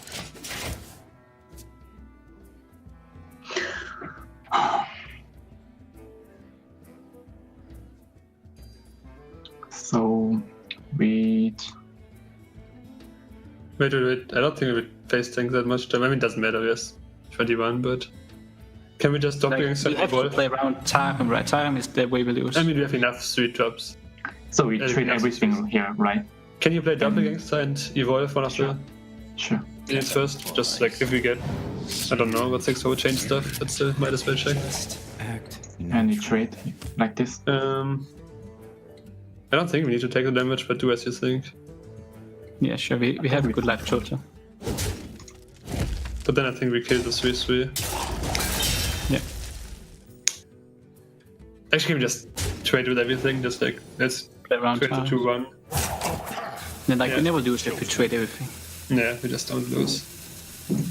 Just full trade. I want to trade the other way because now I guess Consecrate we still have lethal since our 5/6 gets buffed even more. Yeah. Okay. So. Primal Drake. Okay, so they have Warrior left. Yeah. Secure. Planet Odd with some huge evolve turns. Pulls ahead 5 games to 3 over Tempo Storm right now. It means they are 1 game off of taking this set. And since they won with Shaman here in last year's standing, they get to run it back. Pretty powerful deck to be able to run back as well. Not too many counters to Shaman. And the few counters that there are, Shaman always has the ability to, draw well and get a victory out of nowhere, especially since it's a Bloodlust deck. Sometimes, you play your board control deck that is favored against Shaman, you just don't draw a board clear, all of a sudden you're dead. Well, it's looking like it might be a board control deck, but Warrior has 2 very different directions it goes. Right. With their decks right now. It's either got the Pirate archetype, which pretty much almost always loses to Shaman, or it has the Control Warrior variants, which all do exceptionally well against Shaman. All they need to do is draw, usually one of their AoEs is enough, but if they draw 2 AoEs, it's usually a done deal. Shaman's off the board, and Warrior can stabilize. Yeah, but either way you slice this, Tempo Storm needs 3 straight wins with this Warrior deck if they're going to take this set, and that is a tough ask of this Warrior deck. I mean, that's tough to do. We've seen Warrior decks able to do that in the past, though. In the first match of the day, the Warrior there had 3 wins, and it was a 4 wins with a controlling Warrior type. It was the N'Zoth Warrior. So if that's the deck list that they have, a N'Zoth Warrior, maybe it can do it again. Yeah, I mean, 4 straight for Virtus Pro in match number 1, and we've seen Warrior kind of go back and forth in the Trinity series thus far. It's been pretty much countered up into a matchup and then immediately countered right back. So depending on what Planet Odd has remaining there, I think spells out a lot of this. Say they have Murloc Paladin and Freeze Mage as their 2 remaining decks. That could spell a lot of trouble if this is a controlling Warrior style deck. Right. We saw match 1, the Freeze Mage really struggle against the controlling Warrior deck with the ability to gain armor from Armor Smiths, shield blocks, and as well... the pressure from Mountain Fire armor. Yeah, the pressure and the ability to heal with Mountain Fire armor. So it's a tough deck for Freeze Mage to be able to get a win with unless they have one of the super late game win conditions like Death Knight Jaina. Yeah, it's definitely some tough stuff they have, but right now the goal is to get past Shaman. Yeah. They gotta have it right now. I mean, even if they just put a couple wins on the board here and try to improve that tiebreaker score. It's important. It's very important at this stage. I mean, none of these teams envision starting out 0-2. And it's tough to ever expect one of these teams to start 0-2. I mean, I would say that most of the teams are fairly evenly matched across the board. Sure. I would give the edge to Planet Odd if you look at just past tournament results, but that's not what you look at. You look at deck building. You look at form that they're currently in. You look at planning over the course of the game. All those factors really matter. And Planet Odd has not drawn Galaka Crawler 1 time, but that's a Mistress of Mixtures in the opening hand. That is an interesting card, and it kind of signals more towards that N'Zoth style of deck, potentially a Dead Man's Hand Warrior. It is a controlling Warrior archetype, so it's going to have a lot of success against the Shaman. Now, I don't want to get too ahead of myself, but what are the remaining decks here for Planet Odd? Is there a chance for Team Tempo Storm to really come back in this? Well, Paladin and Mage are the 2 decks behind Shaman. And Mage can struggle against a lot of healing. Mistress of Mixtures and Shield Block and Armor Smith is a lot of healing. So then it's just Paladin after that. And if it's one of the more aggressive Murloc Paladin builds, which we saw from Team Liquid struggle against Control Warrior in the past. Tempo Storm keeps... Did they keep the opening hand, or did they mulligan all this away? They mulliganed away an Execute. And got what they have here. Patch is picked up. That's an awful early draw. And when you see Mistress of Mixtures on turn 1, what are you thinking is playing it odd? I immediately kind of start thinking about N'Zoth, personally, but... I do too, but what about the rest of the cards? Yeah. It still seems odd to include Mistress of Mixtures in N'Zoth Warrior. But yeah, N'Zoth Warrior. A little bit of adaptation. I think that's the least surprising card they could have drawn. Right. Well, I don't know. I was thinking maybe it's some weird Cold Light Dead Man's Hand thing going on, because you already have Mountain Fire armor to serve the purpose of what this Mistress of Mixtures is doing. Even more healing in that deck. Well, what if Mountain Fire armor's not in here? I mean, a lot of times against aggressive matchups, Mountain Fire armor just does not play a strong role. I find that I'm just trading with it and it never provides me health. So instead, you're going with Mistress of Mixtures because it's better against aggro. You lost Fiery Orax on turn 2. Okay. And serves the same purpose against control. I think I like this. Maybe they play like 2 copies of Dead Man's Hand then instead to have more late game. Fire and Mistress of Mixtures. You know, cutting the Dire Horns is not something that is impossible. I've seen a lot of players cut Dire Horn. Wow, cutting Dire Horn. See, when I play this deck, the N'Zoth Warrior, one of the main struggles I had was against like really good players, I would still lose in the super late game. Because they could just, I didn't have enough threats to pressure them, and they would be able to utilize their cards in such a way that I would still just run out of resources before I could kill them. Did ever include like a Karen, maybe? I actually ended up putting a Karen in, and that helped a lot. But I don't know. putting Mixtress in really lowers the value of the deck. But let's hear what Planet Odd has to say about this odd, wacky deck. No, just got it.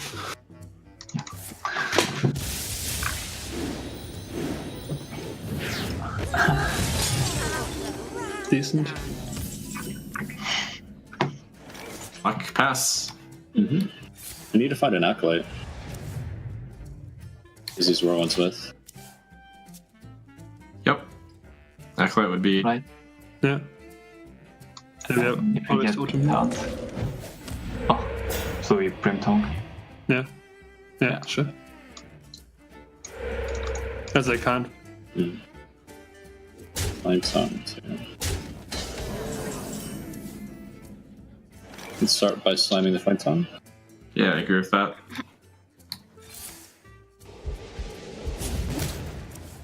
I think we don't need to do anything yet. I think we go Mountain Fire. Why we don't play that? We would play the 3 mana. Okay, right? Yeah, I think we go okay. Armor. Oh, sorry. Mountain Fire Armor, sorry. I never know the name of this card. Okay. So yes, this play. Yeah, I agree. Obliteration. Sure. Do we trade that? I think so. Why? What does it do?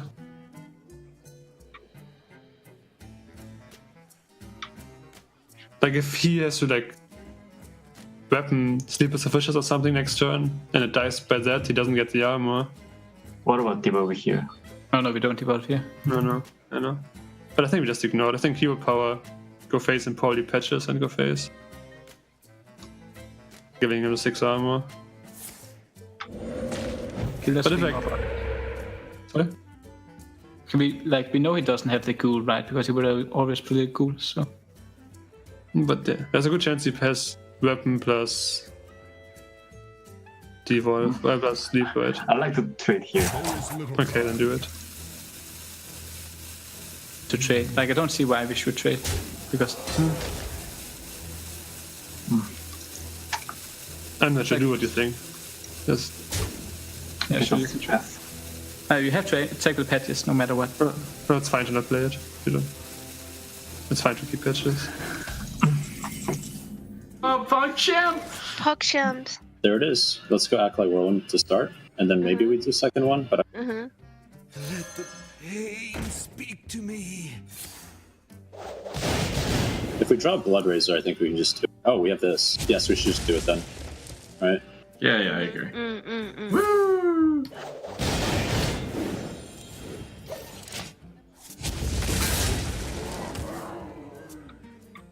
So we play Aya here. Yes. Yeah. Then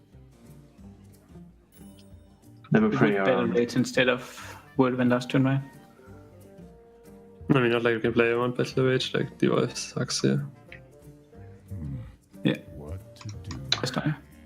Golems are a girl's best friend. I'm not sure like how good our other decks are against this. Because this ends out right.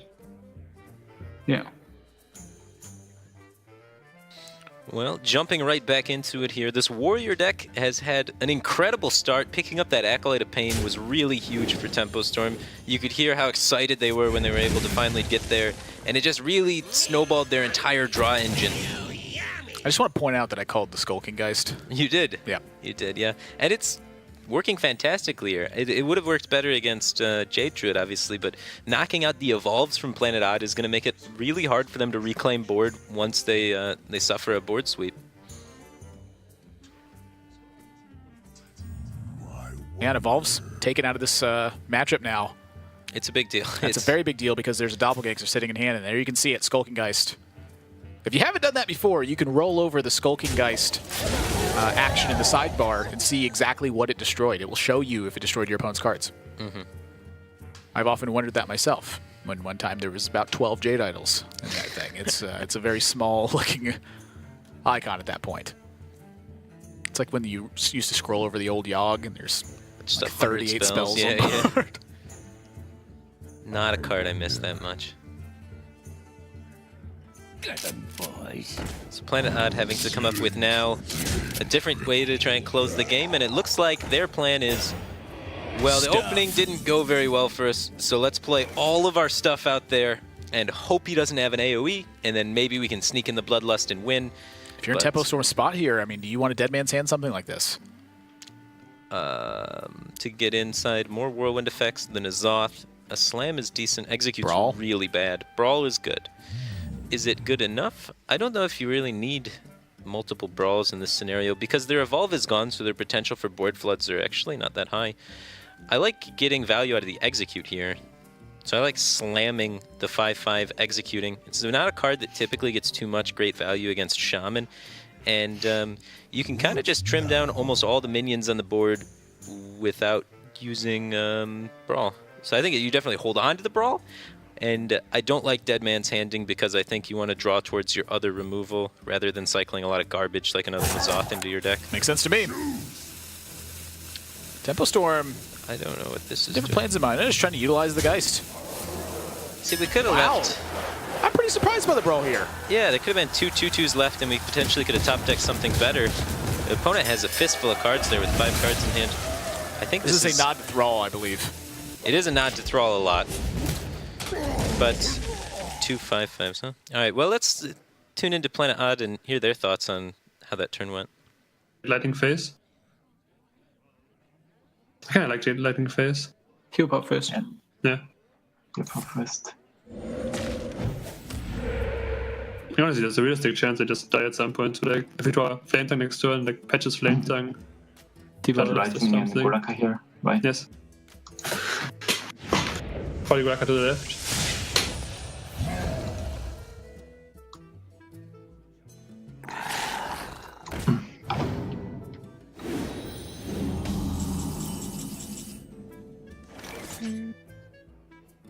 We don't want to shuffle more Blood Racers, right? Right. Oh, we don't want more weapons. But I think it's okay to shuffle one of them. So Blood Razor or Dead Man's, I think. And then Armor Up.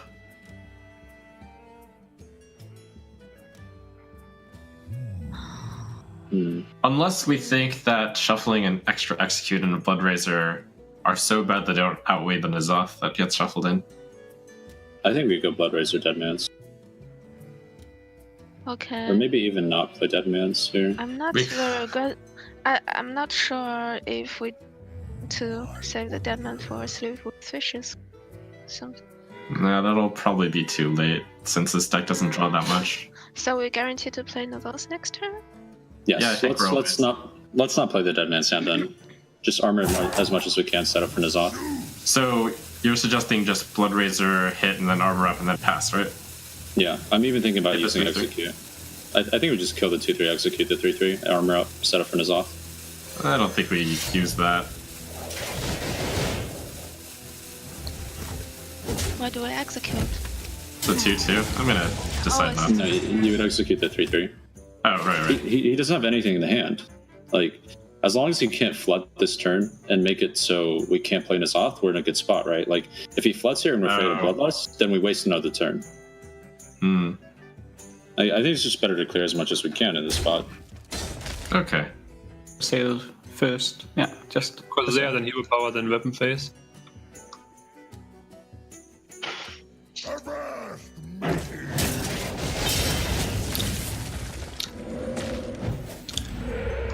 We can insert next turn.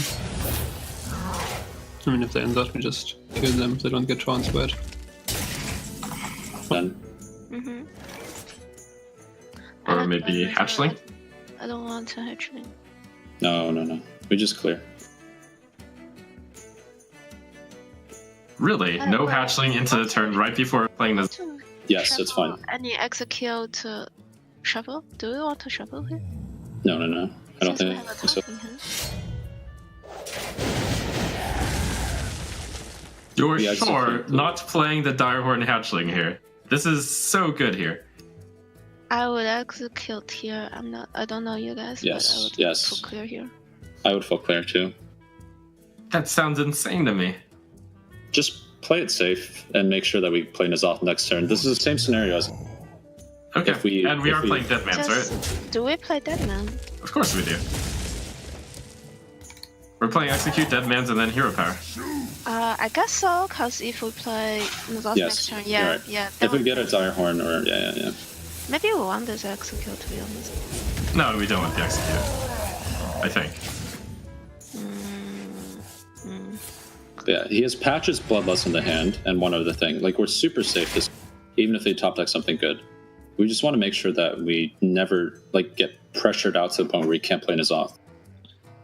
But the thing is, if you play the Direhorn hatchling, N'Zoth brings back a hatchling. I can't wrap my head around why we didn't play this.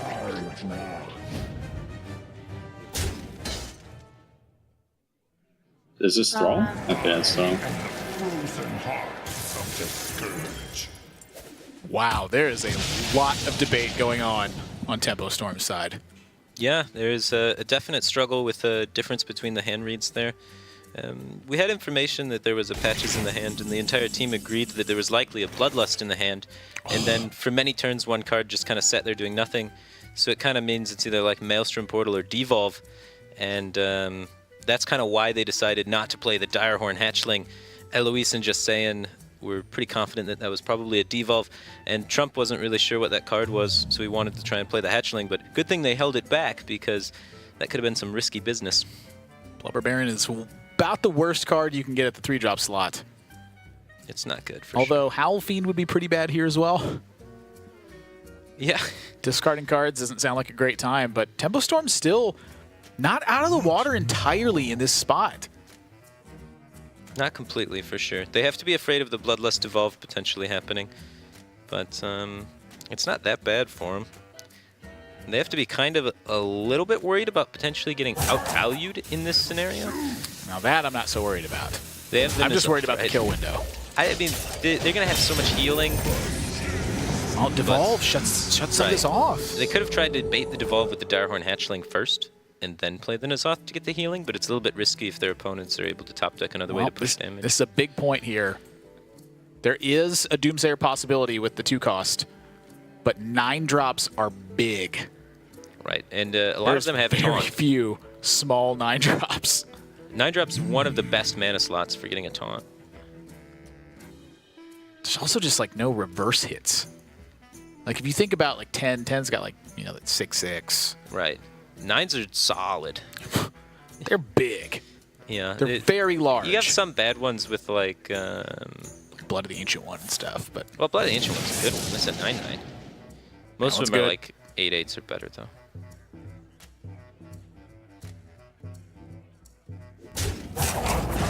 And I think that 8/8 is enough to close it out. Let's listen to Tempo Storm. Hear what they're thinking about their spot. Looks favorable. This 4/4 is more. This 4/4 is really annoying. So it even buffs weapon, right? Ooh, Scourge Lord. Let's do that. That's pretty good. Armor up first, yeah. Yeah, armor up Scourge Lord, kill his stuff, push a lot of damage. Okay. Yep. That's game. Well, That's definitely game. Yeah. And rule Yeah. its ashes.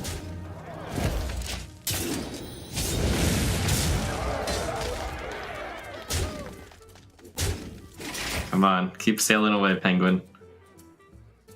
How do we win against Exodia? Can we get over 100 armor, guys? I think it's almost an auto loss if we go against Exodia. Yeah, I'm not happy to play against Exodia. Let's just hope that it's not, right? Oh, 5/5 into 4 form. Nice. 8, 9, 10, 14. Nice upgrade. I like the goal.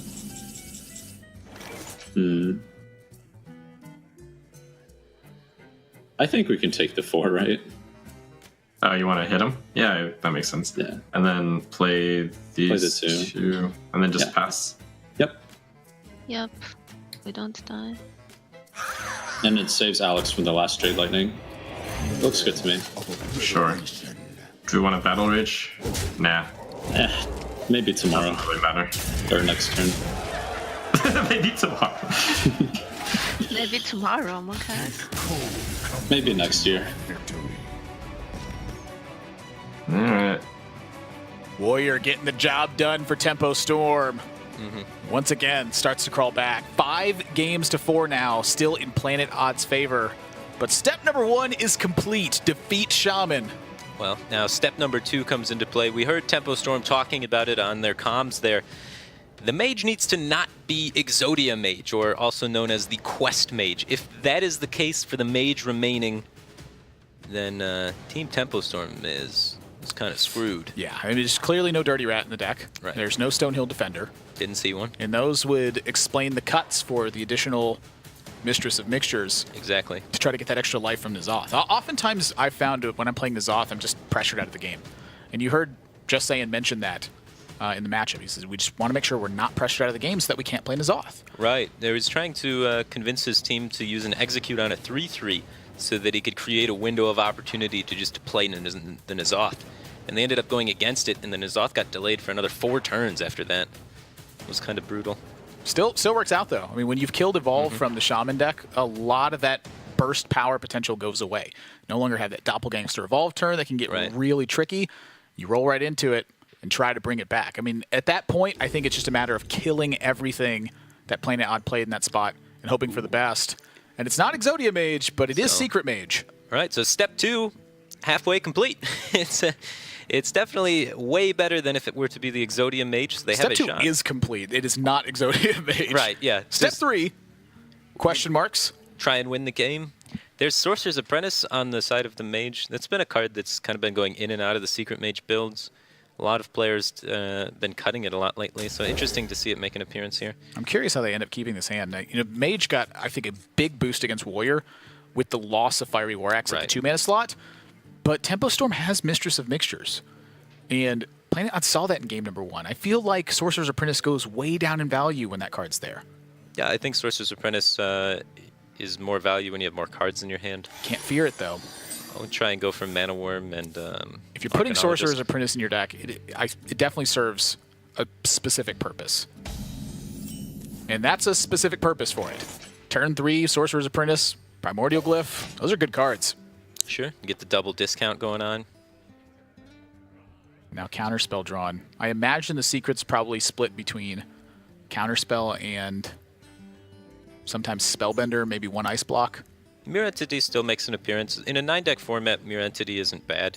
On ladder, Mirror Entity has a lot of kind of awful matchups because of the popularity of aggro, but when you open up to a 9-deck format, Doomsayer. Yeah, the aggro goes down a little bit.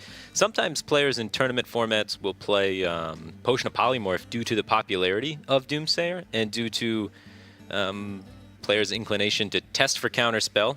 If it's not Counterspell, then assume it's Mirror Entity and then try and set up a board where they drop Doomsayer into it. And so you can really get them with a Potion of Polymorph juke, which is really fun in some Secret Mage builds. They got the Spellbender in there. And some builds often even can get up to 5 secrets. But let's listen in on Tempo Storm and hear their thoughts on what's going on with this Mage deck. I think Armor Smith sets up the slam. I like Armor Smith. Yeah, it's okay. Yeah. Yeah. We don't need to play around and like mirror entity. Oh, that's what you were thinking of saving it for. I see.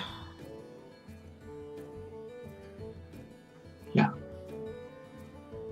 But do we attack pace or trade? I mean, we just check what because we get. Never go face, right? Because Can we just check what Div gives us? yeah, sure. What to do? What to do? Someday I'll be just like you. I think we take Vaporize and just play it.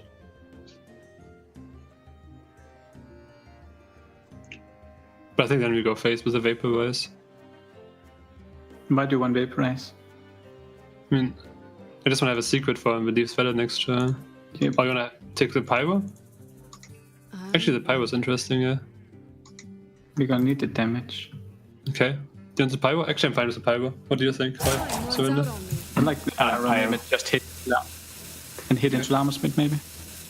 Hitting into Armorsmith is that he can call the Sleep of the Fishes. What to do? Yeah, I like going face though. It's just not a problem if you want. It's like, yeah, we wanna just kill them on turn 8. So like face damage.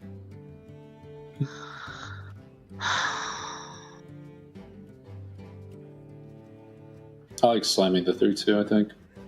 Yeah, feels bad, but yeah. yeah. I wonder. Yeah. Okay.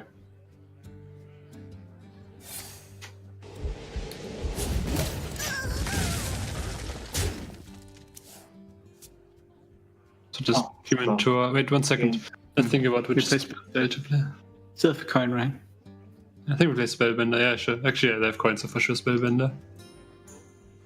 Yeah, no question. You can maybe play it and then think about it as if it's counter spell. No, just play it. Just play it fast. Yeah, maybe. Like, don't need to tell them that there's more secrets in hand. I mean, trade Spellbender. It's like the Spellbender was a secret we got from Acknowledgist, so... God! Raise it. Oh Yep. my God, Trump! You're like over I'm shining 9,000. right now. I'm Yeah. shining.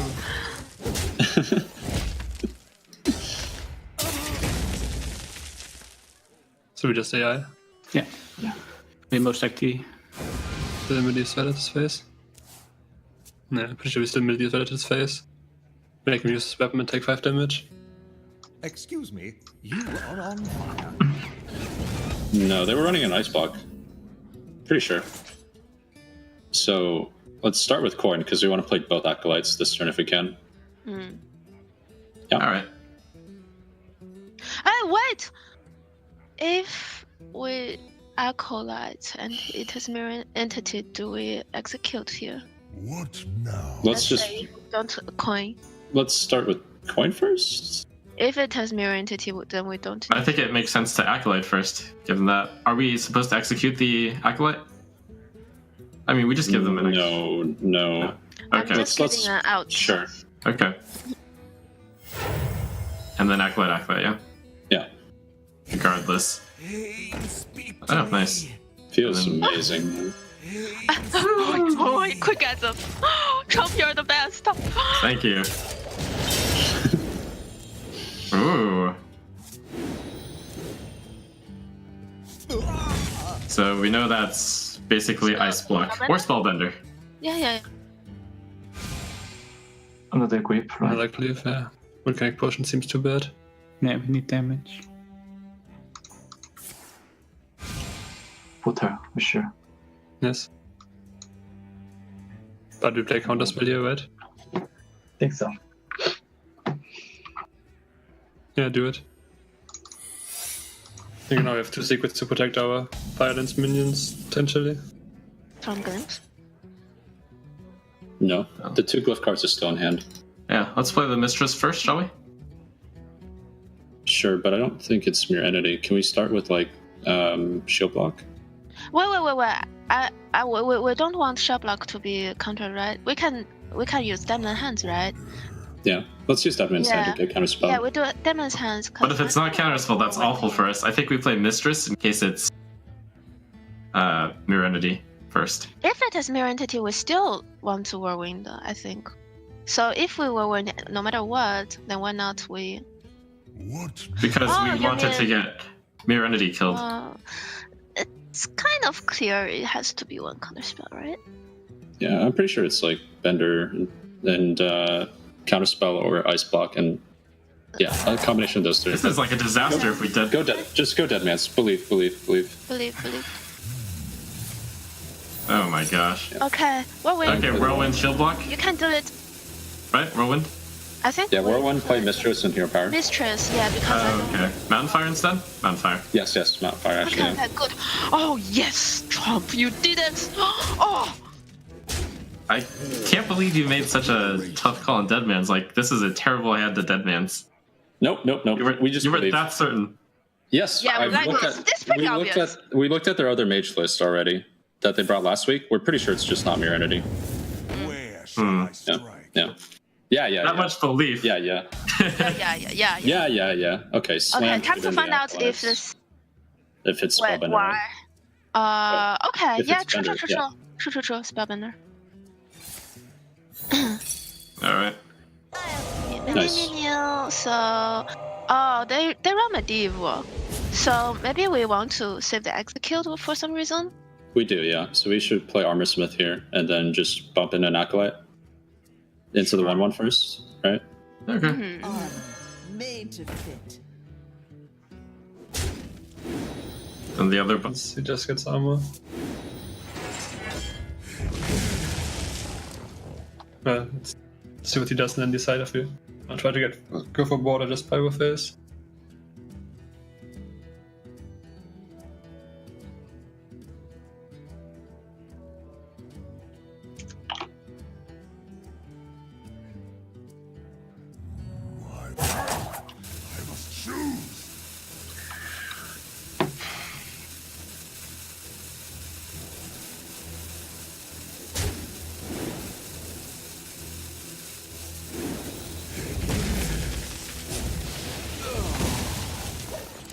Side effects?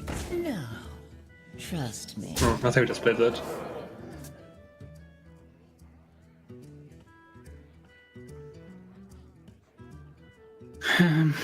I think it's just better odds. Like the Pyro Face is so unlikely to win us the game. Yeah, but this is also... I mean, this way we get like a lot of big minions to give. I'm pretty sure we Medivh this turn. Like Pyro, he goes to 10, he even just armors up, he's at 12 and you only have 11 damage. Yeah.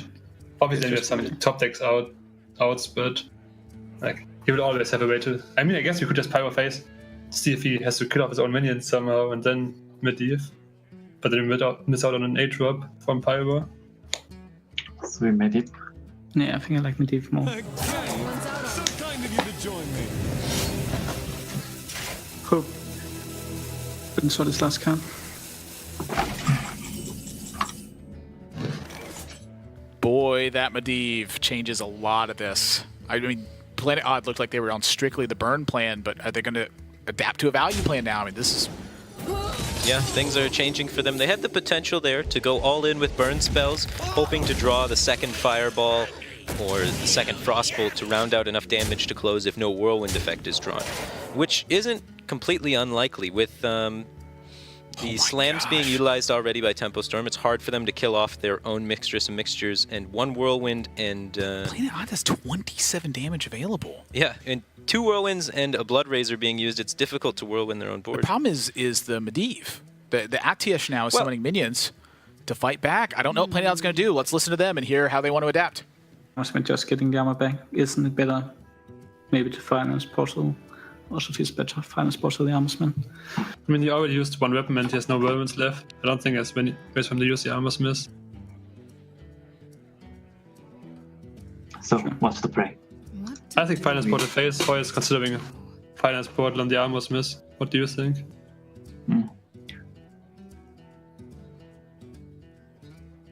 I mean, mean, you could also kill 2 minions. You could fire and spot the Amos and then fireball. Actually, I like that, I think.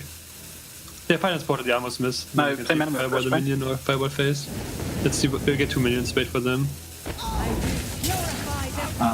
So do we Maybe do don't. 4-6 or Fireball the 4/6. No, Okay. fireball the minion. That 5-drop really did suck. Okay, at least that's a decent one. Well, we have to attack that with the armor, I think. This is actually interesting turn. I don't think it's that interesting. We attack and then we garish the middle. I kind of like Garrosh too because it costs 8 mana. What do you think, Sam? Is this a trick? It's yes. Okay. Yes. Or Right, yeah. I mean, There is the only some real question is too, whether or not guys. we trade this, but yes, we do. Yeah, I think we do. Extra. I don't want to see the people. I mean, yeah, I don't want to see them. we just Pyroblast and ping? Yes. Yeah. I mean, obviously Pyroblast first, and you can see if you want to Frostbolt afterwards or not.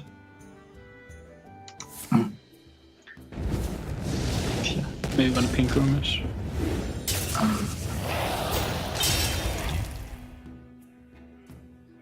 I think we ping now.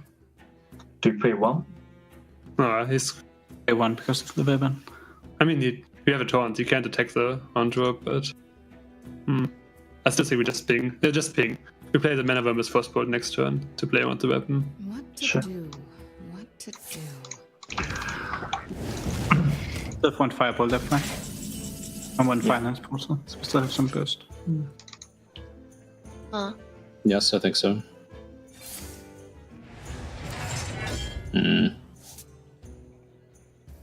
I think we rage.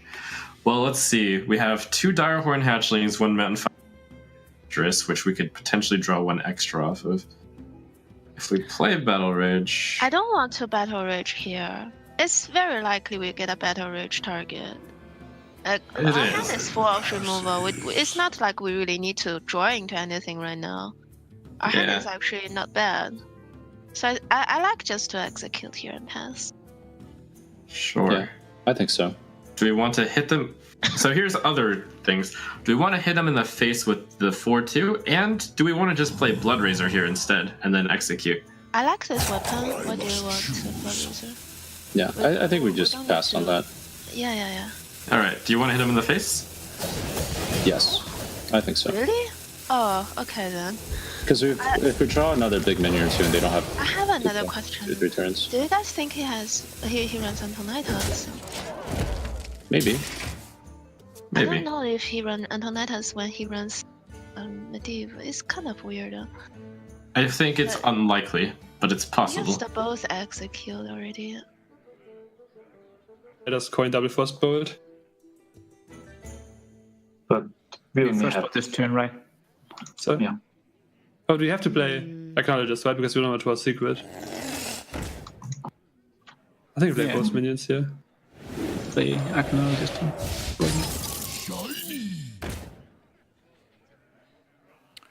Whoa, this game is nuts. Planet Odd decides to not go for a fatigue plan after seeing a dead man's hand get counterspelled. Right. They had the opportunity there with the Etiesh in play to try and just not Pyroblast the face and just send all their damage into the minions remaining from Tempo Storm, clearing them all, and win in Fatigue as they have 13 cards remaining and Tempo Storm has 7 because Dead Man's Hand has been counterspelled, like you said. But as it turns out, that game plan would have failed in a fantastic fashion because there is a second copy of Dead Man's Hand in Tempo Storm's build, which is, I would say, definitely not the norm.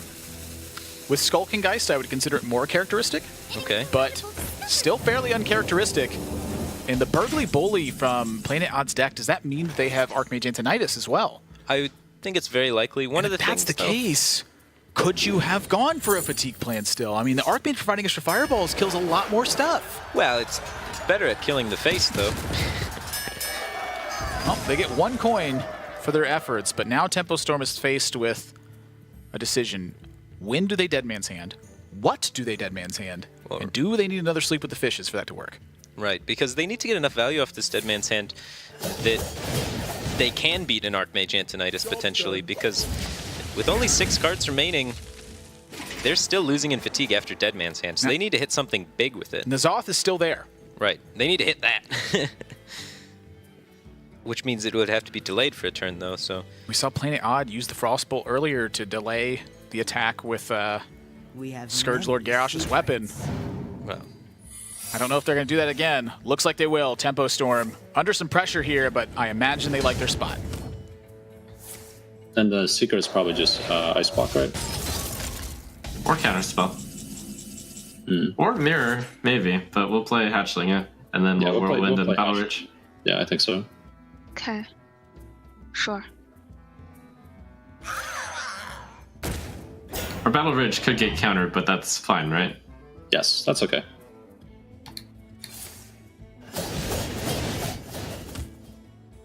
Job's done. Okay. Maybe we should just counterspell. And... Oh, we should just battle rage. And... We have another. Back into a stack. Oh, also because.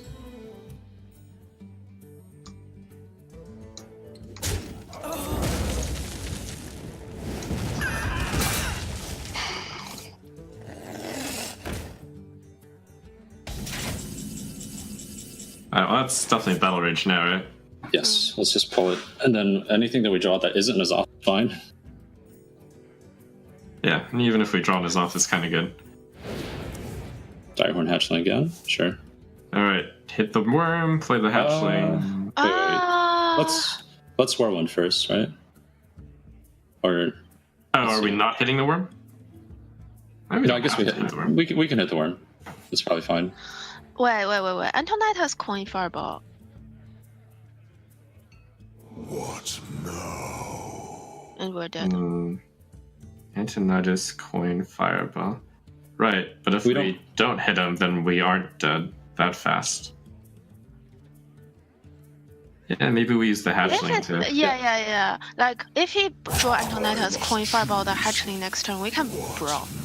Like, Yeah, okay, so we go war one and we play Direhorn, and then we leave it, right? Sure. Does that mean we want to hit the face with the X? No, I like that idea. We want to hit the face. Face? No? No, I don't think so, not yet. Okay. Like, we want to draw the N'Zoth next turn, right? So you just play that. So we trade here, right? What do we you still don't have lethal if you tap the again turn. So you want to fireball it? Or? Yeah. Yeah, about that. Like, I don't think he has it now. What do I think we also have a final sports, but Yeah, just fireball it. Like, yeah, it doesn't really change much since we can't ping the Antonidas. but he has like a lot of good top decks, like 2, 6, 9, or and so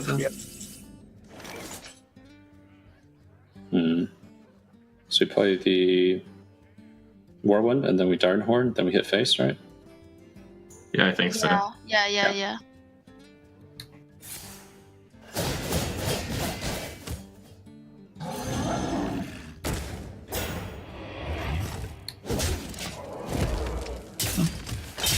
Nice. You always fireball face, yeah, right? Yeah. You require my assistance. Wait 1 second, let's just think. Because how can he kill Antonidas if we fireball a minion trade? that's true. He could. How much armor gain does he have left? So he only played 1 shield block, right? He only played 1 Mistress. Like, how does he kill it? Play Mistress Brawl? I wonder. This one actually, we don't miss anything. Really. So we trade? We have to think. Like, he could. Play both slaves. That should make sense. All the fishes. So what did you say, Surrender? Trade makes sense. Okay. Yeah, because he only played 1 block. What time was Like, the way, like, he could go, like, Mistress. And if they somehow have, like, yeah, just do it. if they somehow have like enough armor gain to like shield slam, then you lose to the armor gain anyway, so you don't have to play around that. Like if they have shield slam, execute like some whirlwind stuff. I mean, shield block, shield slam, you'd lose that anyway. Since then, you just use it. Win, Trump! Win! Win, Trump! Trump! I'm a master brawler. Yeah! Woohoo! Really? Yes! Oh my god! Does he have anything else? AI is good. I mean, there's still a Firelands in that deck, and he would play it here. What? Play both. Oh, Brawl. sure. He's gonna kill We it have Ice Block anyways. left. We have Ice Block left, so we can't play the Valid. We can't play the Valid. So we keep it, right? Yeah. We have to ping face. The question is if we play the Crystal Runner. It's I think like it. Yeah, play so. That else like keeps him from playing Enzot. Yeah, for sure play it to deny Enzot. Enzot. Play it. Yeah, we have to play it. Otherwise, he just Enzots and we lose. That's why he has the hero power. Getting more time now. I'm late. Oh my god. That's perfect. We have When two is that? hatchlings. Yeah. Yep. And then We just hope need that to- it's not Firelands, right? Yep. Oh wait, should I have traded this off? Nah, I should hit face. No. No, no, no. No. Oh my. Yeah, we're just dead. Like, they needed to draw a minion, they needed to win the brawl. But if we, He hasn't played Ice Block yet, right? Yeah, I mean. Oh yeah, I guess there might be an ice block. You win this. Oh, let's go now! Oh, Trump, you did it! Big brawl for Tempo Storm, and now it's 5 games apiece. On the verge of Dunzo. Yeah, We're going to the 11th and final game. Firebat, that was insane! Yeah, the N'Zoth Warrior has been proving very, very strong today. In the first match, it allowed Virtus Pro to take 4 games to victory, and it just might allow Tempo Storm to take 3 games to get to victory here. That game was a nail-biter, though. There was definitely some talking points there towards the end with the Archmage Antonidas on the field. You were definitely very opinionated about the direction of that fireball when it went in for the trade instead of the face. Now, talk to me about the benefits of using Archmage Antonidas the way that they did instead of just going for face damage. Well, the way that they utilized Archmage Antonidas, they were concerned about the potential of shield block coming out to deny them from the fireball next turn winning the game, and they wanted to remove the 6/9 so that they wouldn't have as much damage coming towards them and try and make Archmage Antonidas stick is the logic. Because both executes are gone, there's no way to get enough armor to shield slam it, so they're hoping it would stick. They kind of miscounted the second brawl, which the second brawl allowed them to have a way to actually remove it. And playing around shield block is great and all, but they've had 4 cards in their hand for a majority of the game now. If they were shield block, they would have played it to try and draw the N'Zoth. And because, why not? They were floating mana every turn. So we know that none of those 4 cards are shield block at that time. So playing around it seems a bit silly to me, whereas any of those 4 cards could very easily have been Brawl. And were. In a minion. But, I mean, they have to win the 50-50 brawl at that point, too. Sure. Is there merit to playing the percentage there? Because they still have the Firelands portal they can draw. Yeah, but in my opinion, the secret with the valet. If you were like tracking the hands and watching, and you could eliminate all of the cards that could possibly be in their hand, there was a Mixtress of Mixtures, which they would have played immediately, or prior, so they wouldn't be holding on to it. There was a Shield Block that they would have played, and there were Direhorn Matriarch, which they would have played, and there was N'Zoth, which they would have played, and there was potentially Dead Man's Hand, which could have been sitting in their hand. So, almost 100% of the time, I'd say, they don't have the Shield Block, and they have the Brawl in their hand. If you're tracking the hands appropriately, because there's only 3 cards left in their deck at that point. Well, what the potential draw? I mean, that's really, I think, what the Archmage plays around is the potential for draw there. It does kind of try and play around the potential for draw into shield block, but if they're shield blocking, they're not playing the N'Zoth, which then buys you more time. I tend to lean on fireballing the face as a stronger play in general. It doesn't give a chance for the 50-50, which you know almost for certain there is going to be a 50-50 brawl where your Archmage could die. It's such an interesting call to me because well, you're in a I agree with you. I agree with your hand reading 50, here. I guess. I agree with your hand reading here. I don't think that they have a minion. Right. I don't think that they have a shield block. Mm-hmm. I am launching that fireball to face faster than you can say. I don't know. Just pick any. That turn would have been over for me in about a quarter of a second. Right. And I'd have been ready with a fireball. If they have shield block, I'm like, yeah, I got another Firelance portal I can draw. Exactly. That's my thought on it. They would have to top deck the shield block, so they have to hit the odds to top deck the shield block. And if they're like in a situation where they draw, let's say, Mixtress of Mixtures as their heal, which is the potential other heal they could draw, they have to brawl it to kill it because they don't have any other ways remaining in their deck to actually kill the Mixtress. So then a percentage of the time they win that their brawl, they still don't heal. And there's a percentage of the time where like something not so great for them wins the brawl too. It's a weird spot. I hear their reasoning, and I think their reasoning is sound logic. I just don't think it's as good of a spot. Yeah, it makes sense to try and play around the shield block for sure, but just not as much sense to me. Yeah, we know they don't have a minion in their hand. We know they don't have shield block in a hand. There are 2 minions they could potentially draw, the Mountain Fire Armor and the Mixtress of Mixtures, and there's 1 shield block they could potentially draw. So I think it's just slightly less odds to win the game. And I don't want to like bring up old stuff or anything, but think back to that Warlock versus Hunter game. Oh my, yeah! Where if they had just Planet Odd, they missed a fairly complicated lethal with Bittertide Hydra Defile combos. Yeah, it's been a long road to get here. It's the 11th and final game. Let's listen into Tempo Storm, as this one's a doozy.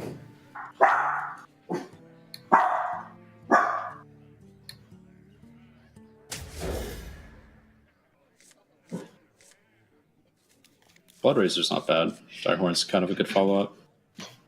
Okay. Right.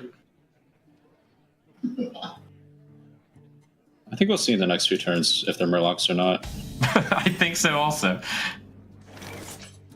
Job's done. I think we can tell starting turn 1. Such intuition.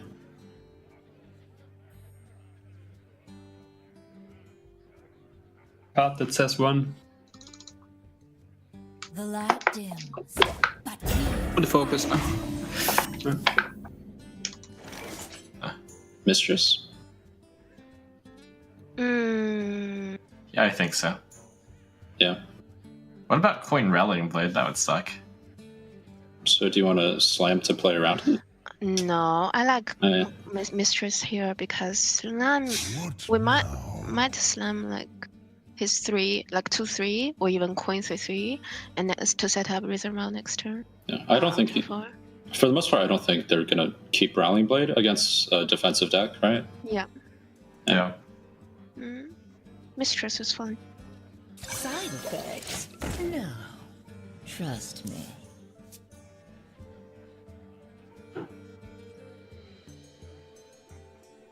One. Dead turn next turn. We can just Warlock and Secret next turn. No. We just Hydro list? Yes. I'd select that way we can calculate before he gets to weapon to the pocket. Redemption? 1 second, just make sure to not attack his face. Just wanted to make sure that you don't. Like, we don't attack face this turn, I think. Just redemption. Yeah. And we do nothing. Not attack. Yeah. Just end turn. Yeah. I guess no point in giving him the Battle Rage. It's like he hits anyway with the Mistress afterwards. Yeah. I'm actually thinking about them. How do you feel about Slam, the 1/1, and then just... Yeah, I want to draw. Right. Plus, I feel like we're going to go Blood Razor into Direhorn, so the shield block will just be played later on. We might as well play the Slam now because it won't be played later on either. Yeah, it's good to get it out of the way while the threat of redemption isn't here too. Yeah, exactly. Okay. Ooh. Now save it. Save it for sure. Yeah.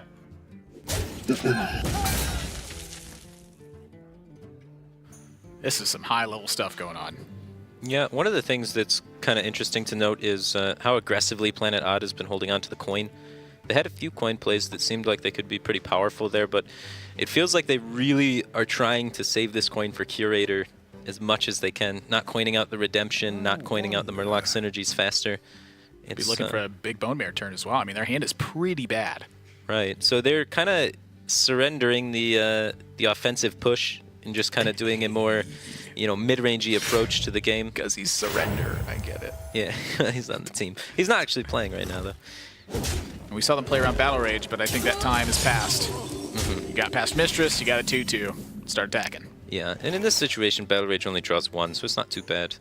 In the previous situation, when they held the attack of the Righteous Protector, it was denying a Battle Rage for 2. They're going for a Blood Razor here over the Mountain Fire Armor. Yeah, I think it's very reasonable. You want to just keep the Murlocs off the board, stop Gentle Megasaur from coming down. Setting up the Whirlwind isn't bad. You can maybe pave the way for Direhorn Hatchling to come out. Good point. I mean, they don't play uncontested. well versus the big value minions. And if they play the Mountain Fire, I mean, Rallying Blade sitting on board, the extra health isn't really what wins them a game in this matchup. It's the repetitive damage hits from Planet Odd. If they start to get that rolling, that's where Tempo Storm's in trouble. Exactly. It's all about just board control rather than total health gain. But let's check in Tempo Storm and hear about that game plan. I say we swing with the weapon first. I say we save it since we have... Oh, I guess we have Whirlwind also. Yeah, we swing with it. If it has what is that? No. Getaway? Getaway, yeah. If it's getaway, then it's fine. Sure. What do you think, Zane? I think it's okay only because we have Whirlwind. Otherwise, no. Yeah, it's okay. Let's do it. See what happens. Because if it's get down, then we could just go Fish's Mountain Man, right? Alright, well, still Hatchling, yeah? Wait. I like Fish's 3-drop. Fish's block? Yeah. Oh, Fish's Mountain Man. Fish's Mountain. Oh, Mountain Man, yeah. Yeah. Okay.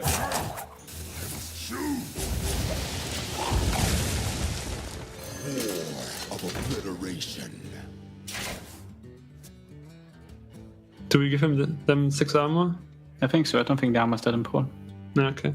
Yeah. Do we weapon of our leader? Hero power. Okay.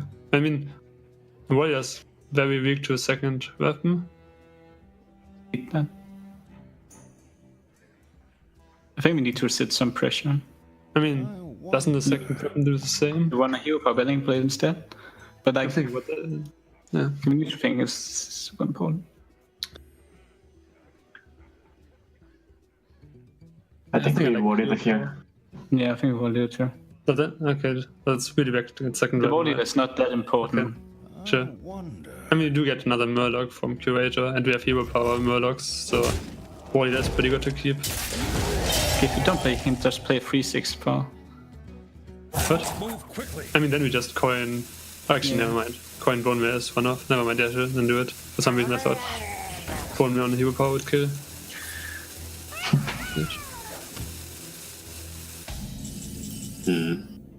Oh, wow. Direhorn done here? Do you want to throw a Whirlwind at that 3-1? I think we're going to need that activator. For, execute and stuff, right? It's bad, but we have to save. Yeah, I want to save it. And on top of that, we can... Also, he most likely just blessing or something. Yeah, but let's suppose they coin Bone Mare this 3-1, becomes a 7-5, and then it's really ugly. I mean, they could do it on the War Leader too, sure. So you want to go Whirlwind Direhorn? I'm just positing. I'm not actually suggesting the line.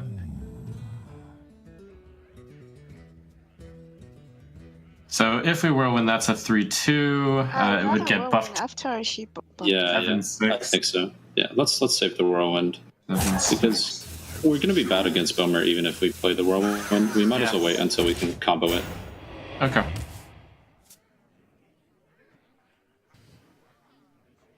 All right, and we are back here. And finally, it looks like the saving of the coin by Planet Odd may pay off. They've been taking a little bit weaker turns, in the earlier stages, playing it a little bit slow so they could hold on to this coin, and now they have a lot more options available to them. Even the Cold Light Seer drawn here can change the way that some of this pans out.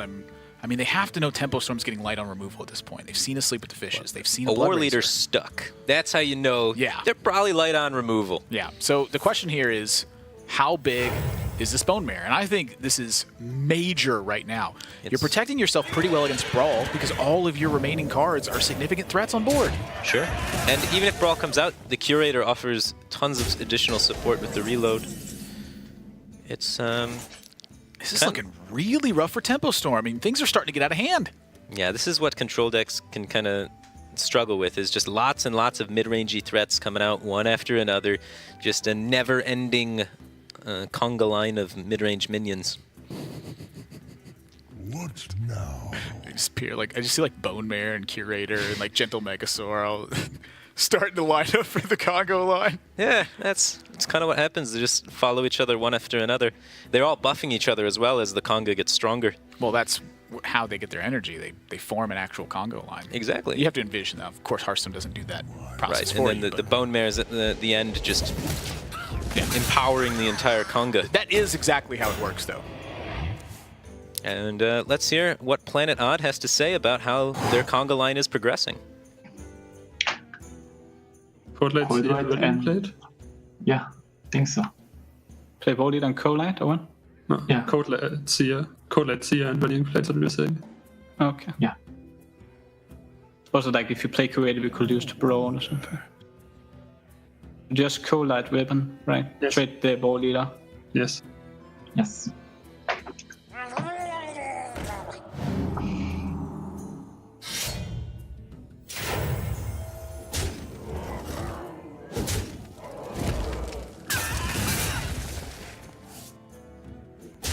Yes, it's Tyrion in hand, 100%. Oh, block. Yep. Right? All right, sure. I think so, yeah. See what we draw here.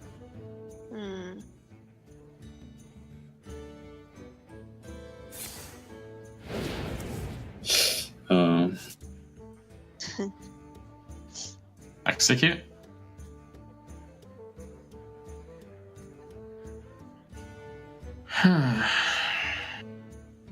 Let's mitigate the most damage. Go Whirlwind, execute the 5/5. Then next turn, if we draw like Blood Razor or Whirlwind, we can clear the War Leader. So execute on the War Leader is also mitigating 5 damage. Whirlwind, execute. Maybe execute's fine, and we save Whirlwind for like Acolyte if we draw. Sure. If he play Tyrion next turn. Yeah, at least Whirlwind can. I agree. Let's just execute the War Leader then. Here it deals like the same amount of damage. Why not? I mean, even if it's they nah, whatever. Alright. Yeah, greater to the left. Are you sure? You don't like what you do and keep pressing of kings? No, I think I like drawing the Megasaur this turn. We But I don't play play the it. one drop, right? Yeah. No. Like it could be useful. No. Just pass. I mean, we should play around Taman just so we need to give them a pressure. Yeah, but they're 9 mana now, and we like they have to kind of brawl here anyway, right? Or like AoE at least. Oh, okay. Yeah, I don't see like you can't play any taunts into this. Yeah, no, I don't think so. I mean, obviously I could draw the 6/9 taunt, but I don't think it's too bad for us. I would just pass here. But yeah. Oh, that's a good turn at least. Yeah, I say we play it. Are we swinging? So if we swing, we mitigate 2 damage, but we take 4. But then, oh, and then if we Whirlwind, then we can mitigate 9 damage to the turn. Yeah. So I think we Garrosh Whirlwind. Well, no, he'll play something in the middle. But that's kind of still okay. I mean, we're definitely going to Garrosh. And if we don't have time to play Whirlwind next turn, so He has So we might 5/5. as well. yeah, I think so. He has 5/5 and the Megasaur. Yes. Alright, so we want to play Whirlwind just to double check one more time. Is there a chance we're not playing Azoth next turn? Maybe? We're getting 2 hatchlings, so I don't think so. 2 hatchlings and a mistress and a mountain fire armor. We can't possibly not play N'Zoth. Yeah. Right. So we just Whirlwind then. Yeah. I agree with that. And hit, right? Yes.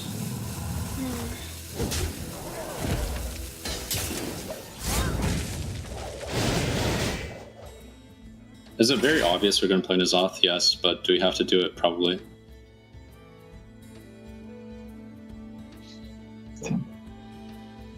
We could play Blessing or Cobra Escaping. Yeah. If they play, we have one silence for. I wonder. Like this is also we commit I'm this. pretty sure they can't play N'Zoth. But we have to like play on Sleep with the Fishes, like Sleep with the Fishes. Like they have to face tank it, right?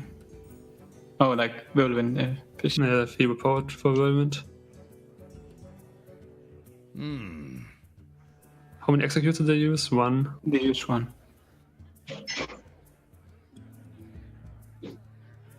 So scale band. I think just Blessing the 5-4.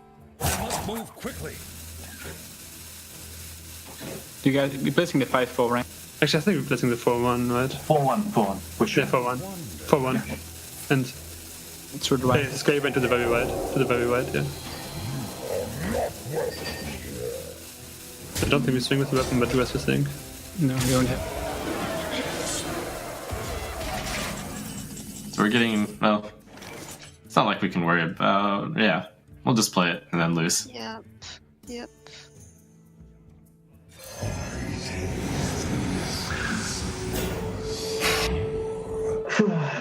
Well played, guys. Oh my god, like why couldn't we just make this easy and win with a mage? Like, okay, just silence fast, make them concede. Your magic shall not save. Okay, good job. Oh, feels amazing, man. Only missed one Lisa.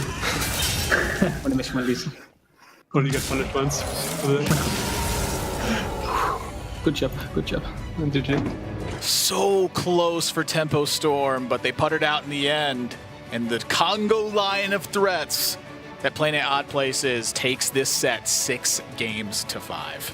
Yeah, that was a tight series. It was pretty interesting comparison between the two matches that we've had today. Both kind of came down to N'Zoth Warrior being the main deck, the main force to be reckoned with. And then we had Liquid go against it, and their Paladin was teched as a more aggressive Paladin with less of a Congo line, and was unable to be successful. But we look here now at Planet Odd's Paladin deck. Bigger Congo line, bigger success. Yes, and it's just a lot of pressure. And their start wasn't the greatest start in the world. No. They did have Rockpool Hunter, which is a big difference in pretty much every single matchup. But they got checked at every step of the way. Now, how much pressure did Rockpool Hunter actually place to check it is a big question of mine. But really what it was is just the resources, the way they lined up. Every single threat required attention. And that big coin play. A big deal there. The coin play was decided on like turn 1 of the game. They had options to utilize the coin that would be stronger than the plays that they took. And they realized, hey, it's more important to save this coin to be able to coin a Bone Mare or be able to coin the Curator and really put all the pressure on at once towards the end of the game rather than just get out to a fast early start. And, that paid dividends for them investing that coin into the future plays. Yes, it paid a lot for sure. Sort of the way I think about it is if your opponent has checks to your early game anyway, that coin pressure that you apply is all going to be mitigated. You might get a few more extra points of damage, but you don't need that. You need the repetitive damage from bigger sized minions. So being able to follow up with the turn 6 coin, a 7-drop, and then the 7-drop afterwards, and the Cobalt Scalebane to keep that consistent pressure down, I think that mattered a lot more than a strong early start would have, because even if that early start goes unchecked, you're likely to win, I think, in both scenarios, whether you coin or not. Right, and they were able to never stop playing minions, basically. They had some weaker turns, but they always played a minion every single turn, and Warrior can't really deal with that. Warrior tries to not really develop any threats of its own and just react to your threats. Well, if you have a new additional threat coming out every turn, and they want to kill every single threat, eventually they're going to run out of ways to kill some of the threats that you develop. So I think it's a very well-played way to play that matchup. Yeah, Gentle Megasaur, of course, threatens so much that you need to clear those early Murloc boards. But let's take a look at what happened today. This was quite a couple matches we had. Virtus Pro won 4 games straight with their N'Zoth Warrior. Team Liquid's lineup was not prepared once their Rogue and Hunter fell. And in Planet Odd set, their early punish gets overridden. That is 6 wins that they accumulated right before Tempo Storm could. But Tempo Storm put up the good fight at the end. I mean, this was as close of a series about as you can imagine. Right, and it's kind of interesting here. We have Warrior being the highlight deck as the controlling archetype, and Warrior being the highlight deck as the aggressive archetype as well. And Team Liquid self-banning their own Warrior and seeing zero success from that. So it's kind of crazy to think about Warrior being a really powerhouse deck, and I don't think anyone expected Warrior to do as well as it did today. Except Blizzard. Well, they changed Fiery War Axe. I think a lot of the success to Warrior is due to its flying under the radar a little bit. Yeah.